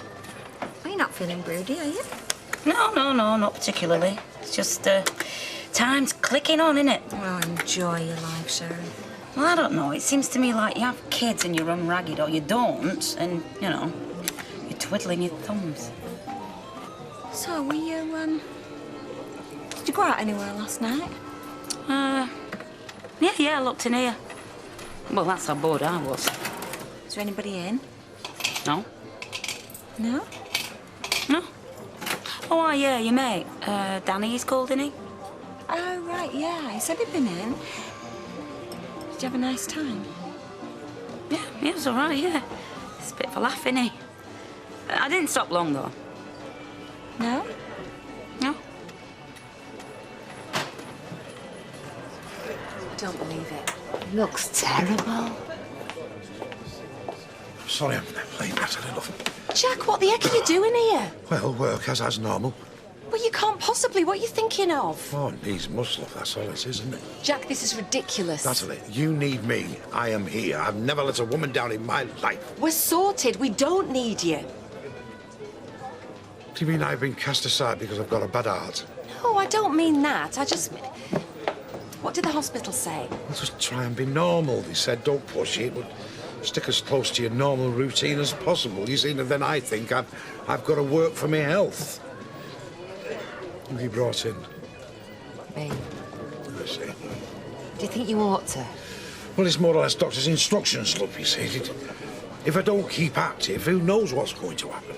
Well, I'm worried, Jack. No, there's no need. I'll go about my bits and pieces. You just walk round me and then say every half hour or so I'll nip in the back and put my feet up. Look, you won't even know I'm there. Don't worry about it. I hate Saturday nights stuck in here when I could be... What? Well, something better than this. With Leanne? Don't you start. Dad doesn't like her, Vic.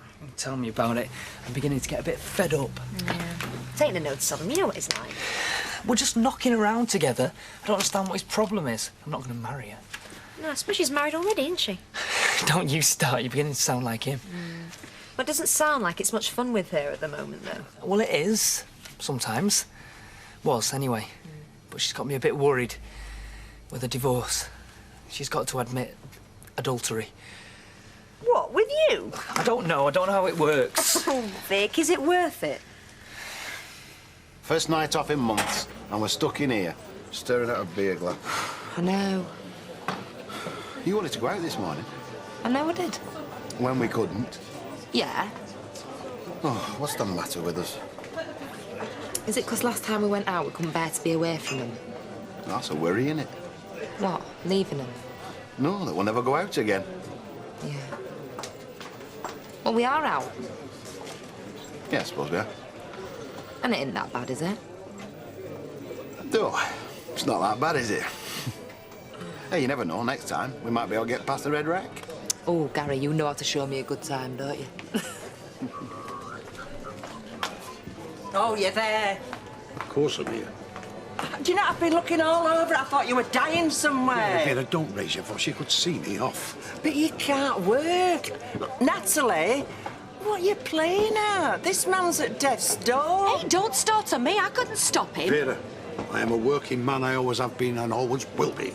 You've never been a working man in your life, you. It's a bit late to start now when you've got one foot in the grave. Please, Vera, this does not help. Look, Jack, come home. You're a fool to yourself. Come home now with me, please. Vera, it doesn't matter about me working. It's not like that. It's just as long as I don't do... Out. Too much, I was going to say. Well, you haven't done too much tonight, Jack. You're looking after yourself very well. There you are, you see. Home now. We can spare you.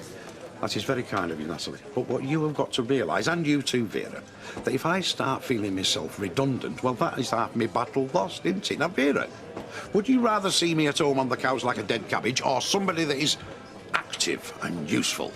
Well, I would, yeah. Oh, there you are, then. You see, think what it means to me to be active. That is half my battle. Well, it's on your head, Natalie. You've got to look after him. Because he could go just like that if he so much as lifts the dishcloth. Oh, Ravi. I was wondering, well, when you took me out, I was such a misery, wasn't I, that I'd like to make it up to you. Well, I mean, that's if you want. I mean, you might not want. That's up to you, isn't it? Well, I mean, well, of course it's up to you. I mean, I'm not going to force you into it, am I? To do what? What? Oh, I'm sorry. To come to supper at my house. No, I'm sorry. I mean Audrey's house on Monday. I mean, if that's too much short notice, I can easily. I'd be delighted. You would? Yes. Oh, good. That's very good then. That's lovely. Yes. Right. Well then, Monday night then. Thank you very much indeed, Anne. You remember where the house is? Oh yes. Good. 7:30. Thank you. Oh, indeed. Why aren't you in the shop, Vikram? Nita's looking after it for me. She doesn't work there anymore. You've got a lot of cheek, young man. Dad, please. I'll only be here a sec. Hiya. Tell me about this divorce. What do you mean? You're admitting adultery. Yeah, so? You're admitting adultery with me. Well, I don't know. Why? What's the big deal? Because I don't want to be involved. I don't want to go to court, I don't want to be named, I don't want anything to do with it. Well, you probably won't have to. Why are you so upset? I feel used.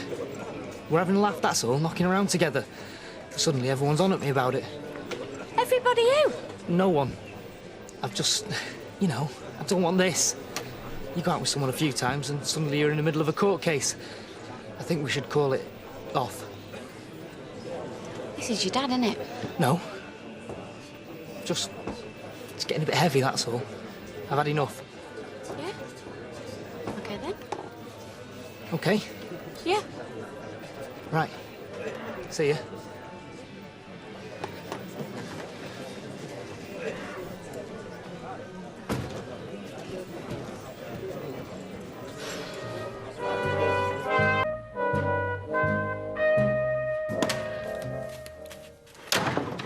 Blimey. Shall I give you a big hammer and you can do it proper? What's up? There's nothing wrong with me. I'm just sick and tired of finding bits that need doing in that bar. It all mounts up. The optics need doing, there's no crisp, it's just a mess. Yeah, well, we all know whose job that is, don't we? What time's he due in? Oh, does it make any difference? Well, I hate to say this, Natalie, but Jack never did any work before. He's not going to start now, is he? Yes, but then I didn't have to tiptoe around him, did I, in case he had a turn? Once he knew, you weren't going to get rid Yes, of him. I know. My fault. Don't remind me. I'm stuck with it. What is it they say? No good deed goes unpunished. Oh, here we are. Another happy little soul. Good morning. Do you know what? I'm sure the post office has a rule for me. If it's not a sickener, don't bother sending it. Oh, you as well. Well, you see, once you're an outer pen pals, it's all bills and bank statements. This is Nick's solicitor. They'd like to know if I'd like to call in at my earliest convenience and sign the divorce papers. Oh, Leanne, I know it's rotten to have to deal with it, but try and turn it round, you know, see it as the start of something. Yeah, you're a free woman with your whole life in front of you. Try and look at it like that. I do. There's other people who can't handle it. Well, all you can do is give it time. I know how you feel. Oh, I just want the whole thing to be over and done with now. Don't know if I can help you with that. Well, you could let me have an hour off this afternoon so I can go and get it sorted. Can we do some price stickers? Yeah, once we get set up. Because if we start doing it now, people will wander off, won't they? And we won't sell anything. Can I get the change on my sister? Yeah, well, you just pass me those first, one thing at a time, eh? What, you mean you can't do 6 jobs at once? That's no use running a market stall, is it? Hey, Rosie, say hello to Danny. Hey, Rosie. I've got to come over and check your mum's all right every now and again. You know what she's like. Oh, take no notice of him. Be nice to him, he'll pinch your sandwiches. That is a terrible thing to say. Rosie, do I look like I'd pinch your butties? Yeah. See, she's got you sussed. What is it with me and women, eh? Right, Rosie, you just fold these little vests, OK, and put them over there, then. Wish my staff were as keen. You don't think I'm out of order, do you? In your ear? She's helping them out and enjoying it. What's wrong with that? You don't think she's too young? Oh, give over, Sally. You're not throwing her down the pit. You've given her a bit of responsibility and she's loving it. Look at her. And now you're here, we've got something to do the tea on, haven't we, Rosie? Hey, Karen, Mum. Yeah, I suppose so. Yeah, we can watch you from here. She'll be all right. Listen, I hope you're having your hair done. No, I am not. I mean, what's the point? I'm not going anywhere, am I? Oh, come on. You buy nice underwear, don't you? Even though people don't see that. Yes, I mean, I don't go around... coffees, white, no sugar. You're going to have to do something with this one, you know, Gail. She's got a hot date with Rabbit and she's not taking it seriously. It is not a hot day. I mean, why did you just put an advert in the paper or something? Be right with you, Gary. I shall make myself scarce, of course, to allow for a more intimate setting. Can you put something in your mother's coffee? No, he's just a friend. I am not interested in him like that. I'm not. Good morning, ladies. There's a lot of filthy laughter coming from this table. We're talking about blokes again, eh? No, you see, he's just as bad. It's a conspiracy. That's what it is. Actually, Gary, we happen to be talking about certain things of a romantic nature. Who are you weighing up now, then? Nobody. No, just a bit of general speculation. All right. No, Gary, listen, now, come on. If some young lady... shut up. If some young lady invited you round to her place for a meal... Oh, that's a point. What are you cooking? What would you think? I'd think, whoa. I'm on a winner here. Not that it's ever happened to me. Well, not for a good while, anyway. And what you wear's important. Oh, definitely. You'd have to go for the full seductive business, wouldn't you? Very short, very low cut, not much material, plenty of that see-through stuff. Not that I'd know, of course. Come on, you, before you get carried away. What was it, bacon and tomato? Please. Thank you, so.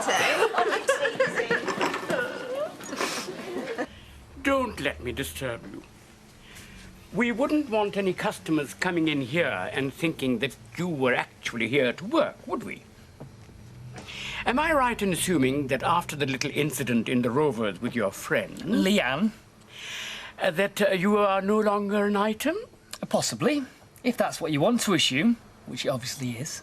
But you're telling me that it's none of my business. I have to make a few phone calls to suppliers. If you get busy, I shall be in the back. Did you mean what you said last night? Look, Leanne, maybe it's best if we just left it for a bit, eh? No, I don't know, do I? I thought we were just having a laugh. No big commitments. Yeah, well, so did I. Maybe it's all got a bit heavy since, Well, I mean, since you're having to, you know... What? Well, sort out your divorce and everything. Well, what if I promise that your name's never even going to get mentioned? Oh, some bottle you've got. Now you've got what you're after, you want to get rid? Right. All right, then. See ya. Oh, come on, Leanne, that's not fair. Look, I'm sorry.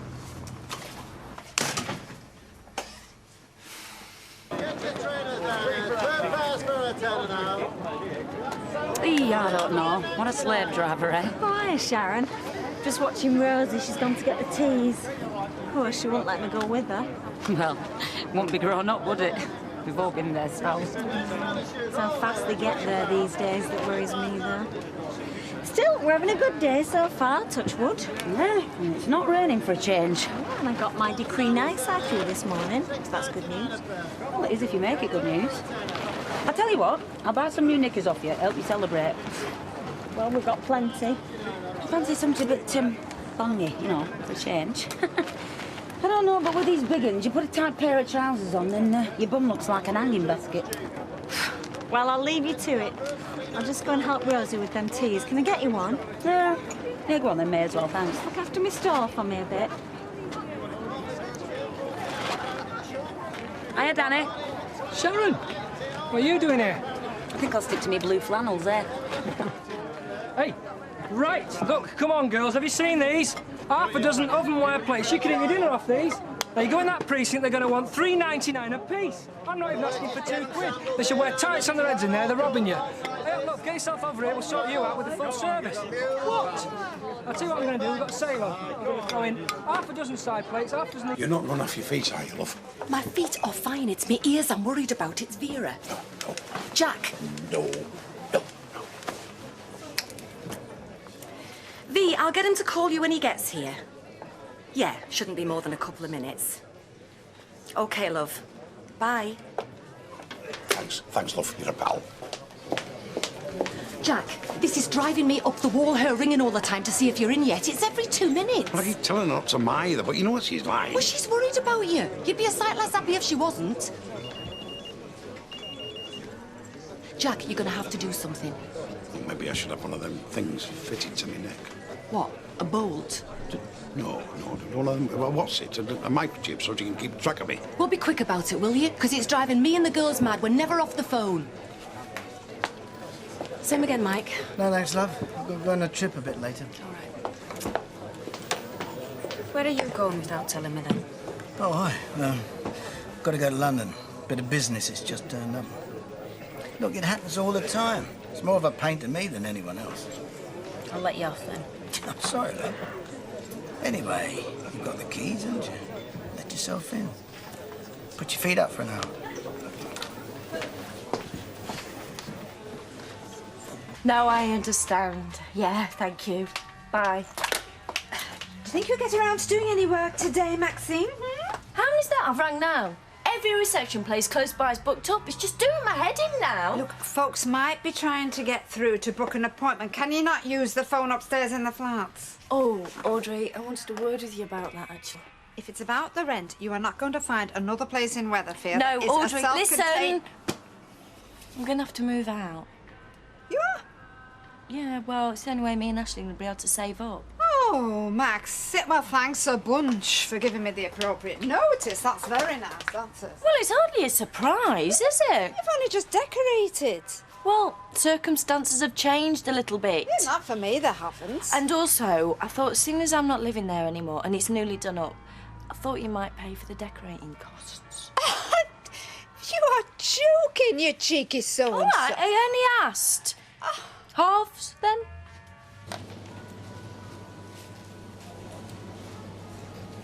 If you're looking for the sell-by date, they last about 300 years. No, it's just that I'm thinking of making something tonight. I'm cooking for Ravi. Ah, well, it's no good asking me. You know what my cooking's like. I burn cornflakes. I've just got no idea what to make. No point in suggesting a takeaway then, eh? Thought not. Well, obviously, you're putting a lot of time and effort into it. I can't even remember if he's a vegetarian or what.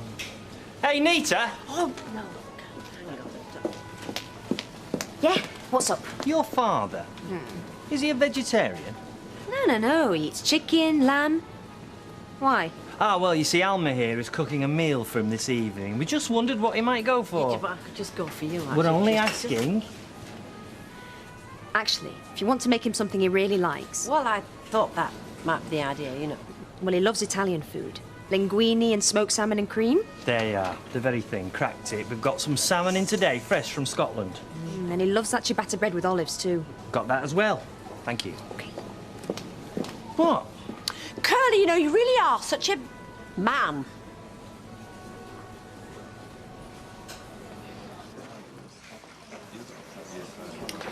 Is the long face for my benefit? Has Leanne been in after her money yet? No, but she will be soon enough. Gail, can't you just think again? I mean, all right, forget about me having a go at you, and if I've been out of order, I'm sorry. Well, just look at what you're doing, will you? I have looked. Well, you've already given her the cheque. Yeah, but it's no use till I sign it. Well, that's what I'm saying. There's no reason to sign it, is there? Why don't you just leave it? Because I've said I would. Oh, come on. You told the kids there was a tooth fairy. Yeah, and if Leanne's getting 2,000 quid, can't I have someone else? At least could go to Florida then. Oh, don't you start. Claire from school says she's going to Florida. Where do we get to go? Wales in a caravan. Is this you? Or is it something you've heard? I've said nothing. You've got to admit, she's got a point, hasn't she? Martin, I'm not prepared to argue about this anymore, especially in here. No, it takes two sides to have an argument, and you're obviously not prepared to listen to anyone else's. Martin, just drop it, please. Oh, great. Shut up, Martin. Your opinion stands for nothing. I'll see you later. You better stay with your mother. You never know. She might take some notice of you. Excuse me.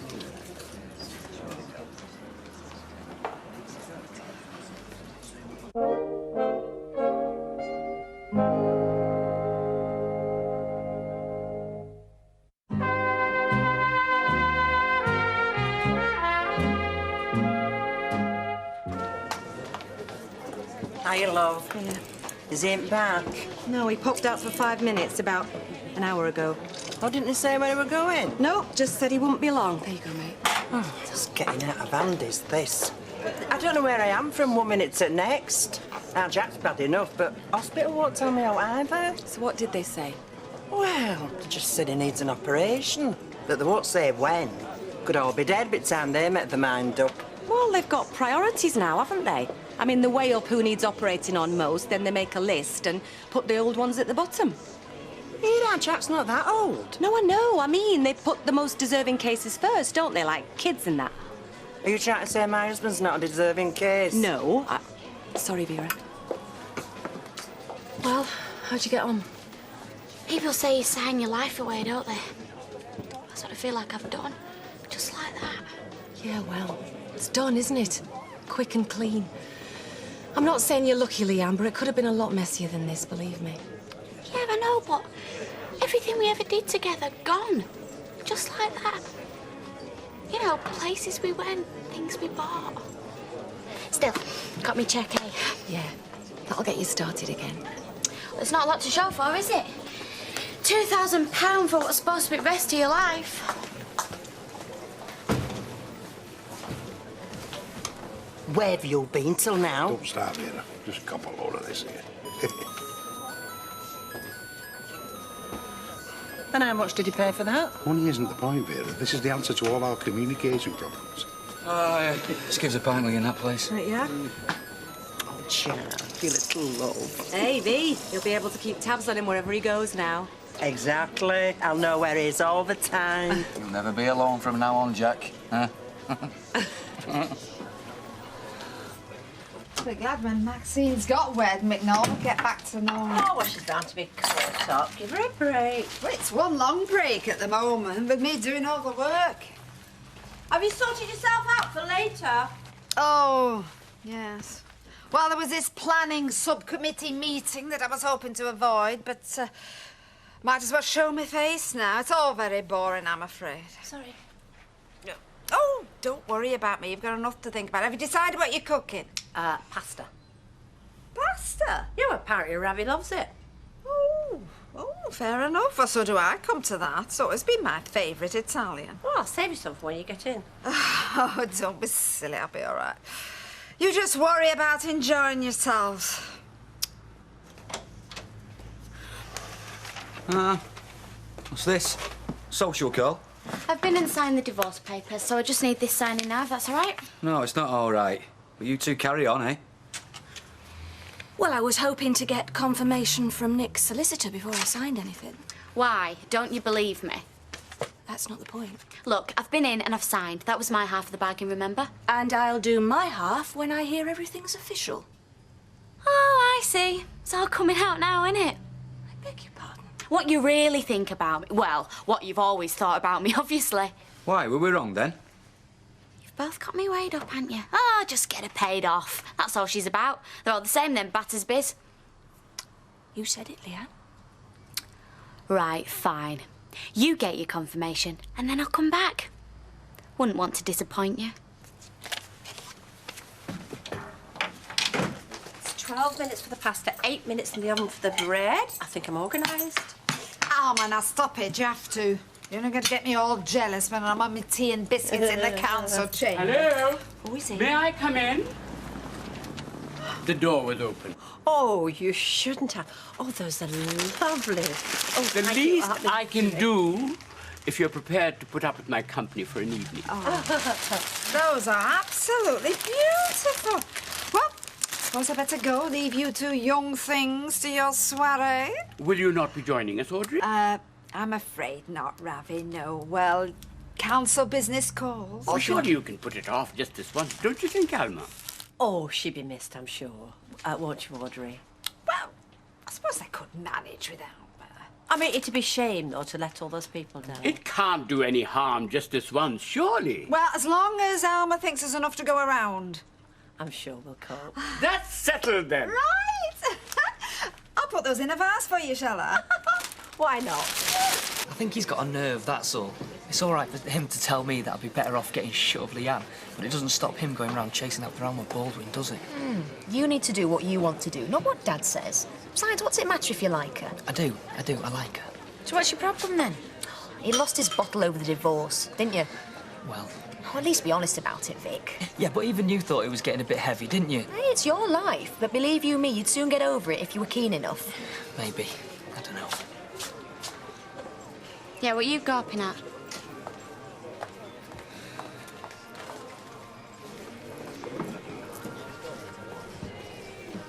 Aren't you pleased? Yeah, of course I am. It's just always going to feel a bit weird, though, isn't it? Yeah, well, you shouldn't stop us celebrating. True. I've just got to get my head around the situation. I decree absolute next, and it's all done. It's what we both wanted. When I said we should celebrate, I was thinking, well, not in here, if you see what I mean. Bit forward, innit? Trouble with Vic is, slightest thing goes wrong and he panics. Typical bloke, isn't it? You let go of their hand and they don't know where they are. So, how's your bloke, eh? The mystery suitor? Brilliant, yeah. Or it would be if he hadn't gone away on a business trip. Then you'd be drinking on your own, so there. I'm looking forward to meeting him. In fact, it's about time he got around in, isn't it? Actually, that's not such a bad idea. No point keep paying for it. I've got a key to his flat. There's a bar in there bigger than this one. A bar in his house? Don't wear a cravat as well, does he? You coming or what? Well, like you say, if it's free drink, and let's face it, we're not going to get a better offer in here, are we? Come on. That was delicious, Alma. Oh, it was. She went to all that trouble to do our favourite, Rafa. I mean, that is a proper friend for you, isn't it, huh? All I know is that there can't be many men luckier than I am this evening, sharing the company of two such beautiful women. Oh, give over, Ravi. What's he like? Yeah, that was very gracious of you, Ravi. No, Alma, the meal was wonderful, and thank you very much for asking me round. Right, well, I'll, shift these pots then, shall I? May I? No, Ravi, you stay where you are. Alma, I hope you've got something really decadent and Italian for afters. Oh, that tiramisu, I love that. Well, I'll see what I can knock together. You two just, carry on. Rafa? Thank you. Hey, Don't you be up all night with that on too loud. I won't. Half an hour I'm going to bed. I need my beauty sleep. Son, nobody could sleep that long. Good night. Good night.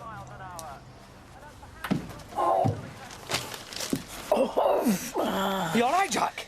Yeah, I'll be all right in a minute. I just need to sit down. Well, you've been sitting down all night. Just keep quiet, will you? I don't want to wake Vera up. Go and get me spray. Where is it? You're gonna have me as bad as you in a minute. Go on, just hurry up. Yeah, I've got it. Right, should I wake Vera up? Get an ambulance or something?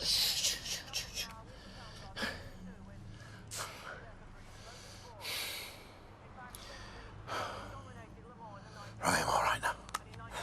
Listen, you, not one word to Vera, otherwise I'll swing for you. Yeah, but you're not right, are you, Jack? Not one word. Now, you promise me, lad. You won't say no to Vera. It's not worth upsetting her, is it? Yes. Right, come on, give us a lift. Oh.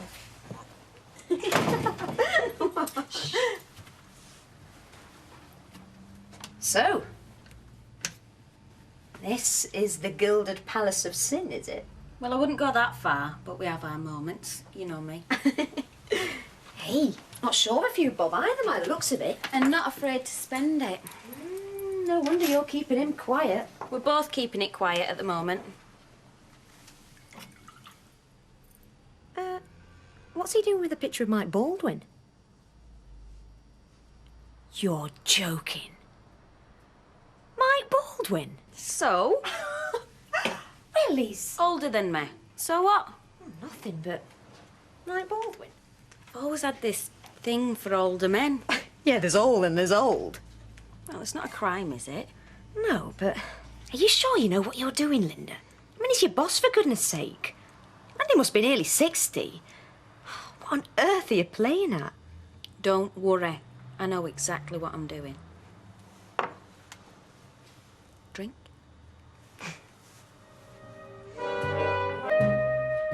So how are you feeling?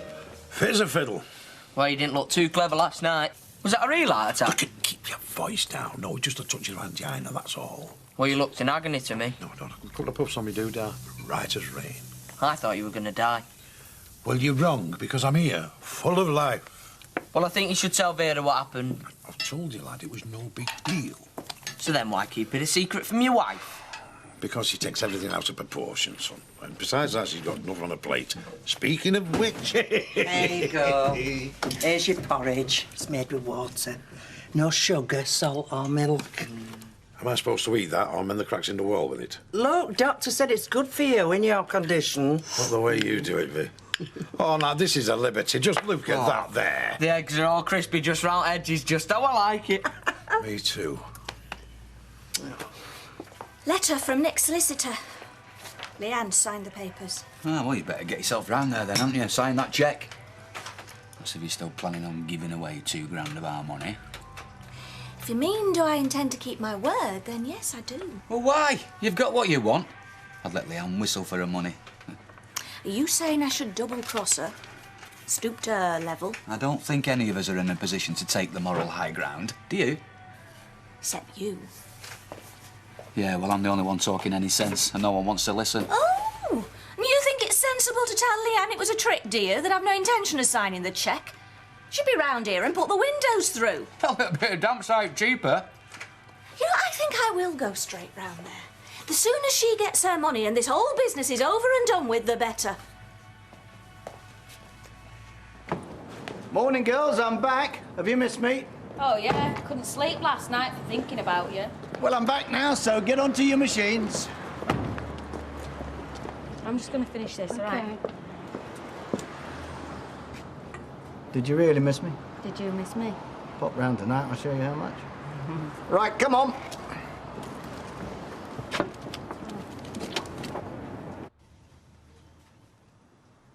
If you want me out the way, I don't mind. All right. Only here to sign the cheque and I'll be off. I think she's been sleeping with it under her pillow. Here we are. Thought maybe you'd come round to say there was going to be more delays. I'm just as desperate to get this over with as you, Leanne.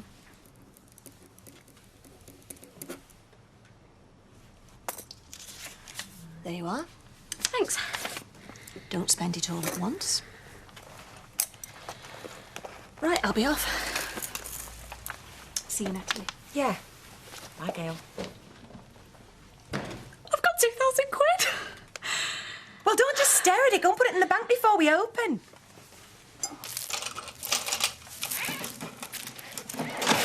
There you go. Thanks a lot. Bye. I'm hopeless at choosing the cards. I wondered why you've been stood there half an hour. Sorry. What's the occasion? Me, grandma's birthday. So, flowers and verse rather than smutty and jokey. Yeah, probably best. Well, I got some nice ones in the other day. Let's have a look. When is it? Well, tell you the truth, I'm not looking for a card. I came in here to talk to you. Every time I get you on your own, a customer walks in. Here goes. Fancy coming out with me one night? You what? Pictures or a pub, meal out. You mean you've been hanging around here all this time to ask me out? Yeah, look, it's fine. It don't matter if you don't. I'd love to come out with you, Tony. When? You would? Friday night. What's got into you? You don't strike me as the shy type. I'm supposed to have all the patter, aren't I? It's just a big act. Comes to asking women out to turn into a bit of a wreck. But I'll see you Friday. Yeah?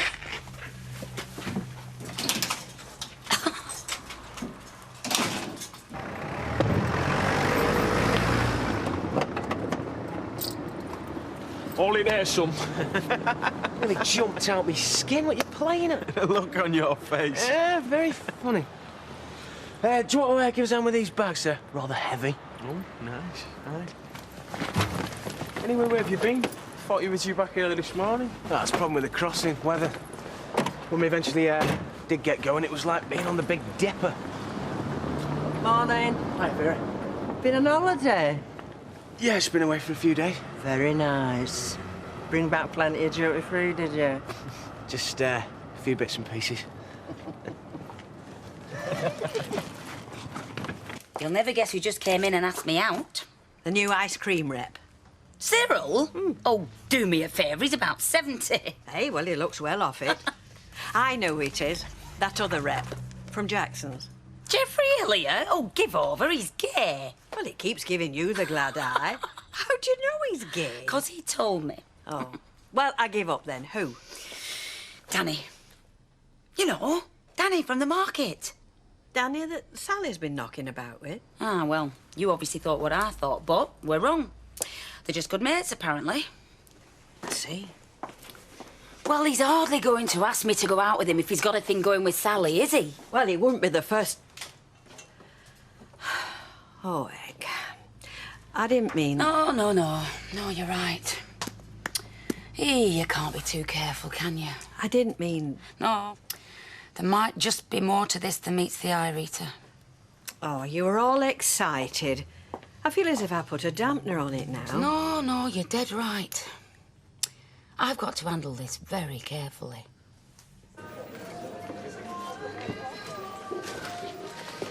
Leanne, What's this? flowers. Well, what are you giving them to me for? To say I'm sorry. I overreacted. But they're from your shop, aren't they? Does it matter? Well, one, you didn't have to pay for them, and two, they look like they're about to die. Oh, come on, Leanne. I've been miserable since we fell out. You chucked me. I must have been mad. I'm really sorry. You're only after me for my money, aren't you? Have you not even had a date for seeing the specialist yet? Oh, they said it could be months. I think they do it on purpose, you know. Hoping folk will pop the clogs, you know, and save them a bob or two. Well, it's such a big area. That's why you're having to wait. Hey, it's times like this when you wish you could win the lottery. I mean, you'd soon get an appointment if you threw enough money at them. Do you mean they give you priority if you go private? Oh, I don't think they do, Judy. Money talks, Vera. And if you give them enough, you'd soon get an appointment for your Jack.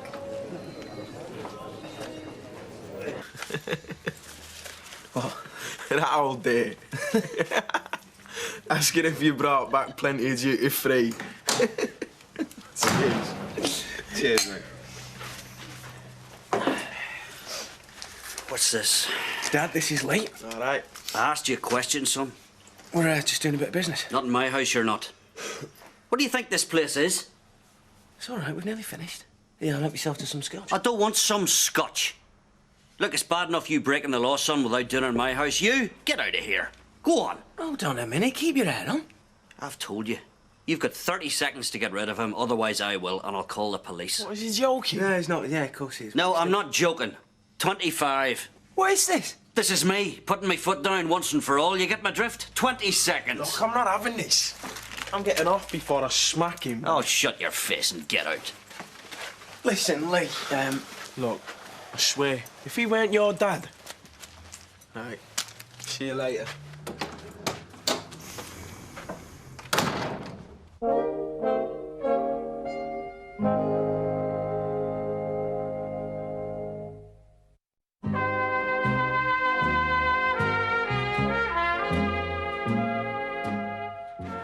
You know what? I got up to go to bog, and I found Jack on the stairs, gasping for air. So what'd you do? Well, he told me to run and get his spray. I wanted to tell Vera, but he wouldn't let me. You know what? He made me promise not to tell her. Why's he doing that? I don't know. Suppose he don't want to upset her. Well, keeping it to himself ain't gonna do him any good, is it? Well, that's what I thought. That's why I wanted to tell Vera. But if I tell Vera, then I'll be letting Jack down, won't I? If you ask me, you'll be doing him a favour. You think so? Yeah. Hang on a minute. Vera! Vera, have you got a minute? What was all that about? How many times have I told you, Stephen, I will not have you breaking the law in my house? Turn it in, I'm only selling a cheap bit of baccy. Once you said to me, Stephen, once and once only, your very words. I couldn't make enough money doing it once. Oh, well, see, so you're going to do this once a week, is that it? I've told you, I'm only doing this to make enough money to pay off me debt. Pay off your... Look, why don't you show some interest in your building business, eh? I have. There's nothing about. Rubbish. I took 3 phone calls when you were away, son. Well, that's more phone calls than I've had in weeks. Well, how in the name of God would you know that? You're never here. Well, what did you say to him, then? I told them the truth. I hadn't got a bloody clue where you were. Well, I need to sort my mobile phone out, then. Get international calls. Need to sort his mobile phone. Look, Stephen, how can you hope to run a professional business on a professional basis when you keep flying off to Belgium every 5 minutes? Or are you going to become a full-time smuggler? I've told you, I'm only doing this until I get myself sorted, and then I'll stop. Oh, catch yourself on. You're not going to stop, not now you've had a taste for it. And do you know what really gets me? I was one of the people who set you up in this goddamn business. You think I might have known better, wouldn't you? Well, I don't know why you're making such a big deal out of it. I really don't. Because it's against the law. So? So eventually you're going to get caught and end up back in the big house. That's why. Well, I don't think either of those are very likely, do you? Oh, well, you wouldn't, would you? Because you're buck stupid. Well, let me tell you something, son. Unless you pack this racket in right now and start showing some interest in your own personal business, then you can get out and go and live somewhere else. What? Fine. If you want to be a full-time smuggler, that's great. Sticking out, fine by me. Only don't do it from my house.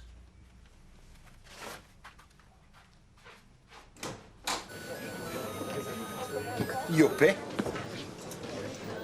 Yes, Vera, my little swamp duck.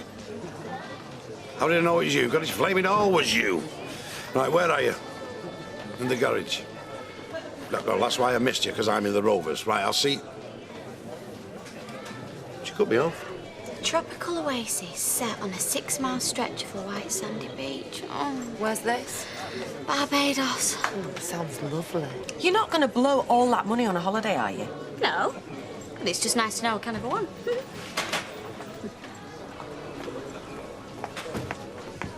It's a good job you're ill, or else I'd swing for you. Why? What have I done now? Why didn't you tell me he'd had an attack during the night? Oh, that's why you're at the garage. Right, what has he said, then? You should have told me straight away. I didn't want to worry you, Vic. Well, I'm going to worry all the more now, aren't I, knowing you're keeping secrets from me? It's only a little twinge. Well, that's a lie. He said you were in a right state. He's exaggerating. Now, listen. You so much as nick yourself shaving, you tell me, do you hear? I hear, loud and clear. Yes. And we're not waiting for the hospital to contact you, because you're going private. Why? Have you had a big win on the bingo? I don't need a big win. We've got 30 grand in the bank. Yes, and I am not wasting it on something I'd get for free. Look, how can it be a waste if it saves your life? What happens if I die during the op?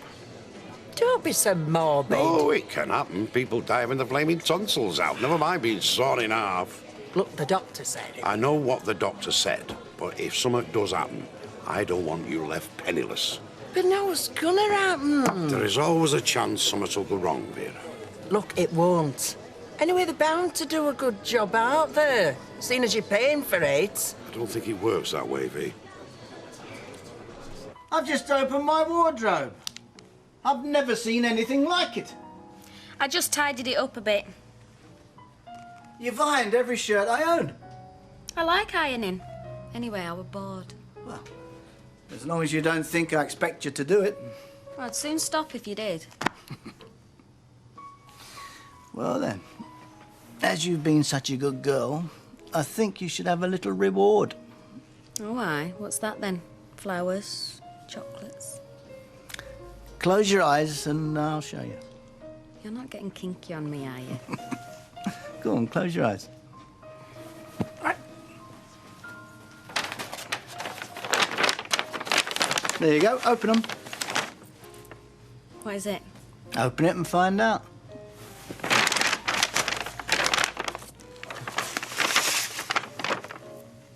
Oh, Mike. Oh, I was hoping you'd be in here. How are you? I'm just on my way home, actually.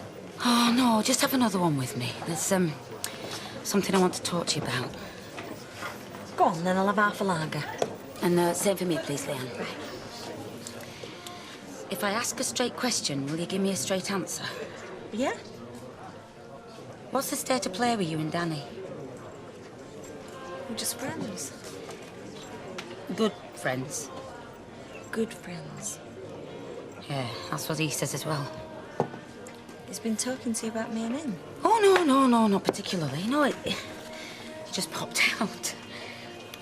Why do you want to know, anyway? Because he's asked me out. Has he? Hmm?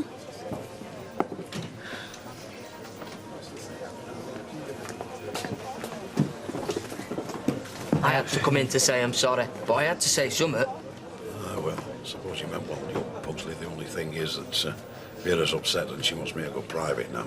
Oh, does she? Well, if you're desperate and you got the cash. If I could think of some way of raising the money, I'd do it. Martin, how do you want about selling your body? Selling your body? Get yourself down the canal, show a bit of leg jet.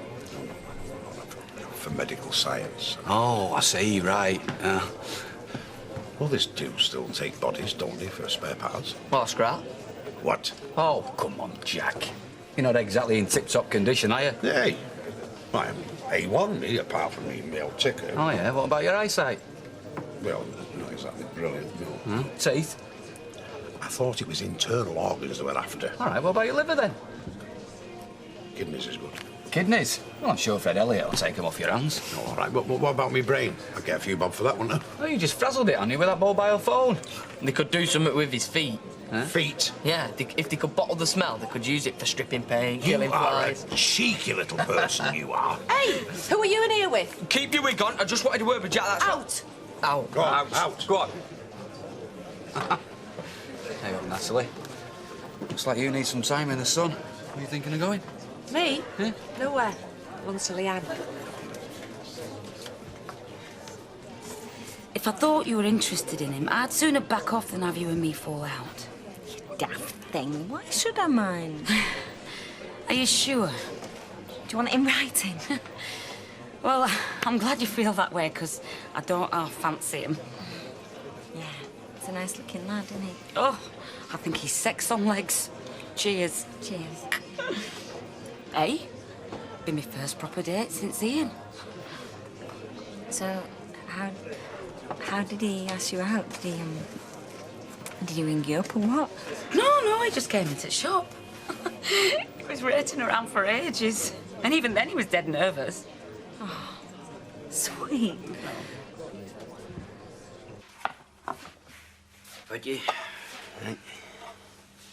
I've made some spag bol, if you fancy it. Aye, if there's enough, aye.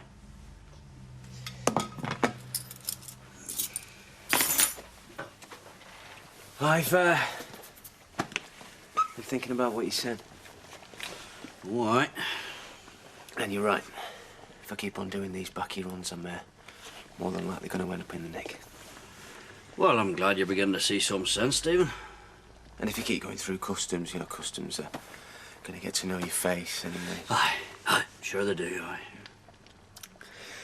I've got to get rid of the stuff I've got, though, because I can't afford not to. No, I understand that, absolutely. Yeah. And then that's it. No more Belgium. Unless you fancy mussel and chips there. Is that their specialities in mussels and chips? Yeah. It's scams, you know? Any scheme to make a bit of money and I'm straight in there, you know? Oh, well, I shouldn't worry your head. You and plenty others. Yeah, well, not anymore. I'm gonna knuckle down. Well, unfortunately, it's the only way, son. Did, you mean what you said about the, people phoning for work there? Oh, did I? Did they leave a number? Certainly, aye. All written down by the telephone pad. Now would probably be a good time, wouldn't it, with it being tea time and everything? Aye. Yeah. Could you keep an eye on that? Aye, surely.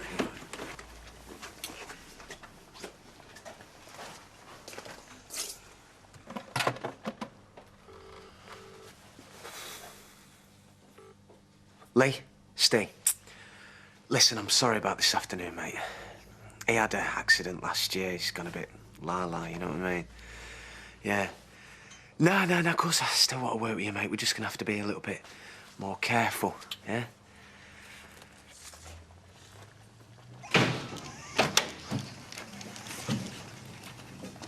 You late back? Oh, I went for a pint. I'll put some tea on. Hey, I've had a brilliant idea. Why don't we all go to Disneyland? Can we? How much have you had to drink? 2 pints. Can we really go to Disneyland? First I've heard of it. What's brought this on? Well, if we can afford to send Leanne to the Caribbean, well, I think maybe we should go away on holiday ourselves. What are you talking about? That's what she's planning to spend our money on. Oh, I see. Take no notice, love. He's just making a daft joke. No, I'm not. Martin, would you like to come into the kitchen and talk about this? I'm quite comfortable where I am, thanks very much. Martin! You actually went and bought this yourself? Yeah. Had a couple of hours to spare, so I went shopping. How did you know my size? I'm in the rag trade. I know how to size a woman up. Oh, it's perfect. Mike, it's gorgeous. This must have cost you a fortune. Well, it's about time you had some good clubber. Are you ashamed of being seen out with me? No, but you can't afford designer gear on what I pay you. Well, as long as you don't think I expect a present every time you go away. If you did, I'd soon stop. Anyway, you want to take advantage while you can. If Emma gets her own way, I won't be able to afford expensive presents. There. Now you can look. What do you think? Something missing. What do you mean? Just hang on a second. Right, now then. Turn round. That's it. Now then. There you go. Move your hair a bit. That's it, lovely. There. Oh, now that is perfect. You know, I really am a lucky guy. Oh, no, Mike. It's me that's the lucky one.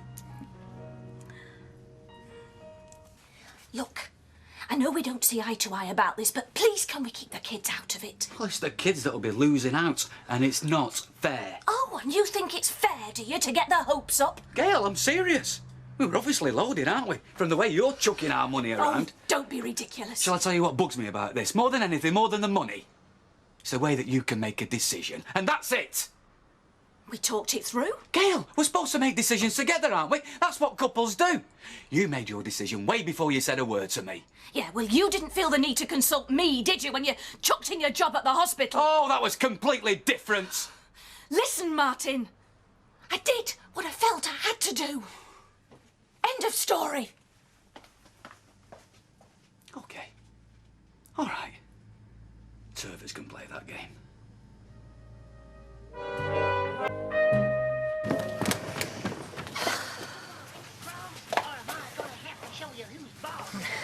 it might be school holidays, but I'm going to be looking after folk all day, so come on, look sharp. You're late. Where have you been? I'm a nurse. People don't stop being ill just to suit you. Mind you, everything else has got to be done to suit you, so why should life and death be different? If you've come home in that mood, you might as well go straight back to work again. I'm going to bed. Well, I'm going to the cafe. Martin, it's done. Sulking's not going to do any good. Yes, you've had your own way, and that's the end of it. OK, fine.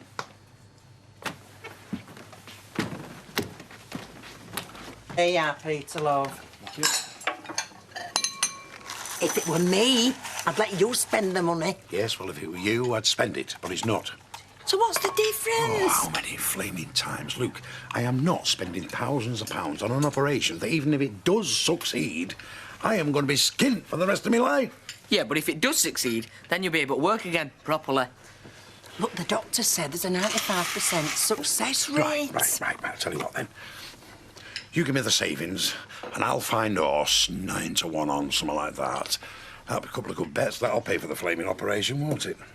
And what if you lose? At least I'll have had a little bit of fun instead of doing me flaming heading like this. OK, Reet. Here's one for you. First date. Oh, I hope this isn't going to be one of those how far should I go questions. Well, it wasn't, but hey, go on. Not so far that you can't get a bus home. That's what my mother always told me anyway. Actually, I was going to ask whether you thought going bowling was romantic enough. Ah, well, not as much fun as what I was thinking of, but never mind. Does Sally know about you and Danny yet? Yeah. That's it? Yeah. Well, she used to fancy him, but nothing happened. If anything, she blew him out. Hey, after what happened with Ian, there is no way I'm going to run off with somebody else's fella. Oh, just so long as you're both OK about it. No man's worth falling out with a friend over. I think I'll just go ahead. What, and book it without him knowing? That'll be a bit of a surprise. No, a stripogram would be a surprise. A triple heart bypass would be a bit of a shock. No, she should pretend it's a stripogram when the nurse comes to take him to the hospital. Look, it's not funny, this. It's life and death to our Jack. Oh, come on, Vera. You can't just ring a private hospital and book cardiac surgery. Well, you've got the money, why not? Because if it was that desperate, then they'd do it on the NHS. Do you know you're as bad as him? People die on waiting lists. Well, there's only one way to find out, Vera. Ring them. There's bound to be private place in phone book. Right, I will. Stripograms. Oh, come on, Vera. It was only a joke. Well, you carry on laughing while I use your phone. Maxine, can I say something to you? No? What? Mrs. Broadhead, dryer. Oh, no. You all right under there? Shall I get you a coffee? Do you know, she might just as well not be here for all the use she is. When you pass 60, which can't be long in your case, you'll find people say that about you all the time. Thanks very much. No dander, are you, love? Yeah, I just keep thinking about my wedding dress. I can't decide what to have. Well, I always think it should be something that reflects your personality. Well, I can't decide whether to go understated and sophisticated. The alternative being? Well, pink and fluffy, you know? Well, if you're going to reflect your personality. Sounds perfect. You look like a fairy tale princess. Or a meringue. Is there anything else I can help you with? Other than get you a more understanding employer? Like what? Well, flowers. Yeah, that'd be great. What I'd been thinking about was Maxine, Mrs. Broadhead. All right. I'll talk to you later, Maud. I still don't understand this desperate rush to get married. I mean, it's not as if Ashley Peacock were going anywhere else. Ashley's a fine lad. And at least she's getting married before she has kiddies. Unlike some of us round here. No, I'm just ringing to inquire about the price, you know, of a triple heart bypass. No, I'm not a doctor. No, it's my husband. Well, he's not a doctor either, he's a patient. So, now Kevin's divorce is through, are you going to marry him? Janice, you've only just started living together. Yeah, don't rush into our. No, because living together is when you really get to know a bloke, whether he snores and that. Hey, don't take any notice of her. Just 'cause she's had a rotten marriage. Yeah, and if that's not enough to put you off, look at the one married woman here. She's got me dad. You could do worse. No, that weren't right convincing, were it? Even to me. Right, enjoy your dinner. Thank you, Judy. Hey, listen. If this is paid for out of the proceeds of one of your wee trips, I don't know whether I should be eating it or not. Cheers, Jeff. Actually, it's a celebration. Oh, don't tell me you got yourself a real job. No, I've managed to pay off my VAT. Well, that's worth celebrating, I suppose. Cheers, son. Well done. Cheers. Especially if it means you're not going to risk your neck again. There's nought like a good wedding to look forward to. Right. Well, that's all I ever got to do, look forward to it. Oh, I'm sorry, love. Clean forgot. Oh, don't you worry about her, Maud. She's past the grieving. She's got her sights set on the new fella. Oh, it's only first date, Rita. I don't hear wedding bells till at least the 3rd. Mind you, Maxine hasn't even got her dress yet. Hey, she can have mine. One careful owner. Didn't even make it to vestry, never mind reception. Not that anybody'd want that one, mind. I don't even know why I kept it. I don't know what to do with mine. I mean, it's not like I'll have anyone to pass it on to or anything. It's just taking up space in my wardrobe. Oh, you keep it. You know, a few years on, it'll bring back all sorts of happy memories for you. Aye, Rita's got a whole rack.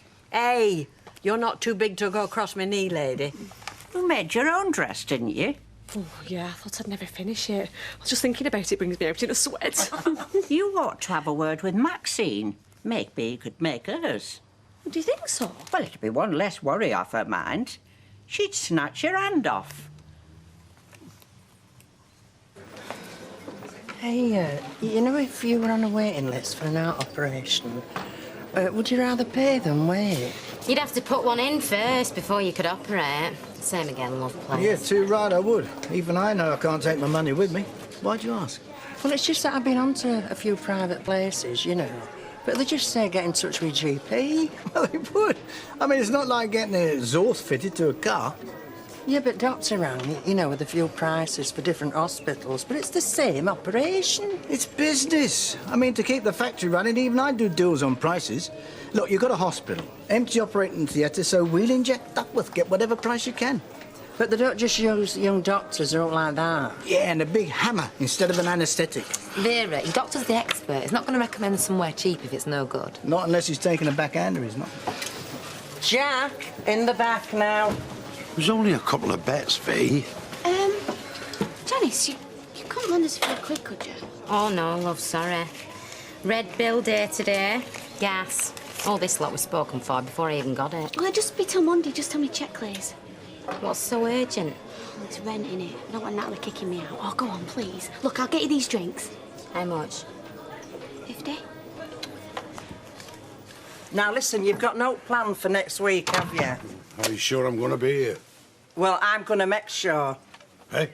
Look, I've seen the doctor, and you can get it done next week. You made me sound like a flaming mongrel. The operation! Hey? Oh, how's he managed to bump me up the list?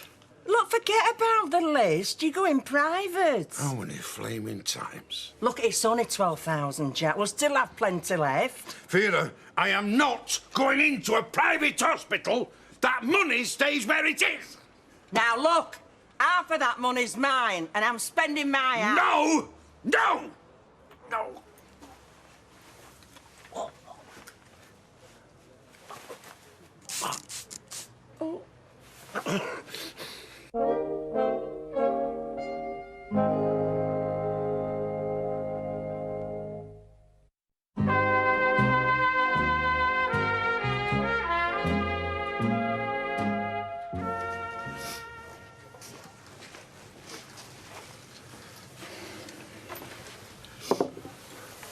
You all right now?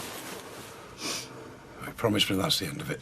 I still don't understand why you won't do it. Well, I'm fine most of the time. It's not getting any worse until you start winding me up, that is.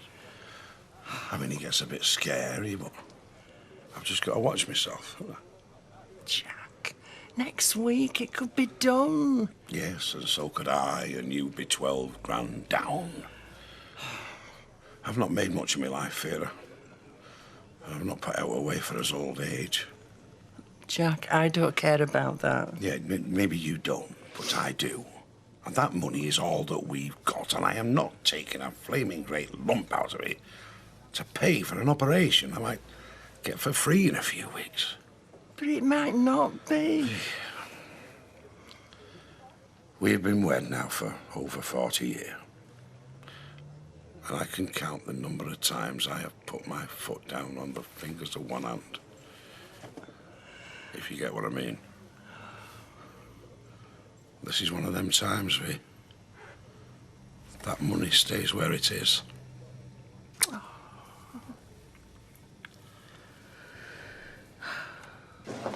You got Kevin's kids again this weekend?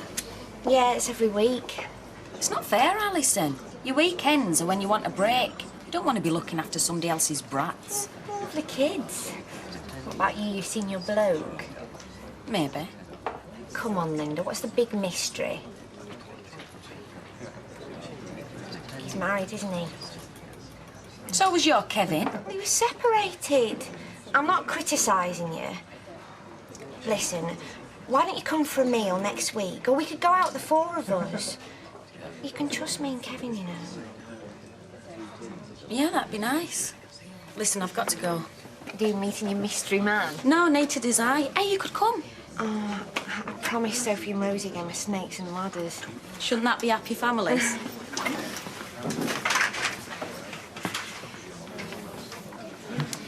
Managed to get rid of the kids? I wanted to talk to you.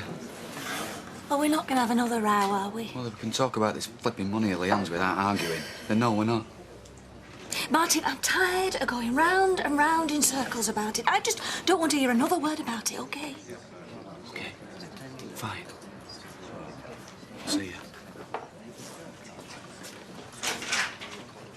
No, it's well.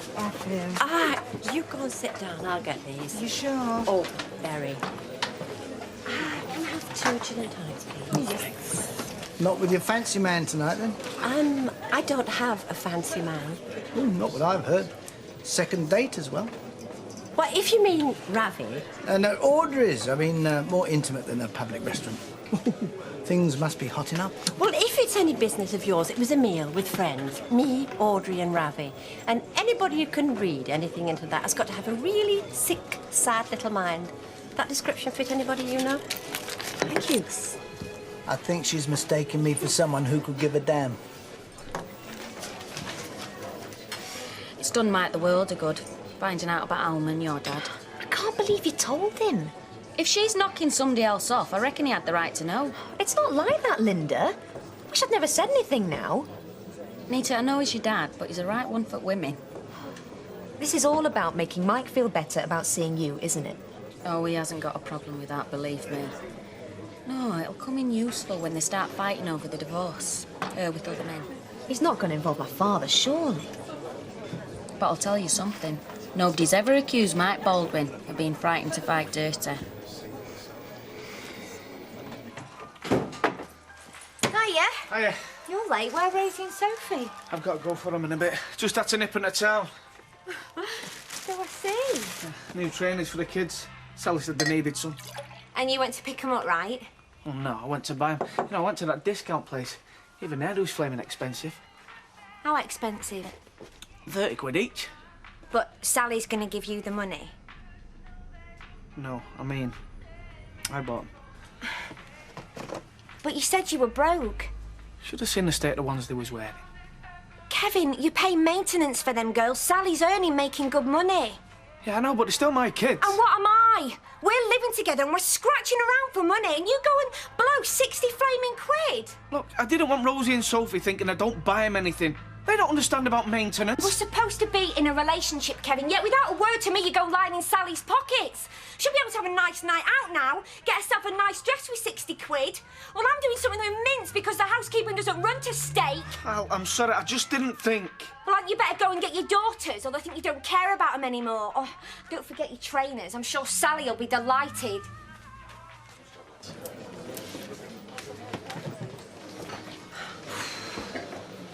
Do you know what's wrong with this place?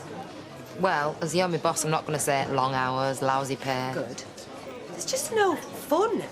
It's the same old gossip, the same old jokes. Yeah, but that lot pay for exactly the same thing.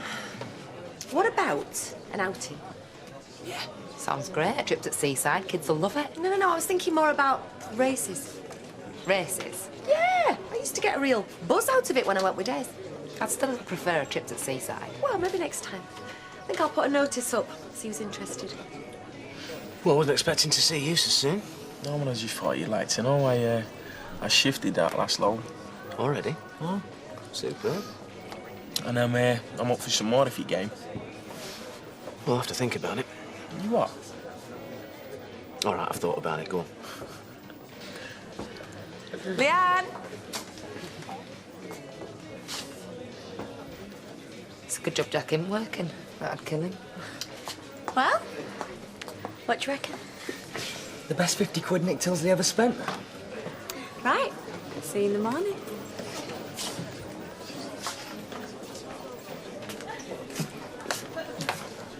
I'm glad we're going bowling. Why's that? Well, I'd have spent a couple of hours getting all glammed up and then sat in here feeling ancient when Leanne walked in looking like that. Oh, she's got an out on you. You're wearing really well for 45. Hey! What? Just you remember how painful it can be when a bowling ball's dropped on your foot. Or worse. There you go, Martin. So, she's gonna blow the lot, isn't she? None of my business. Sorry. Oh, sorry, I don't want to disturb you. Oh, it's all right. It won't be cold. It's only salad. I'm on a diet. Actually, we've got to start looking after ourselves. We've only got 2 months to go. I've started on my face packs already. My mum's a beautician, you see. A what? She works on a makeup counter. Yeah, she's got my whole skin regime worked out already. Oh, I'm sure you'll look fabulous. That's why I'm here, actually, to see if I can help. Maud said that she was doing the flowers for you. Yeah, I just feel like I'm running out of time. And she said you hadn't got a dress. Well, only I've got these patterns, you see, and I thought if there were anything that you liked, I'd be only too happy to run. Well, it's all right, because I've got one now. Oh, when you never told me? Well, it's not something the groom should know about. You see, when I spoke to Maud, I hadn't then. I got these 2 shops, really classy dresses, and I hadn't decided, and I have now. Never mind. I'm sorry to have bothered you. I'm sorry Maud got the wrong end of the stick. I'll see you out. Oh, no, you get your tea. Bye-bye.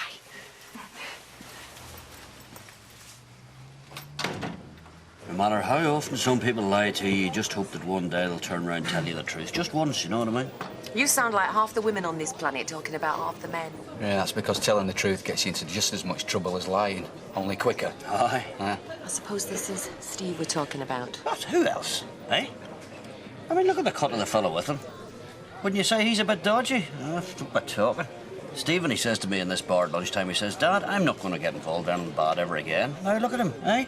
He hasn't even got the grace to drink in somebody else's pub. He has to come into mine. Ah, well, you better give me another drink. You having one, Martin? Aye, go on, mate. Ah, off to see my wife, are you? Alma? No, should I? No skin off my nose if you are, but I'm warning you. She's not the lady that she pretends to be. I know things are not well between you two, but really there is no need for you to speak ill of her to me. Ah, you're just like she is. All airs and graces, but she's just after a new meal ticket. And you're a randy old goat that knows a good deal when he sees one. Come on, Dad, let's go. I never like to see couples breaking up, but in this instance, I couldn't be happier.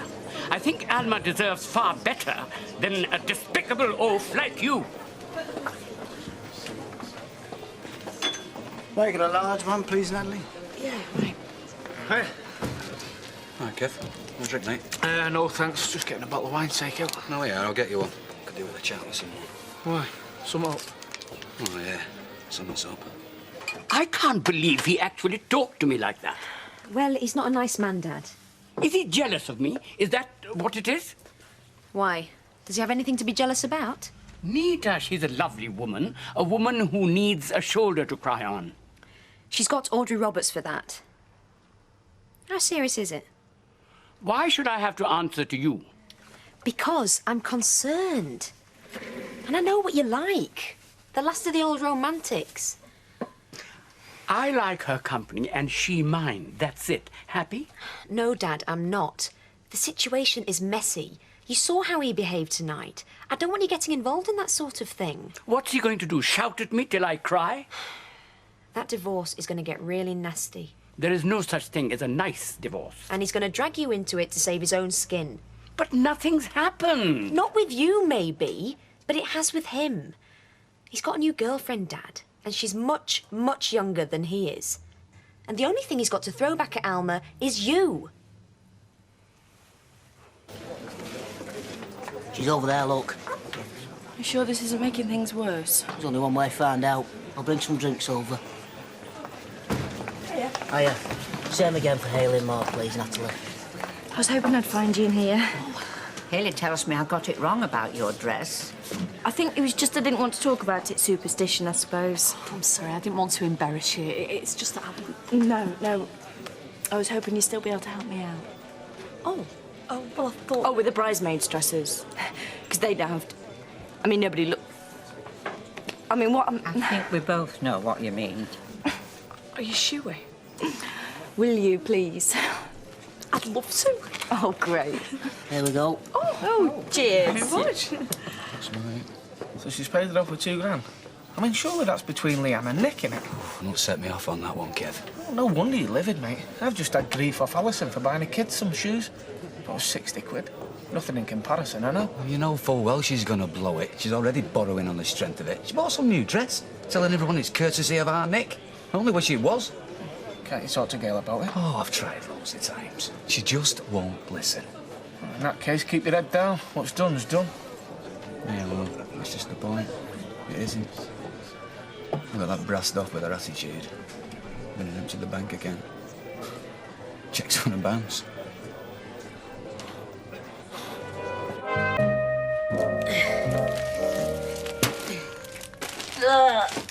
Oh, for goodness sake, come here, let me do 'em.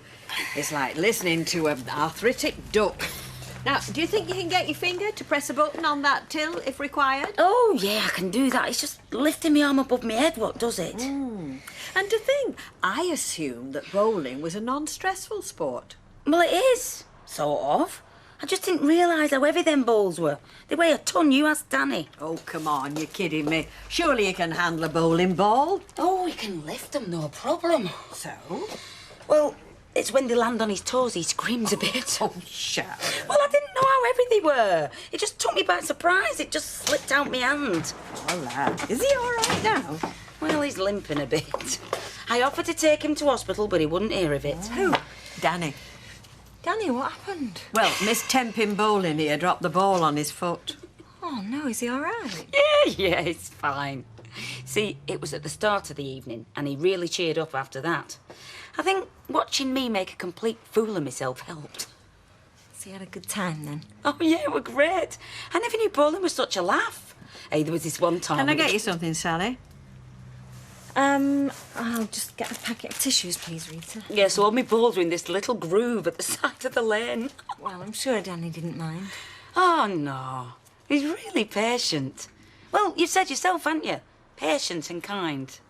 Yeah, he is.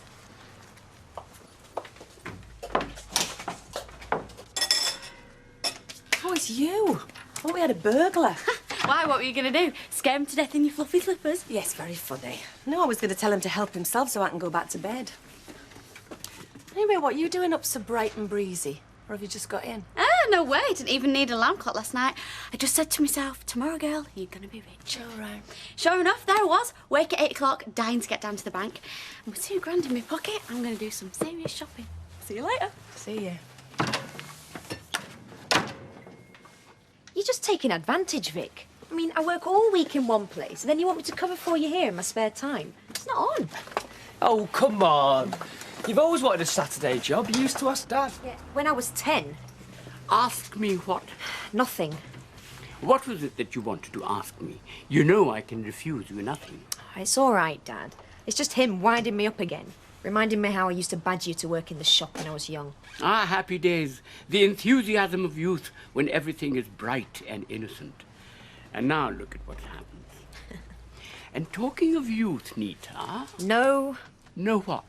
No, I'm not going to tell you any more about Mike Baldwin's younger woman. But Nita, it's very important to me. It affects a very dear friend of mine. Alma, you've only just met her, Dad. Yes, but time is not the measure you use to judge the quality of friendship.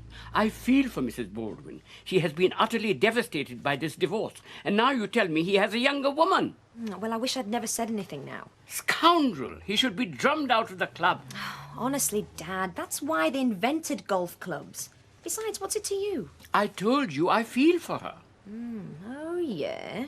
Absolutely. Ours is a purely platonic friendship. Like you, Mrs. Braithwaite. That was a misunderstanding, and now you get on with your work.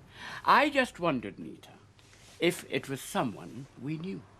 Look, Dad, I'm sorry I ever mentioned it, and I don't want it going any further. So please, don't breathe a word of this to anyone, okay? Your Uncle Fred, Maud, my mum, Jeeves account. Well, you must have somebody else, you know. You can't have that many on yours. Roy? Oh, hello. Is Gail not here? No, she's gone to the cash and carry. We take it in turns. It's her turn today. Oh, yeah, I know how the system works, right? So, well, when's she back? Oh, well, let's see. She went about 9:35 or thereabouts, so allowing for the usual... I'm not quite sure. Shall I get to give you a ring? Yeah, right. Listen, can you tell her it's very important that I speak to her as soon as possible, okay? Rely on me, Martin. As soon as I see her, she'll be on that phone. Cheers. Has she got your number? She what? I mean, where will you be? Will you be at work or hospital or... Well, I'll be at home. But then, yeah, I have got to go to work for a couple of hours. Right, don't worry. Just tell her to contact me urgently. Right. No, I think that's it. You positive? I'm sure we haven't got anybody with surname beginning with X. And you don't have to hang about till we find someone. Look, these people are expecting to come to my wedding. I can't not invite them. It just seems a lot to me, that's all. It's a good job it's not on water. Water? Yeah, because if it were, the church would be listed heavily to one side. I can't help having a big family. I can see there's more on my side than yours. Might I interject? My wife and I, we were faced with a similar situation not so long ago, and we found the answer was colour coding. What? Green for young people because they've still got growing to do, and yellow for people. Oh, all right, Roy, I think we'll think about it. Of course, when the church proved unavailable, then the plan went into abeyance. But we still do have the name tags on the chart. You can borrow them if you like. No, I think we're all right, Roy. What, you mean you do? No, I mean we don't. Right.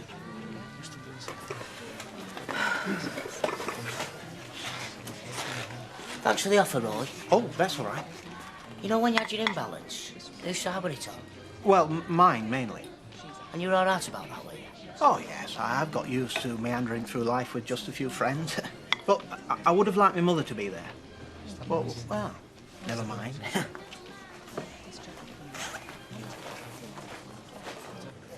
There you go, Ken. Oh, thanks. Thank you. Hiya.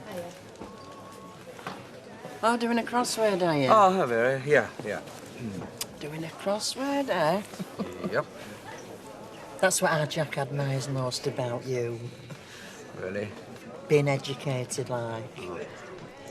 Yeah, that's why I thought, you could have a word with him. A word like, Vera, I'm struggling to find a word. Oh, yeah? Oh, it's not like you, that. I mean, that's why I've come to you for help. What help? Well, with our Jack. Because he listens to you, because of that special relationship in his life. Oh, yeah? What special relationship is that? Well, you being his godfather. Godfather? Well, yeah, what did you think I meant? Vera, I'm not Jack's godfather, not in the true sense of the word.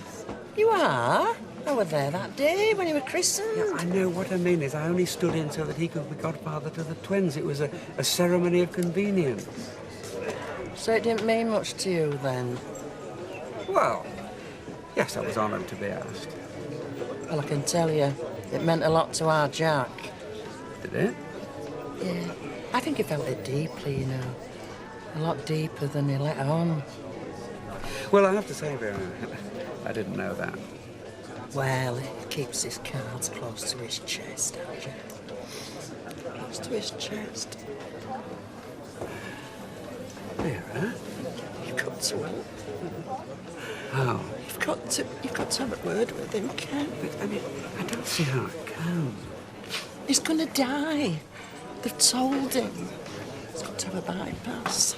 want him to go private. You know, I've got the money. But if you don't sort it out soon, it'll be too late, and we can't wait for NHS. And Jack won't go private? Well, I can't say I blame him. I don't agree with it myself. No, it's not that. He's got it into his head that he's going to die anyway, so it'd be a waste of money. You see, he wants the money to come to me when he dies. Oh, it's very laudable. I don't want him to die. I want him to live. I'm not bothered about the money. I just want my Jack. And you want me to try to persuade him? Yeah. As his godfather? You'd think low-fat crinklies would weigh less than ordinary ones. Oh, no, Gail. The overall weight of the box will remain the same. It's Yes, really all right. Thank you, Roy. Martin was looking for you. What do you want? He didn't confide that in me, but he did say it was urgent. Thanks, Roy.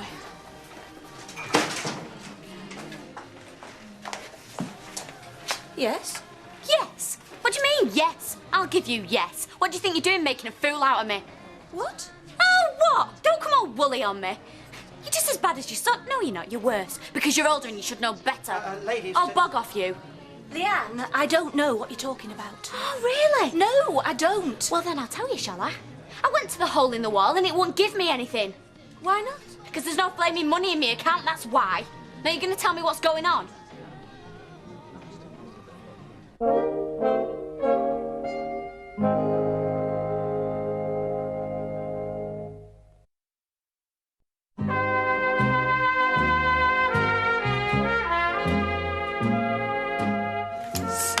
Stupid bureaucracy. What? You word. Security. Wasn't even through to my branch. There's some kind of centralised phone system. So what are you going to do about it? Well, I've got all the details at home and I would prefer to conduct my financial conversations in private, so I'll get back to you. Certainly are changing, aren't they, phones? We recently had occasion to report a fault on ours. It certainly was a procedure. Yes, first of all, we had to press the star button twice. And we were presented with a range of options from which to make a selection. So listen to them, press the appropriate number, which was a 1, I believe. Oh, for heaven's sake, shut up! I think that took the heat out of the situation. So, how are you then? Fine, fine. Oh, good, good. You just passing, were you? Look, Jack, there's no easy way of saying this. Vera's asked me to come and have a word. Come on in.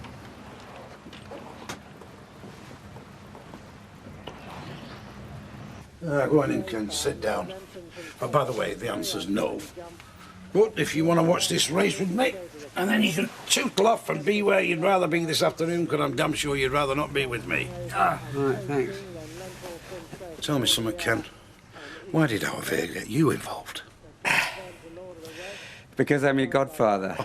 Oh, dearie me. Yep. So she seems to think that as a result I'll have some influence over you and you might listen to what I have to say.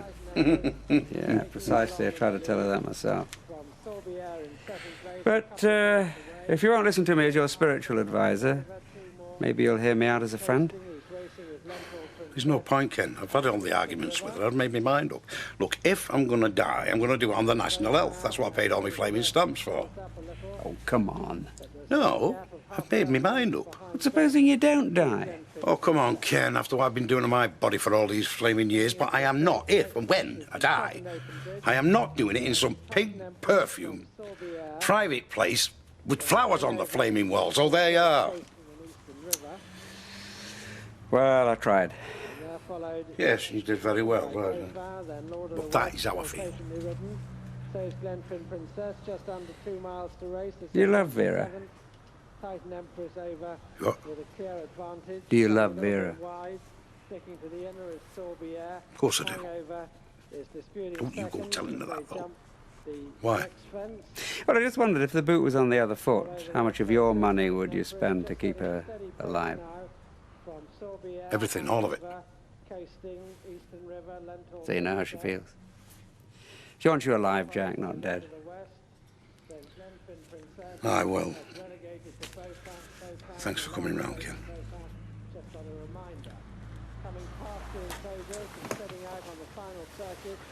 Not yet at halfway. Titan Empress by a length this time. My husband did. On Friday. So the account's been completely cleared? No, no, nothing's wrong. I just didn't know he was going to do it on Friday, that's all. No, he's at work right now. But I'll see him later. You see if I don't.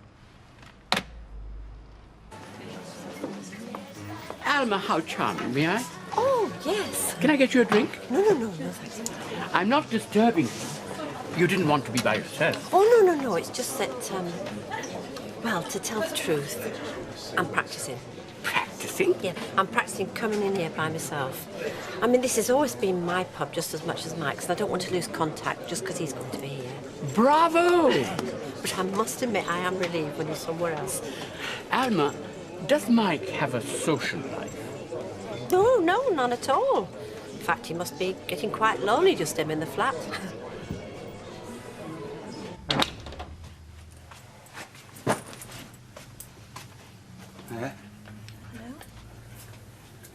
I wanted to speak to you this morning, but I had to go to work for a couple of hours.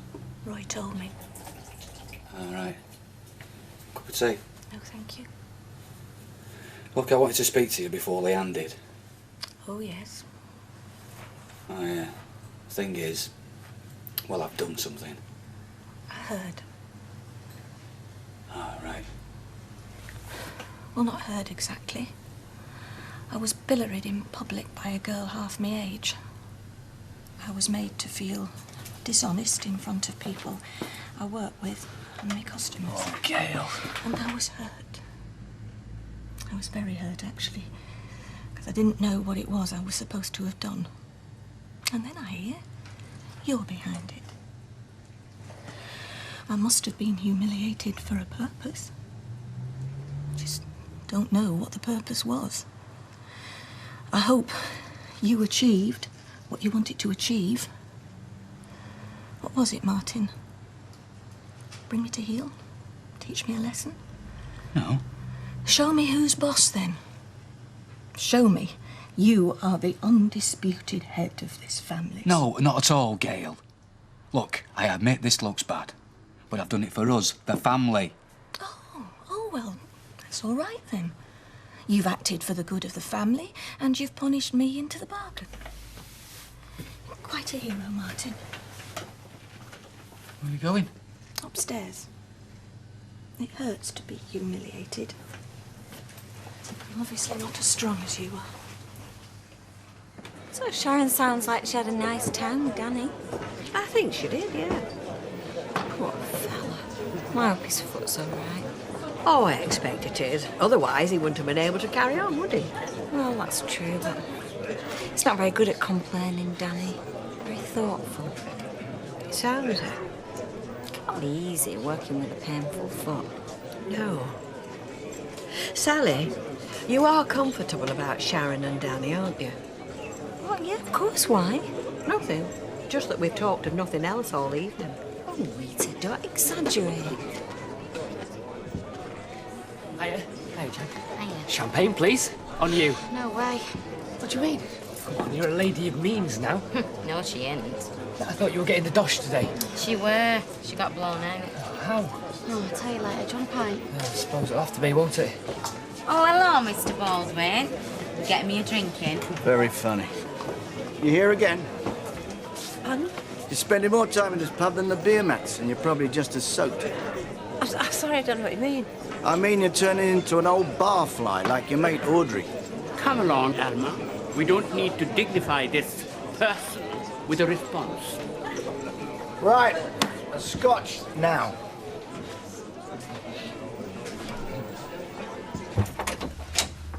Hiya.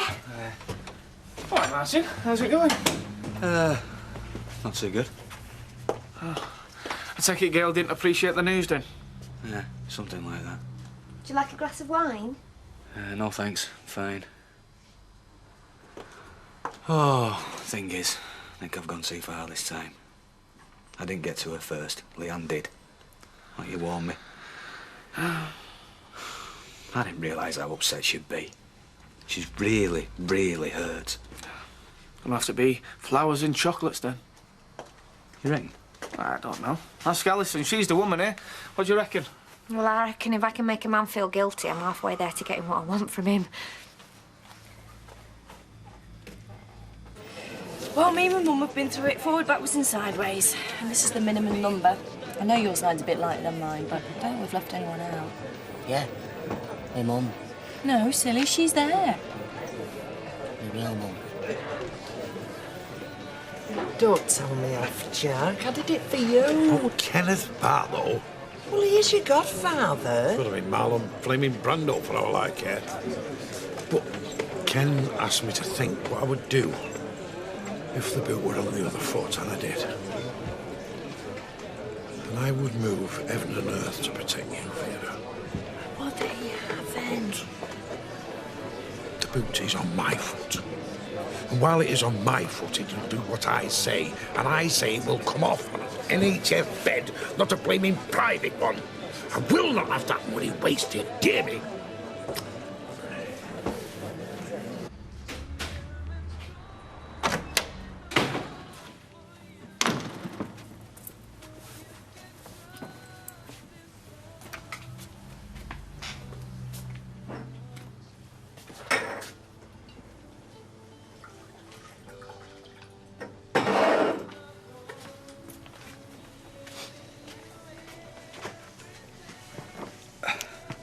You've come home then? Mm-hmm.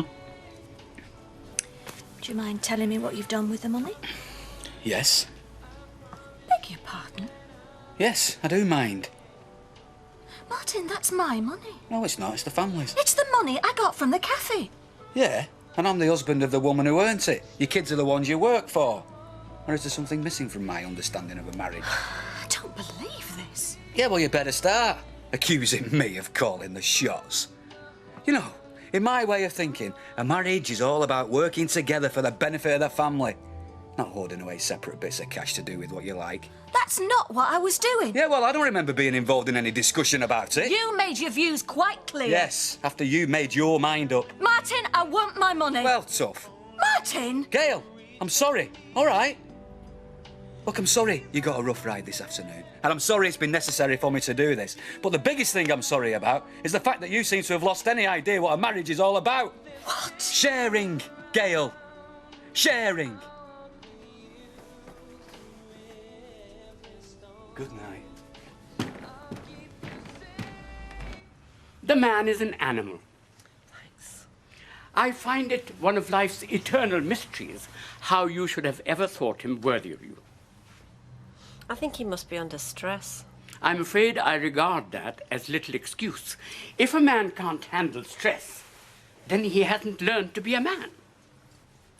You know, I wondered... Yes, dear lady? Well, I wondered if it was just some peculiar way of trying to get me back. Ah! Oh, no, you don't know, Mike. When he's angry, he lashes out. He wants one thing and he can't say it, so he gets trapped into doing the opposite. He's angry about us, but because he can't ask me back, he becomes cruel. You know, I know it sounds odd, but I know he doesn't really mean it. Oh, Alma, if only... I'm sorry. So what do you mean? I didn't want to be the one who told you, but you're making it hard for me not to. Tell me what? Mike doesn't want you back, Alma. If he's being cruel, that's how he is. Well, not necessarily. Alma, Mike is seeing someone else. He's not stuck at home in his flat, as you think. He has another woman, one who, I regret to say, is considerably younger than you.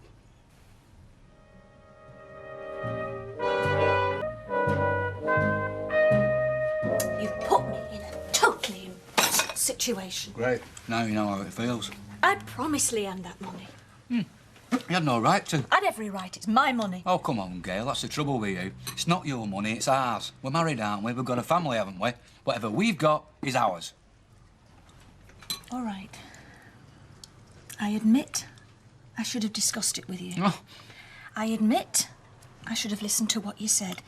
But the fact is, I didn't, No, Martin. you didn't. So I'm not now, not ever, going to let you hand out £2 to Leanne. Martin, it's money well spent if it gets Nick free of the quick. Oh, come on, can't Nick fight his own battles, eh? Just this once. That's what this is all about, really, isn't it? You're jealous of Nick. Jealous? Oh, come on, Gail. As far as I'm concerned, he's my kid. Yeah, just as much as David is. That's what I think of him. That's what I've always thought of him. Ever since Martin. me and you have been together. I want that money. You've got to put it back in our joint account. Oh, well, I will. As long as you promise me you won't take £2 out and give it to Leanne. I promise you no such thing. Right, I'm going to work then. Martin, don't you dare walk out.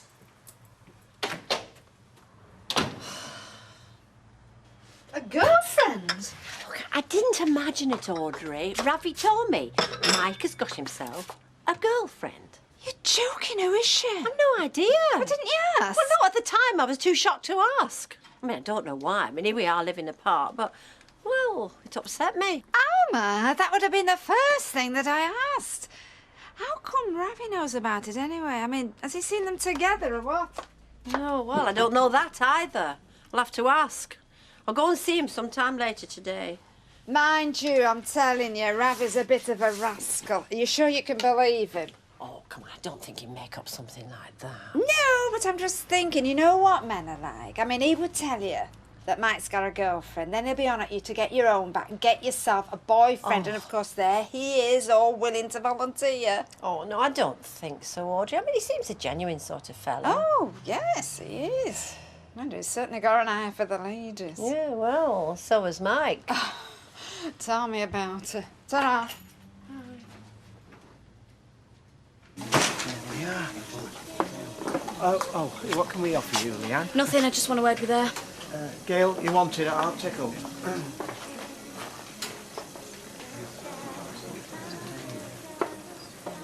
Well, what about my money then?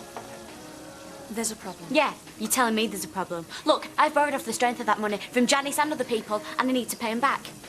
Well, I can't give you what I said because... Look, you promised me £2,000 as soon as I sign them papers at your solicitors, and I want it. I can't give you what I haven't got, Leanne.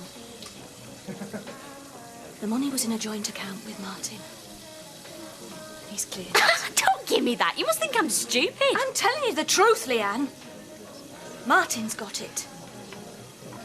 He's been awkward, but if you give me a while... Look, I've done my side of the bargain. Now, you going to pay me or not?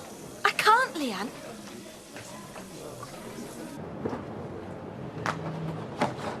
Hey, playing hooky from work, are you? No. Can't have a brew till I get back with this milk. Even Baldwin's clamouring for a cup of tea. Hey, listen, I've been thinking the last few weeks, you know, all the problems with Rosie and all that, well, been a bit rough on you, hasn't it? Well, it's been easy for anybody. Yeah, well, we're over the worst of it now. According to Sally, Rosie started behaving herself. Look, what I'm driving at is you and me, well, we know where we're going now, don't we? I want to take it out tonight, somewhere special. Well, great. If you think we can afford it. Never mind if we can afford it. Like I said, it's you and me and we're back on track and it's a special occasion.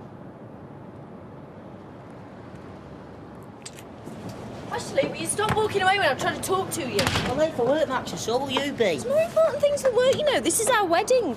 Right, I've done a list of things for you to do, and I want them doing today. That's not tomorrow or next week, but today. Birth certificate? Yeah, the vicar wants to see it, so you're going to have to dig yours out. I don't think I've got one. Of course you have. Everyone's got a birth certificate. Well, I've never seen it. Well, you're going to have to ask your mum then, aren't you? Actually, I bet that'd be a bit dodgy, your birth certificate. I never thought of that. I might upset her if he asks for it. Well, you're going to have to. No birth certificate, no wedding. Oh, well, fair enough. We'll carry on as we are then, eh? Living in sin. What a joke, Maxine. Ashley, there are some things you don't joke about, and our wedding is at the top of the list. She promised me 2,000 quid. Just calm down a minute. And now she's all saying right? I can't have it. She's not got the money. She's con me rotten. So what are you going to do? I don't know. What can I do? Well, you know that cheque she gave you? The one that bounced? Have you still got it? Well, yeah, but it's no use. The bank won't cash it. No, I know that. But the cheque's evidence, right? Evidence of what? What do you mean? Well, the cheque proves she offered you money. Stick with me, Lee. I'll tell you how to get Gail Platt right where you want her. I've got to drop home for my dinner today. Oh, well, we're honoured, aren't we? Knowing how much you enjoy a session at the Rovers with your friends from work. Well, they're nice girls. Most of them, anyway. What's happened? Has that Linda been at you again? No, give over, Roy. Drop it. What's this? Nothing. Roy's talking out of turn. It's just that Linda Sykes has a snipe at me sometimes, but she's like that with everybody. Do you need a hand? No, you're on your break. All you've got to do is decide what you want for your dinner. I'll get that. Yes? What's good today here? Everything. She is. It's Leanne for you. Leanne, we're very busy right now. It's all right. What do you mean? Right, well, we'll talk about it tonight. No. Don't do that. I'll come right now. I'm sorry, Roy. I'm gonna have to go home. We're in the middle of our busiest time. Yeah, I'm sorry. It's family business. I'll be back as quick as I can. And I tell you what, I think you should sit down more. Well, while I'm working, I'll be up and down like a flaming yo-yo. No, you won't. If you've got one of them nice stools, you know, you could just perch your bum on it. Tell Natalie to buy you one. Oh, I could ask her to fix me hammock up, couldn't I? I don't think. And another thing, I think we should go away for a bit, you know, to the seaside. And I pound to a penny while I'm away, I'd miss my chance at the hospital. All right, then, we could go away for outings, you know, like day trips. While I've chanced, you mean? Do you know, everything you say, Vera, reminds me that I could pop my clogs any minute. Ravi? Oh, Adam, how wonderful to see you. What will you have? No, I don't want a drink. I just want a straight answer. This woman that Mike's been seeing, who is she? I don't know, and that's the honest truth. But you saw her. I mean, what does she look like? No, I haven't seen her. I was told about her. Told by somebody reliable. But who? I need to know. I need to find out. I mean, who told you this? I'm afraid I'm not at liberty to tell you. I wished I hadn't passed this on to you. I'm sorry, Anne. Yes, well, so am I. Deirdre, is Mike in the office? No, he's gone out. I think he's gone to the flat. Oh, thank you. But then he said he was going on to an appointment. Poor Alma. She's having a bad time. Yeah, I feel dead sorry for her, don't you, Linda? She probably brought it on herself. You never know. Yeah, you do. Her husband went off with another woman. Your Kevin was cheating on Sally. I don't see you sitting in here feeling sorry for her. It's different. I mean, you girls, come on, has anybody got me a drink? Good. Good job. Oh, Maxine, you don't think you can fit me in after work, dear? About 5:30? Yeah, sure. I see. Kevin's taking me out tonight somewhere special. Oh, what's the occasion? I don't know. He's been really cagey. Oh, don't say there's another wedding in the offing or an engagement ring. I don't think so. Well, he's a free man again, isn't he? And I tell you what, I've just been in Rosamond Street. And guess who I saw coming out for jewellers? Not Kevin. Oh, say. Yep, Kevin. What would you be doing coming out of a jeweller's, Alex? Well, I suppose we'll have to have a drink on this. Betty, where the hell has Leanne got to? Don't ask me, lovey. 1 minute she's here, the next minute she's gone. This is very inconvenient, Leanne. I should be working. Well, I have to work for a living too. It's not as if my husband keeps me, is it? If it's about the money, I can only tell you what I told you this morning. Well, actually, no. It's not really about the money. It's about the deal that we had. Well, I thought that we had. You see, I feel really bad about it. Because the more I think about it, it was wrong, wasn't it? What you made me do? I didn't make you do anything. You made me go to the solicitors, didn't you? You made me tell them that pack of lies about how I'd been unfaithful to Nick and that was the reason why he left me. You were perfectly willing to agree to it. Yeah. Only because you said you'd pay me. But now, I mean, the more I think about it, it was wrong. It was all lies and I shouldn't have done it. So, I think the best thing for me to do is go to the police and tell them everything and get it all off my chest. I think that'll make me feel better. The police? Now, just a minute, Leanne. I shall tell them that I told the solicitor a pack of lies and I signed the forms and everything. And I suppose I should tell them about that cheque you gave me. You know, the one that was no good. Just to prove and explain that the only reason I did it was because you said you'd pay me. If you do this, Leanne, you'll get yourself in a lot of trouble. Maybe. But I think you'll be in a damn sight more trouble than me, though, won't you? Don't do this, Leanne. Please. Well, then pay me what you owe me, right?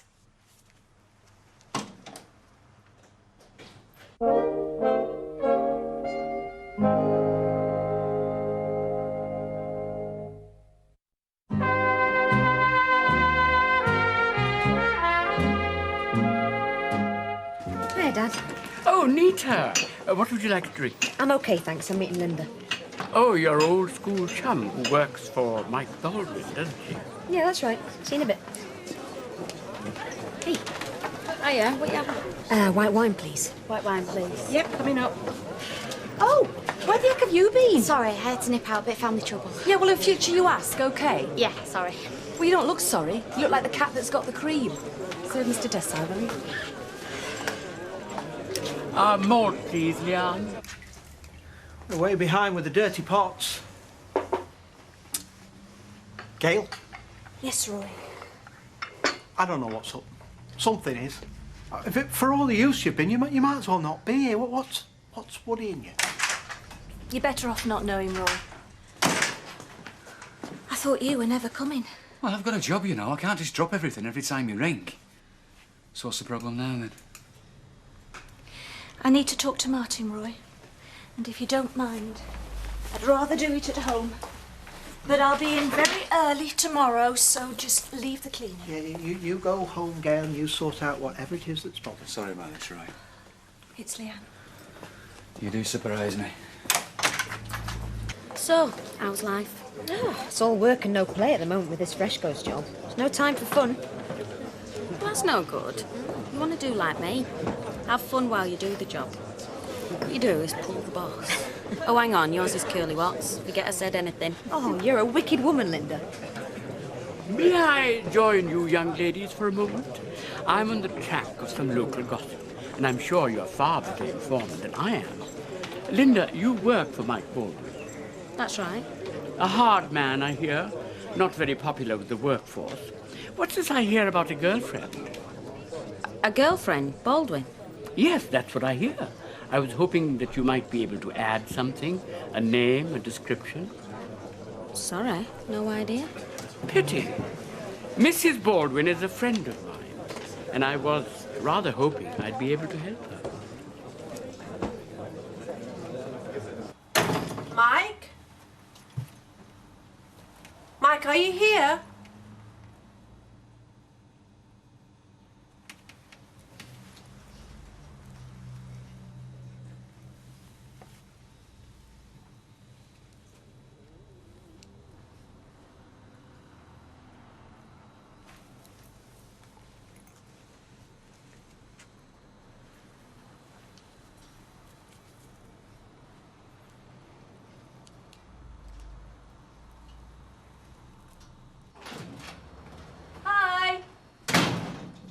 Sorry I'm late. I had a last-minute booking.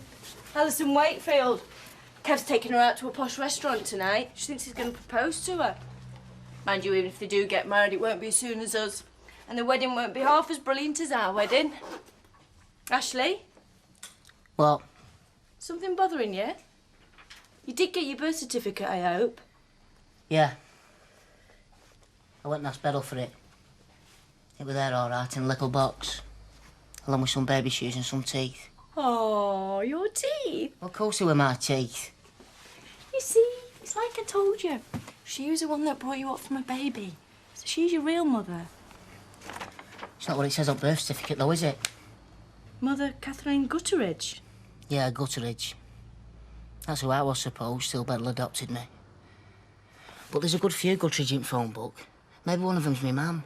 But I thought she moved away. That's what Fred said. Yeah, he did. But there's a lot of things like he hasn't said, like my birth certificate. Have a look what it says on there. Father unknown. Ashley, you're not going to start ringing people up and asking them whether they're your mother. You're not, are you? Look, I mean, she might have married. She might have changed her name by now. I know, and I've thought about that. Well, I've got to find her, Maxine. Why, though? You don't even know her. And she didn't want you. That's why I can't just leave it. I need to know whatever there is to know. Yeah, I want to tell you something. You look wonderful tonight. Thank you. It's a dear place, this, isn't it? You sure we can afford it? Don't you worry about that. Tonight's special. Why? Because you're special. That's why.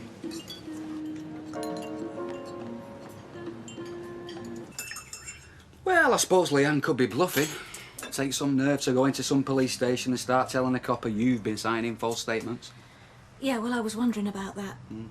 But she's angry. She thinks I've cheated her. I think she's angry enough to do it. And if she does... If she does, you're in trouble up to your neck. And I don't know what the law would say, but... well, I suppose what you did would be a crime in someone's book. I only wanted to help Nick. Wonder what they charge you with. Could be bribery, I suppose, or seeking to corrupt the course of justice. It'd be something like that, I dare say. And it'd be you they'd go for, not Leanne. And there's you, old enough to know what you're doing, manipulating a kid of 18. Only so Nick could get a quick divorce. People bend the truth in divorce cases all the time. Everybody knows that. Yeah, but it's when you get caught. That's when things can turn nasty. That's the way of the law, Gail. You get done for the crime of being found out. But we can't let it happen, Martin. We have to do something. Oh, it's we now, I notice. Huh? We're in trouble. We've got to do this. We've got to do that. Before, you didn't listen to a word I said. You just did what you wanted. There was none of this we then. It was all you. All right. I was wrong, I admit it. I should have listened to you. I'm in a mess, Martin. Are you going to help me or not? Gail, I'm sorry you need to ask me that. See what baffles me about you? How come you're not married? Well, I nearly was earlier on this year. But,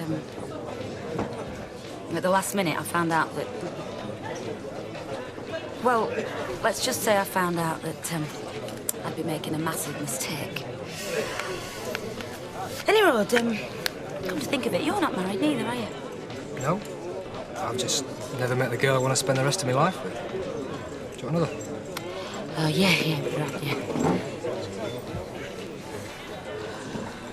Are you okay, Alan? I've just never known you as quiet as this. Oh, I'm sorry. I'm rotten company for you, aren't I? Do you know, I thought my marriage breaking up was bad enough, but now I'm starting to realise it can't ever have meant much to Mike. Why do you say that? Well, he's already fixed himself up with a girlfriend. You know, off with the old, on with the new. I couldn't believe it at first, but yeah, I was there in the flat. Well, all the signs are there. He's got some woman. Who, I don't know, but I wish I did. Alma. Anyway, look, I'd best be off before I make you as miserable as me. Roy will be here soon, won't he? Yeah, look, I'll second that. Come to tell you, you'll get your cash. When? It's going to take me a couple of days to organise. By the end of the week. Well, I better get it this time, Martin, otherwise you know what I'll do. I said the end of the week. Okay. Martin?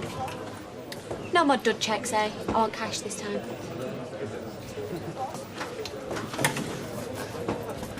What did I tell you? Yes! That was lovely, Kevin. Thank you. Thanks. Oh, glad you enjoyed it. Had it tough the last few weeks, haven't you, what? With me and the kids and Sally and all that. I just wanted to let you know I appreciate it. Well, thanks. I'm not grumbling. No. I appreciate that as well. I sometimes feel as though I don't tell you enough how I feel about you. You make me really happy, Al. I nearly forgot what it was like to be happy. That's wonderful, Kevin, because I'm happy too. I really am. Good. Really glad about that. Hey, look, I think have a look at this. Got it at dinner time. Didn't cost much, it's well, Rosie's been good the last week or so. I just thought I'd give her a bit of encouragement. What do you think? It's really nice. I'm sure she'll be really pleased. Yeah. Girls like that sort of thing, don't they? Yeah. They do.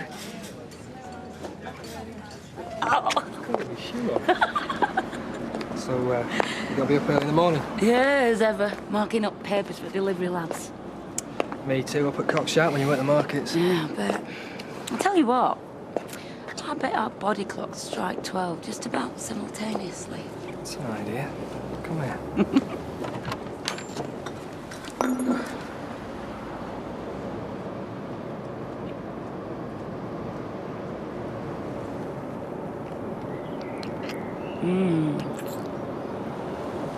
It's a bit soon to say goodnight. What do you think? Yeah, it's a bit. So, do you fancy a coffee? Yeah, that'd be nice.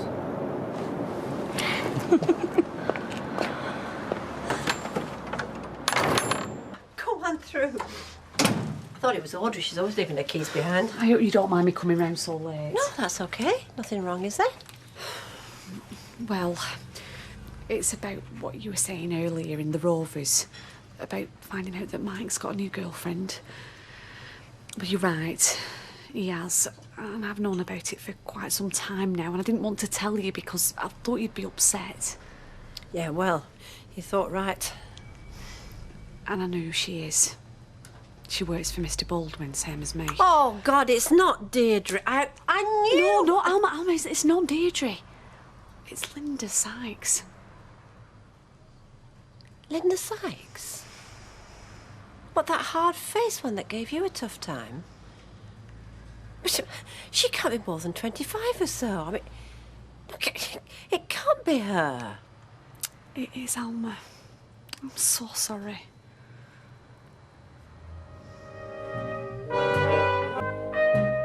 Kissing on the back row of the movies on a Saturday night with you. Holding hands together, you and I hold it. Oh, well, I reckon I did the right thing having an early night, if you're anything to go by. Oh, just knock it off, Audrey. I'm not in the mood. One too many G&Ts in the Rovers, was it? Or was it drinking out of a dirty glass, as Alfie used to say? Alma, now come on. Moping about this divorce is not going to do you a bit of good. I wasn't moping. Well, if you really want to know, I had a visitor when I got back last night. Really? Who? Hayley. Hayley?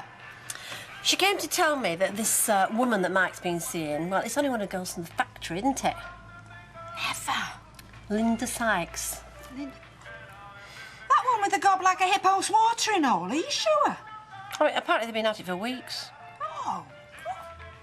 Well, I know Mike wasn't exactly born with a silver spoon in his mouth, but Linda Sykes, I mean, she could blow her nose on sandpaper, that one. I mean, I haven't slept a wink all night. I mean, I bet they've been having a great laugh, the pair of them, behind my back. No, of course they haven't. So what are you going to do? Well, first, I think we're going to ring Curly and tell him we've got a migraine or something. And then I'm going to say you're still laughing down at the factory when I finish there. Yeah. I thought Alma were going to go up in flames. She was that furious. I've never seen her anything like that before. It shouldn't be that much of a surprise, should it, Hayley? I mean, you knew news of what Baldwin was up to was going to upset her. Are you saying that I should have carried on keeping what I knew to myself? Look, I know that Alma is your friend and you want to do the right thing, but you know what I felt about it all along. I know, don't meddle. But I respect the fact that you care about her. But I care about you. And I don't want you feeling the blast from any fallout from this. Well, it's too late to have any second thoughts now, isn't it, Roy? I've told her. I think it's just a matter of waiting for the big bang. Hiya, Sally. Oh, hi, Sharon. What are you doing here? Shouldn't you be over at the cabin? Yeah, by rights, but Rita's watching shop for me while I grab me breakfast. I didn't get a chance for any this morning before I went down to do papers. They were lucky they got done at all. Oh, yeah, why with that, then? Oh, you could say I had my mind on other things. Danny stopped over last night. Going well, then, is it, with you and Danny? Oh, I'll say. Must be all that fresh air on that market stall. Gives him a right appetite, I tell you. Hey, and I'm not talking about food. I better be getting back to Rita. Sally, you did me a right good turn when you put Danny my way, I'm telling you. I owe you one. See ya.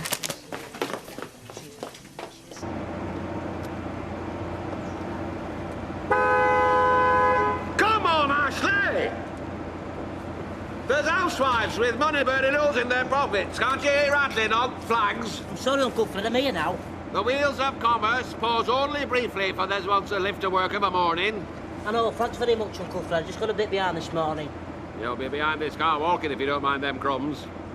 This vehicle were given a gold medallion valeting only day before yesterday. Sorry.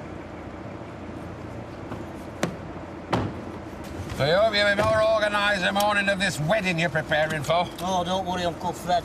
Maxine's planned it like a military operation. Well, as long as it's not the charge of the line brigade. Oh, it'll be perfect. Well, it would be if I could find my real mum. Well, never put that into your head. You did. Tell him it's true for you, I know I am. Now see, Ashley. Beryl's your mother, in all but pain of childbirth. You'd never even heard of Kathy till a month or so ago. She's nought to you. She's me mum. How would our Beryl feel? You wanting this woman at your wedding, who you'd all but never set eyes on. And there's other folks' feelings to be considered here, not just your own. My mum will bellow me. She'd understand. I'd talk to her. Oh, but it's no use falling out over it. I mean, there's no chance you'll be able to locate her any road. She's flitted to Australia last time I heard, with this new fella of hers. Australia? Aye. 20-odd year ago. She'll have been married by now. New name. Doubt if she'll even sound same. You'd best put it at the back of your mind. Yeah. Suppose.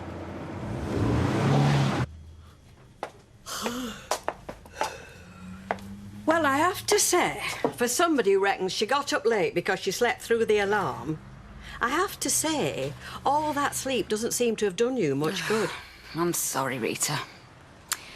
Truth is, I didn't get all that much sleep at all, really. Oh?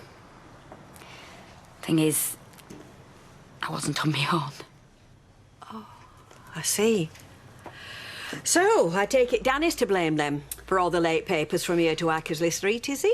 Oh, don't have a go at me, Rita. Am I having a go?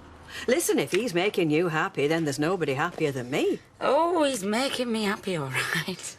So is it serious, then? All this being happy? Just two grown-ups having a good time together, Rita. That's all. For now.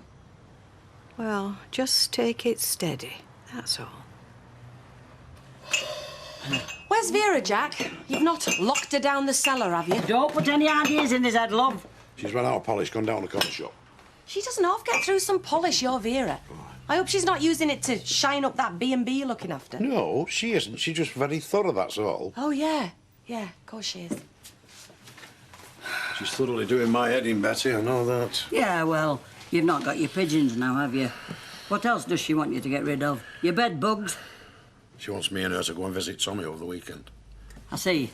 You don't want to go, then? No, it's not as I don't want to go, Betty. It's not as I don't want to see him. But I don't want to go and see him thinking it's the last time I'll see the little lad. I don't want to say goodbye, that's all. Oh, come on, Jack. You're not at death's door yet. Well, I do wish you'd tell our Vera that. Well, what's all this about? You're never going to see that little grandchild again if you live long enough to get that telegram from Buckingham Palace. No, is it, Egg? Listen, I thought this doctor of yours told you to carry on as normal as possible. I don't think he meant carry on malingering. We know you're ill, you know, but you're not the only one that's suffering. What about your Vera?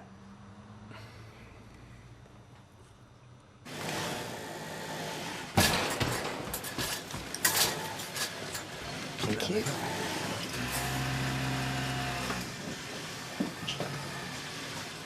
So go on then, dark horse. How did it go? What? What, she says. You and Kevin last night. Nice restaurant, candlelight, him being at Julie's earlier. So come on then, where's your ring? There isn't a ring. You are? There must be. There isn't. So what were he doing at Julie's earlier? Oh, ain't got himself another woman, has he? No, sort of, I suppose. He was buying a pendant for Rosie. Oh, I see. Well, sorry, love. Should have kept me big trap shut, shouldn't I? Well, it'll happen one day, love. A lad like Kevin. Bound to. Dead cert. Well, we'll see. Alma, morning. I'm after Mike. He's on the phone. Oh, just a minute. Do you mind? I'm talking. No, I'm talking. Don't look much like she's come to kiss and make up, does it? Yes, let's just all get back to work, shall we? For? That was an important phone call. Oh, do you think I really give a stuff? You've made that obvious. Now, I'll ask you one more time. What's all this about? Do you know, you really are priceless. No wonder you're in business. Do you know, I bet you could sell the devil a Bible and he wouldn't even know he'd been conned. I mean, all that business with Julia Stone. And I never suspected a thing, not once. I mean, who knows what's gone on in the past? Nothing happened in the past, I swear it. I don't give a damn what went on in the past. How many tarts you tramped up with? I didn't. I told you I didn't. No, what really hurts me is how you've treated me since. Baiting me, pointing the finger at me for an innocent meal with friends. I mean, laughing at me behind my back. I never laughed at you. Oh, no. What else have you been doing? Well, besides the obvious. What's you pointing over here for? Search me. Oh, you know then, do you? Linda Sykes, Mike. Couldn't you do any better for yourself? No, never mind about that. How did you find out, anyway? Well, I don't see that makes much difference.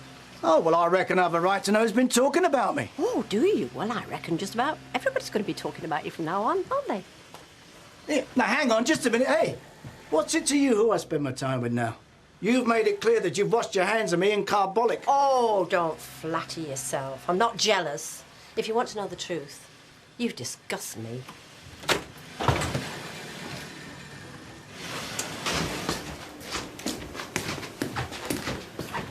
I hope you'll be very happy together, but I doubt it. Okay, nice.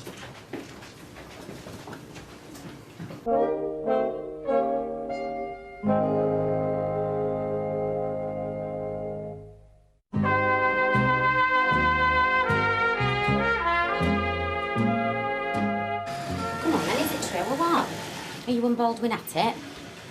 You can't be. Not with him. Yeah, I am. What of it? Where are you going? I've got a meeting and I'm late already. I can't believe it. You're just going to walk out as if nout's happened and leave me here with this lot. I've got work to do. Serve you.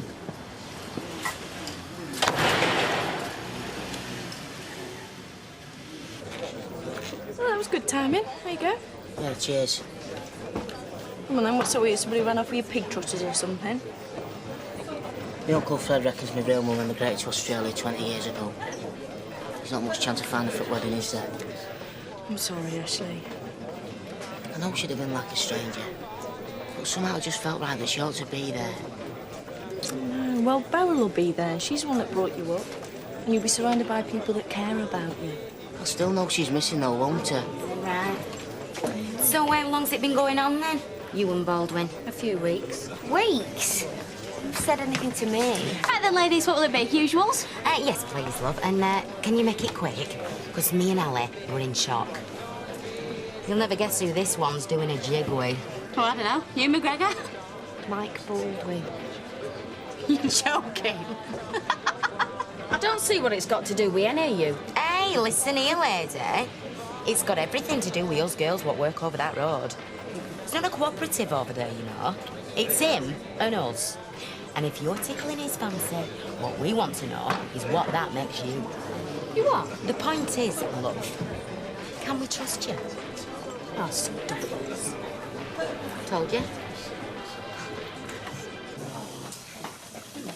Alma, there you are. I've been looking everywhere for you. How are you? Well, I certainly got a lot off my chest. Well, he steamed out of there straight away afterwards. I don't think Linda were best pleased. Well, I don't think we need lose any sleep about Linda being upset. Except that's not entirely true, is it? Oh, Roy, stop worrying. I've told you, I'm not frightened of her. No, of course you're not. And you've no need to be while you've got me to protect you. But whatever the repercussions.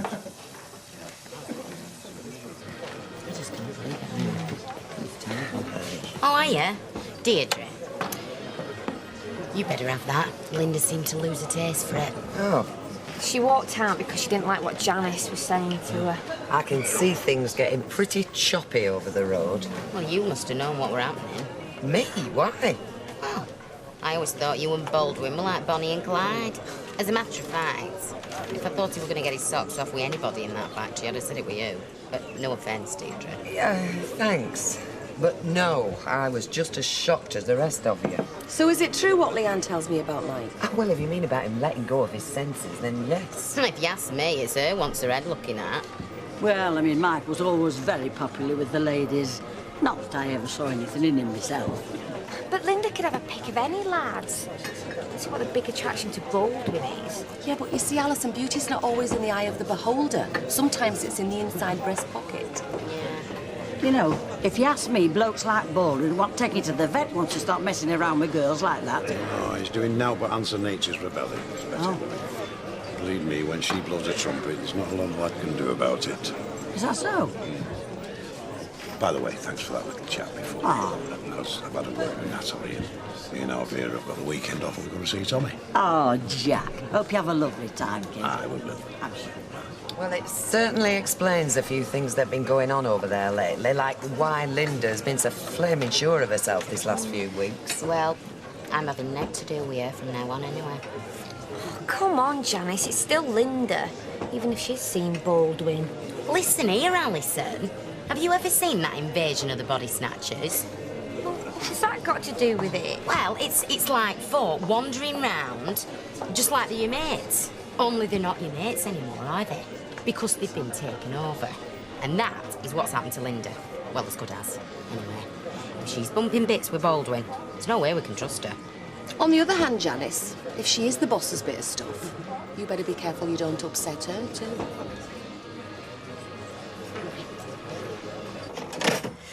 There you are, love. So have you got plenty lined up for the girls to do? Keep them busy during summer holidays? Oh, we've got a few trips planned, but I think we'll just play it by ear. Well, if you need a hand, you know where I am. Thanks, Rita. Oh, Sally, hi. Hi, Danny. I just dropped by to see if Sharon was around. No, she's gone to the wholesalers. Right. Right, I better be off. Right, love. I'll see you on stall tomorrow. Yeah.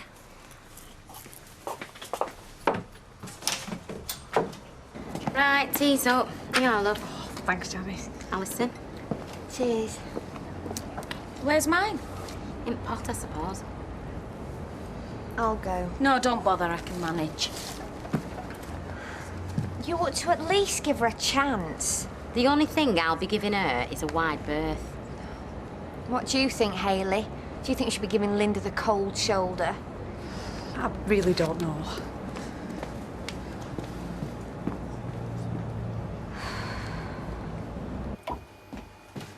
See how they're treating me? It's all your fault. My own mates are turning against me because you couldn't keep your flaming gob shut, you creep. Linda, you can call me all the names you like. I've heard it all before.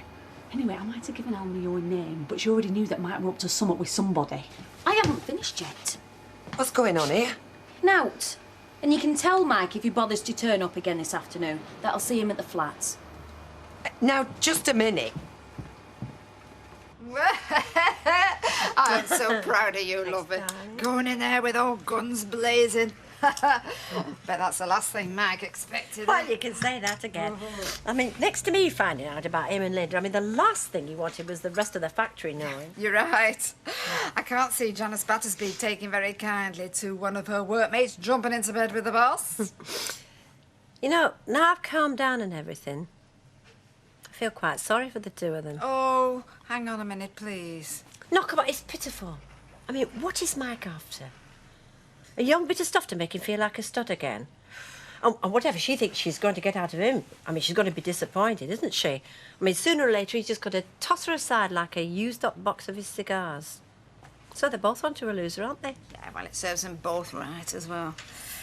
Anyway, at least I hope. Now, there is one good thing going to come out of all this. And what is that? Alma, that you do not think twice about getting what is yours out of Mike.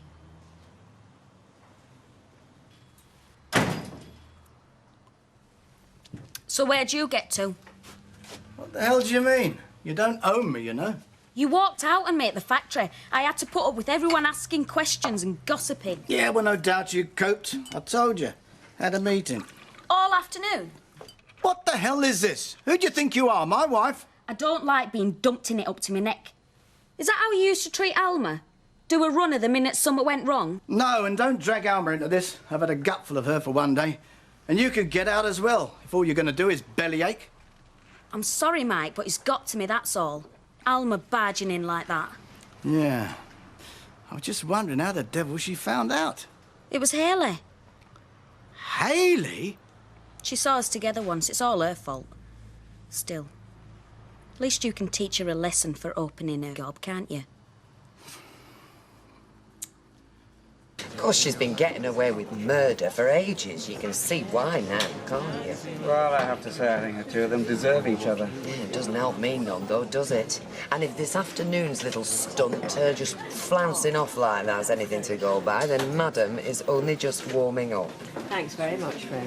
Cheers, Rita, love. There we go. Seems like this place is full of Mike Baldwin taking up with young Linda from the factory. Yeah, so I've heard. He's been busy these past few months. Still, that's a change from Natalie's antics, doesn't it? Well, give her a chance to catch her breath. I reckon Mike ought to watch it. That Linda might eat him up whole. Sharon seems to be getting on well with Danny. Yeah, she is. Seems like a nice lad. He is. He's got the stall next to yours, hasn't he? Yeah, that's right. Throws pots about. Do you know, he never breaks anymore. Talented as well as good-looking. I know I've asked you this before, Sally, but I was surprised you and him didn't get something started. Well, I told him I didn't want to. I know. But I've seen the way you look at him. It isn't still the case, is it? If it ever was. Give myself away that badly, do I? No, only to them that's looking. Well, I had my chance, Rita. She asked me if the course was clear, and I said it was. Why? If that wasn't how you felt? Oh, I don't know. The girls, me. The last couple of years, men have just mucked things up for us. I just didn't want any more complications. But things are still complicated, aren't they? I've got no right, Rita. I just feel so jealous.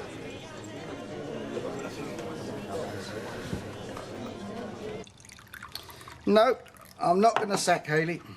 Why not? She told Alma about us. Look, I'm not a member of her fan club. So what's your problem then? Dump her. Anyway, why are you so worked up? You got what you wanted. How do you mean? Us. Out in the open. It's what you wanted, isn't it? Not like this. Ah, well, what's done is done. So, does that mean that you can drop me off at the factory door then? Why not? I mean, it's classic Baldwin, isn't it? Any other man in his position would steer a very wide course around another young woman after what happened to him with that blackmailer. But not Baldwin, no. Full steam ahead, never a thought for anybody. Poor Alma. I think Alma's best off of the lot of us. At least she's got shut of him. Whereas I've got to put up with him and his flaming new girlfriend. I think she might undermine your authority. Undermine me? Ken, the ground is already crumbling under my feet. And now that everything's out in the open, there's only one way to go, and that's down. So what do you intend to do about it? Well, I'll tell you this, Ken. I am not going to let that little cowbag play me up and get no backup from her boyfriend. She's not going to get the chance. First thing tomorrow morning, I'm quitting.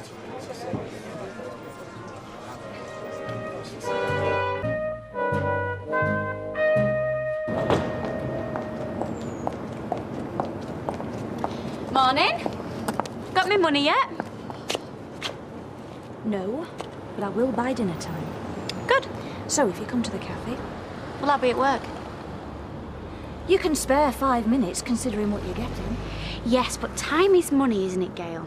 I learned that when I worked all them long hours at the cabin so Nick could get his precious qualifications. Come when you like. No, dinner time will be fine, except you can come to me. Don't push your luck, Leanne. Or what? I'll expect you at 12 then.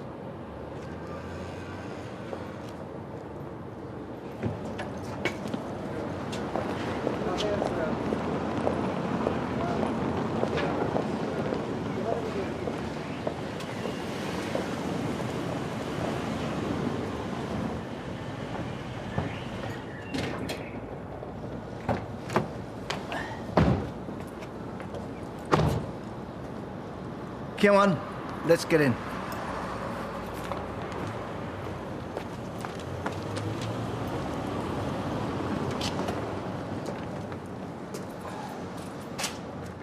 She loves it, doesn't she? She's in her element now, isn't she? Well, I hope he loves her, because nobody else does. Well, you're going to be well out of that. Aren't I just? Alma? What is it? Oh, you mean you don't know? Where have you been the last 24 hours? On Mars? I was in one of my other shops yesterday. I just came back. What has happened? Yeah, well, Mike has got himself a younger girlfriend. And we all know who, don't we? Linda Sykes. From the factory? He just drove her into work just now for all the world to see her. Well, she practically laughed in my face when she got out of the car. Oh, Alma, I am so sorry. I still can't believe it. And only the other day I asked her if Mike had a girlfriend. She must be laughing at me too. Well, she's laughing at everybody. She is while it lasts. Well, why shouldn't it? Linda Sykes is the scum on his bathwater. It's only a matter of time before he comes to his senses and pulls the plug on her. Really? Well, you don't know Mike.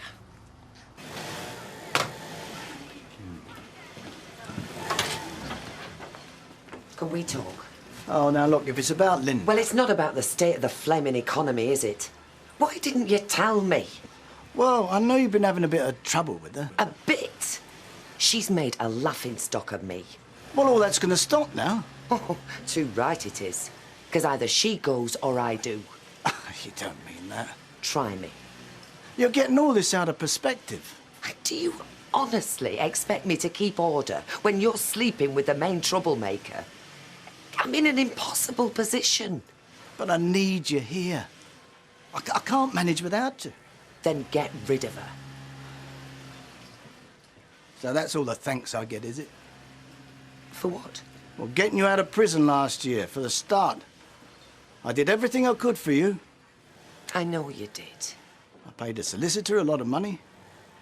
Put my marriage on the line. And I don't know what I would have done without you. I stood by you then, when everybody like Audrey was saying you were guilty. I even gave you a job when you were desperate. But you can see the difficulty I'm in. I thought you'd show me a bit of loyalty, that's all. I thought you were a cut above all the rest of the rabble round here. Still, I mean, if that's the way you think, then you just have to go. Well, if you can promise me that she won't undermine me again. You have my word. All right. I'll give it another try. Thanks, Deirdre. I knew you wouldn't let me down. OK, wheel her in. I'll have another word with her now. So, looking forward to Blackpool, Jack? Yeah, putting my feet up for a couple of days. That'll make a change. Have you worked out the personal numbers on that thing yet? Okay. Well, you key in the numbers that you ring the most, set it, then you just have to press one button. How do you do that? Yes. You do this like this. Yeah. Now you put in the number of the B&B. Right. Press that. Then when you want to ring Vera, you just press 1 and send. Hey, it works. I've got the answer machine. Yeah. Saves time when you're having a heart attack.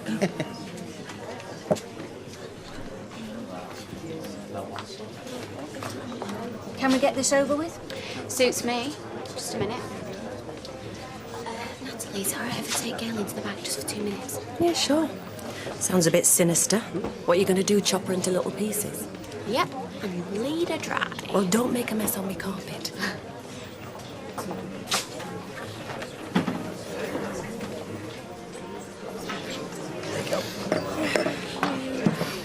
I'm really sorry about what's happened. I feel such a fool. It's Mike that's the fool. What for wanting a younger woman? She's only after him for his money. Yeah, well, he says he hasn't got any. Well, then they're both fools, aren't they? You don't really believe that, do you? Oh, I don't think I believe anything he says anymore. Anyway, I'll soon find out when the divorce gets going. How far have you got with that? I'm going to see my solicitor this afternoon, see if I can speed things up a bit. No going back then? On the contrary, I'm going to scream for everything I can get. 1950. 2000. Ta very much. Can I get you anything? A little bit of good grace wouldn't go amiss. What, from me, Gail? I'm Battersby scum, remember? What would I know about behaving well? All right, Leanne, you've made your point. You've got your money. Money can never pay for what your son did to me. Well, I regret that as much as you, Leanne. If I'd have had my way, none of this would have happened. He'd have realised his mistake before you were married and left you in the gutter where you belong. Don't spend it all at once.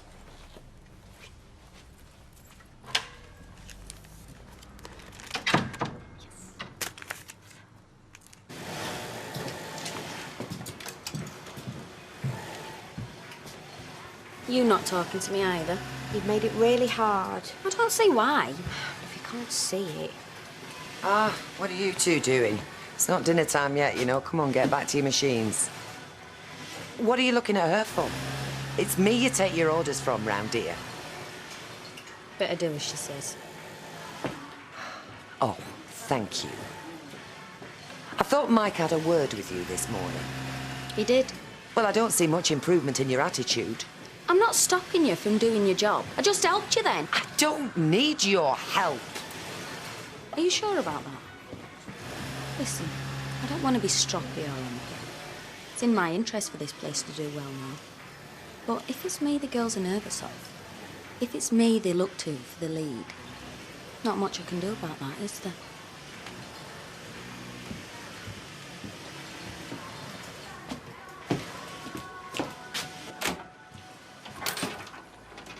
Oh, what now? It's no good, Mike. Well, what happened?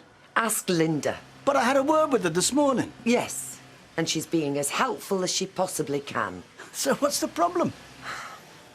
She's the boss's mole. She's got the upper hand here. She knows it, I know it, they all know it. I've got no authority. Well, maybe we ought to give it a week or two. That's not going to make any difference. Look, I have to say it again, Mike. Either she goes or I do. Oh, there must be a way around this somehow. Not that I can see. Well, I'm not going to sack her, Deirdre. Then I'm sorry. But I quit.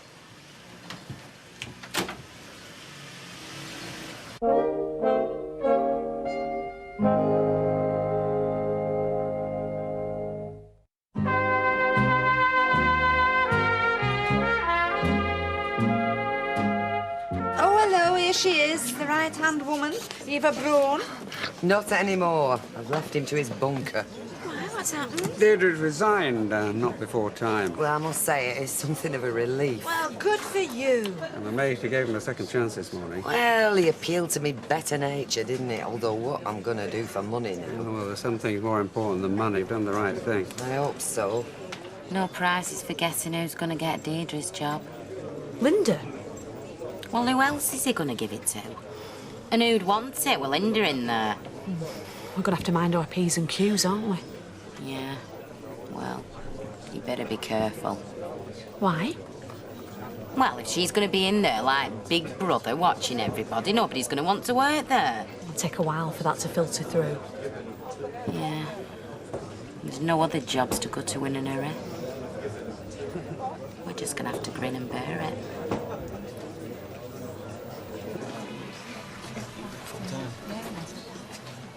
Thought I'd find you in here. Not exactly welcome at Rovers, am I? You should have told me. I couldn't. You do know what you're doing, don't you? I'm not a child. But an older man going through a divorce, your boss. There's so much to go wrong. I don't care. I'm getting a buzz for the first time in my life. Did he come to you? I went to him. I knew what I was doing. Are you in love with him? It's not like going out with someone your own age. It's different. You get other things. All right. Perhaps we can talk sometime. If it's about what I think it is, it's all right. I know who did it. Right. That's what it was then. She knows, doesn't she? You told her. I had to tell someone. We're supposed to be friends. Alison, you're my best friend. But it had to be someone outside work. Don't give me an hard time over this. I've got enough of that already. Try and understand. For my sake.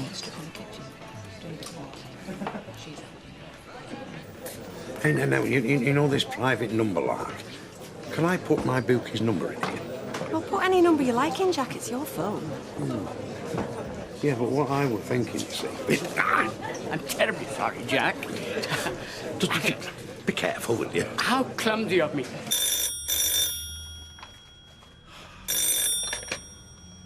Hello? Can I buy you a drink? No. Hello? Are you sure? Yeah, everything's fine. Yes. And how are you feeling anyway? Jack, is that you? Well, there was something I was going to ask you. Yes? In these here Indian supermarkets, do you sell magazines? Magazines? Eastern exports, exotic dancers and the like, you know. You know what I mean, don't you? I'm afraid I don't. I run respectable family establishments. Oh, yes. I mean, not for me. For a mate of mine. He's a collector, you see. I'm terribly sorry, but I can't help him. I'm sorry, Jack.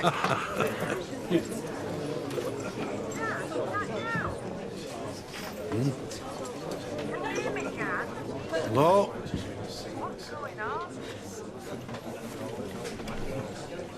Peter? Was that you and Ravi talking about exotic dancers? No. Well, it was somebody.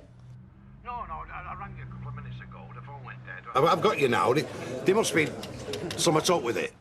So what did I hear? Well, it must have been a cross line, mustn't it? Of course, I wouldn't have rang you to let you talk like that, I would have. No, suppose not. So, but why did you ring? To tell you that I was okay, my little honeybee. Oh, that's nice. Get that phone, please, sir. You know, just in case you need it for emergencies. Oh, I will do, my little lavender bottle.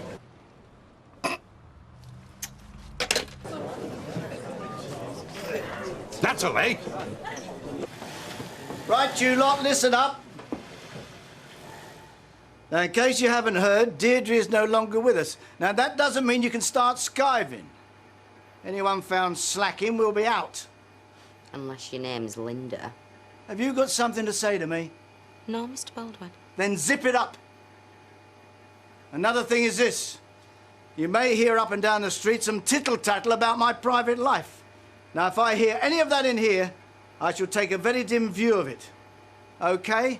Can I ask a question? Go on. Will you be replacing Deirdre? I haven't worked that out yet. When I do, you'll know. Now get on with your work. Because you'll have to get somebody in. She'll be dead good at her job, Deirdre. How come she's so wonderful all of a sudden? I thought nobody could stand her. Well, you don't know what you're going to miss, though, till it's gone, do you? Like they say, better the devil you know. So how does it feel to hold £2 in cash? I could get used to it. In fact, I might go out tonight and celebrate. Fancy it? Can't wait. Now, What's your poison, Audrey? I'll have a small G&T, Fred, please. And a scotch and threat, Natalie, love. I don't want to leave Alma too long. Somebody has to pick up the pieces when others walk off. Right, what's everyone having? I'll be over there in that corner, Fred. Suit yourself, Fred. No, I'm in the chair, Michael. In that case, a large scotch, please. I'll have a dry vermouth with ice, please. Yeah, coming up. I'm just off to Lou. Right. Well, at least someone's talking to us. Let's call it honour among thieves, shall we? Any road, you've done no harm to me. I say you've not done me any harm. I haven't done anyone any harm except Alma. But that doesn't stop people ignoring me. Besides, I'm looking to you for advice. Oh, yeah? What's your secret? Tell me. I'll keep you in pies for a year. I'd want more than pies. They're all saying that Linda'll get Deirdre's job. I don't see why that follows. Then you're the only one who doesn't. You know what'll happen to me then. Baldwin's first love is money. He's not going to appoint somebody who can't do the job, and he's certainly not going to sack somebody who can. You just wait till she gets to work on him. She'll nag him till he gives in, and then I'll be out. You can always come to the cafe. But I love that job. Well, let's worry about it when it happens. We're not there yet. Consorting with the enemy now, are we? Who, Michael? If I fell out with everybody who'd left their wives, I'd have no friends left. Well, you won't have me left if you go on talking to him. So just choose where your loyalties lie, please. Let me know. Usual, please, Natalie. How's business then, Curly? Oh, you as well. Still, I suppose you'll have sympathy for her, all the times you've been dumped. You won't be smirking when you hear from her solicitor. She's going to take you for every penny you've got. Well, I better enjoy it while I can, then. To a short life, but a merry one.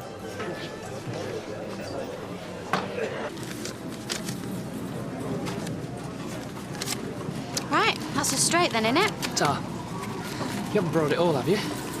Why not? Well, you don't want it nicking. It's only money, Vic. Fancy another drink? Yeah, OK. Can I have a bottle of champagne and 2 glasses, please? It's 40 quid a time in here, you know. So, finally got Nick and the rest of his family out of my life once and for all. So now, I'm going to start enjoying myself. No need to go mad, though, is there? Oh, I don't know. Isn't there?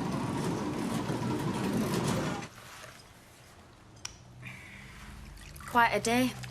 At least we found out who our friends are. You mean we've got some? That's something you'll have to get used to with me, sweetheart. I'm not the most popular bloke around these parts at the best of times. Doesn't it bother you? The only regret I've got is Deirdre leaving. She was worth her weight in gold at that place. I didn't get stroppy with her today, I swear. Oh, that's right, no, it's just one of those things. Mike, I want to say thank you. For what? Today, standing by me. That's all I meant when we had that row. I'll go through anything, as long as I don't feel alone. Well, you're not. It meant a lot, seeing you do that for me. I just wanted to show 'em I don't give a monkey's what people think.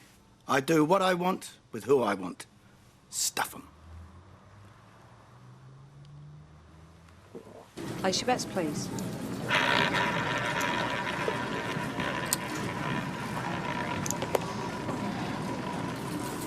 Finish betting?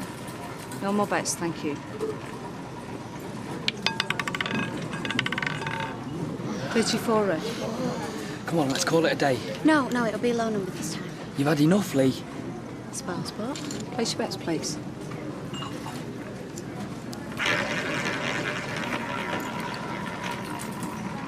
Finish betting? No more bets, thank you. 31 black. Right, that's it, we're off. No, I'm not finished yet. You've already lost 800 quid. So, my money, and I'll do what I want with it. Yeah, well, you'll have naught left at this rate. Well, story of my life then, eh? More chips, please. Oh.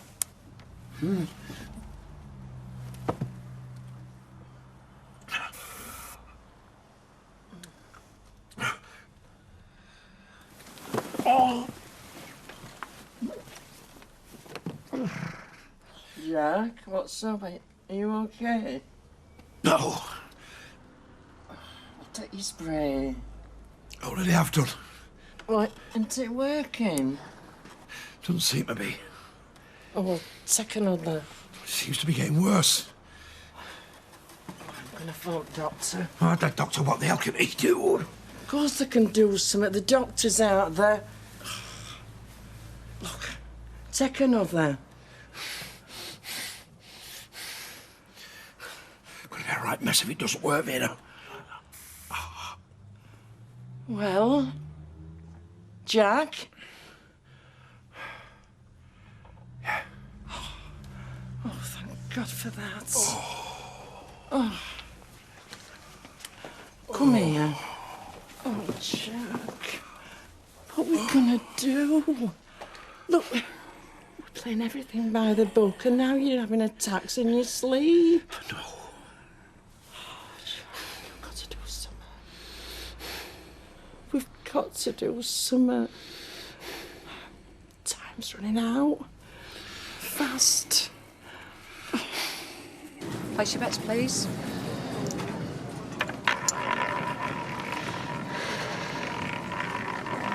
Finish betting. No more bets, thank you.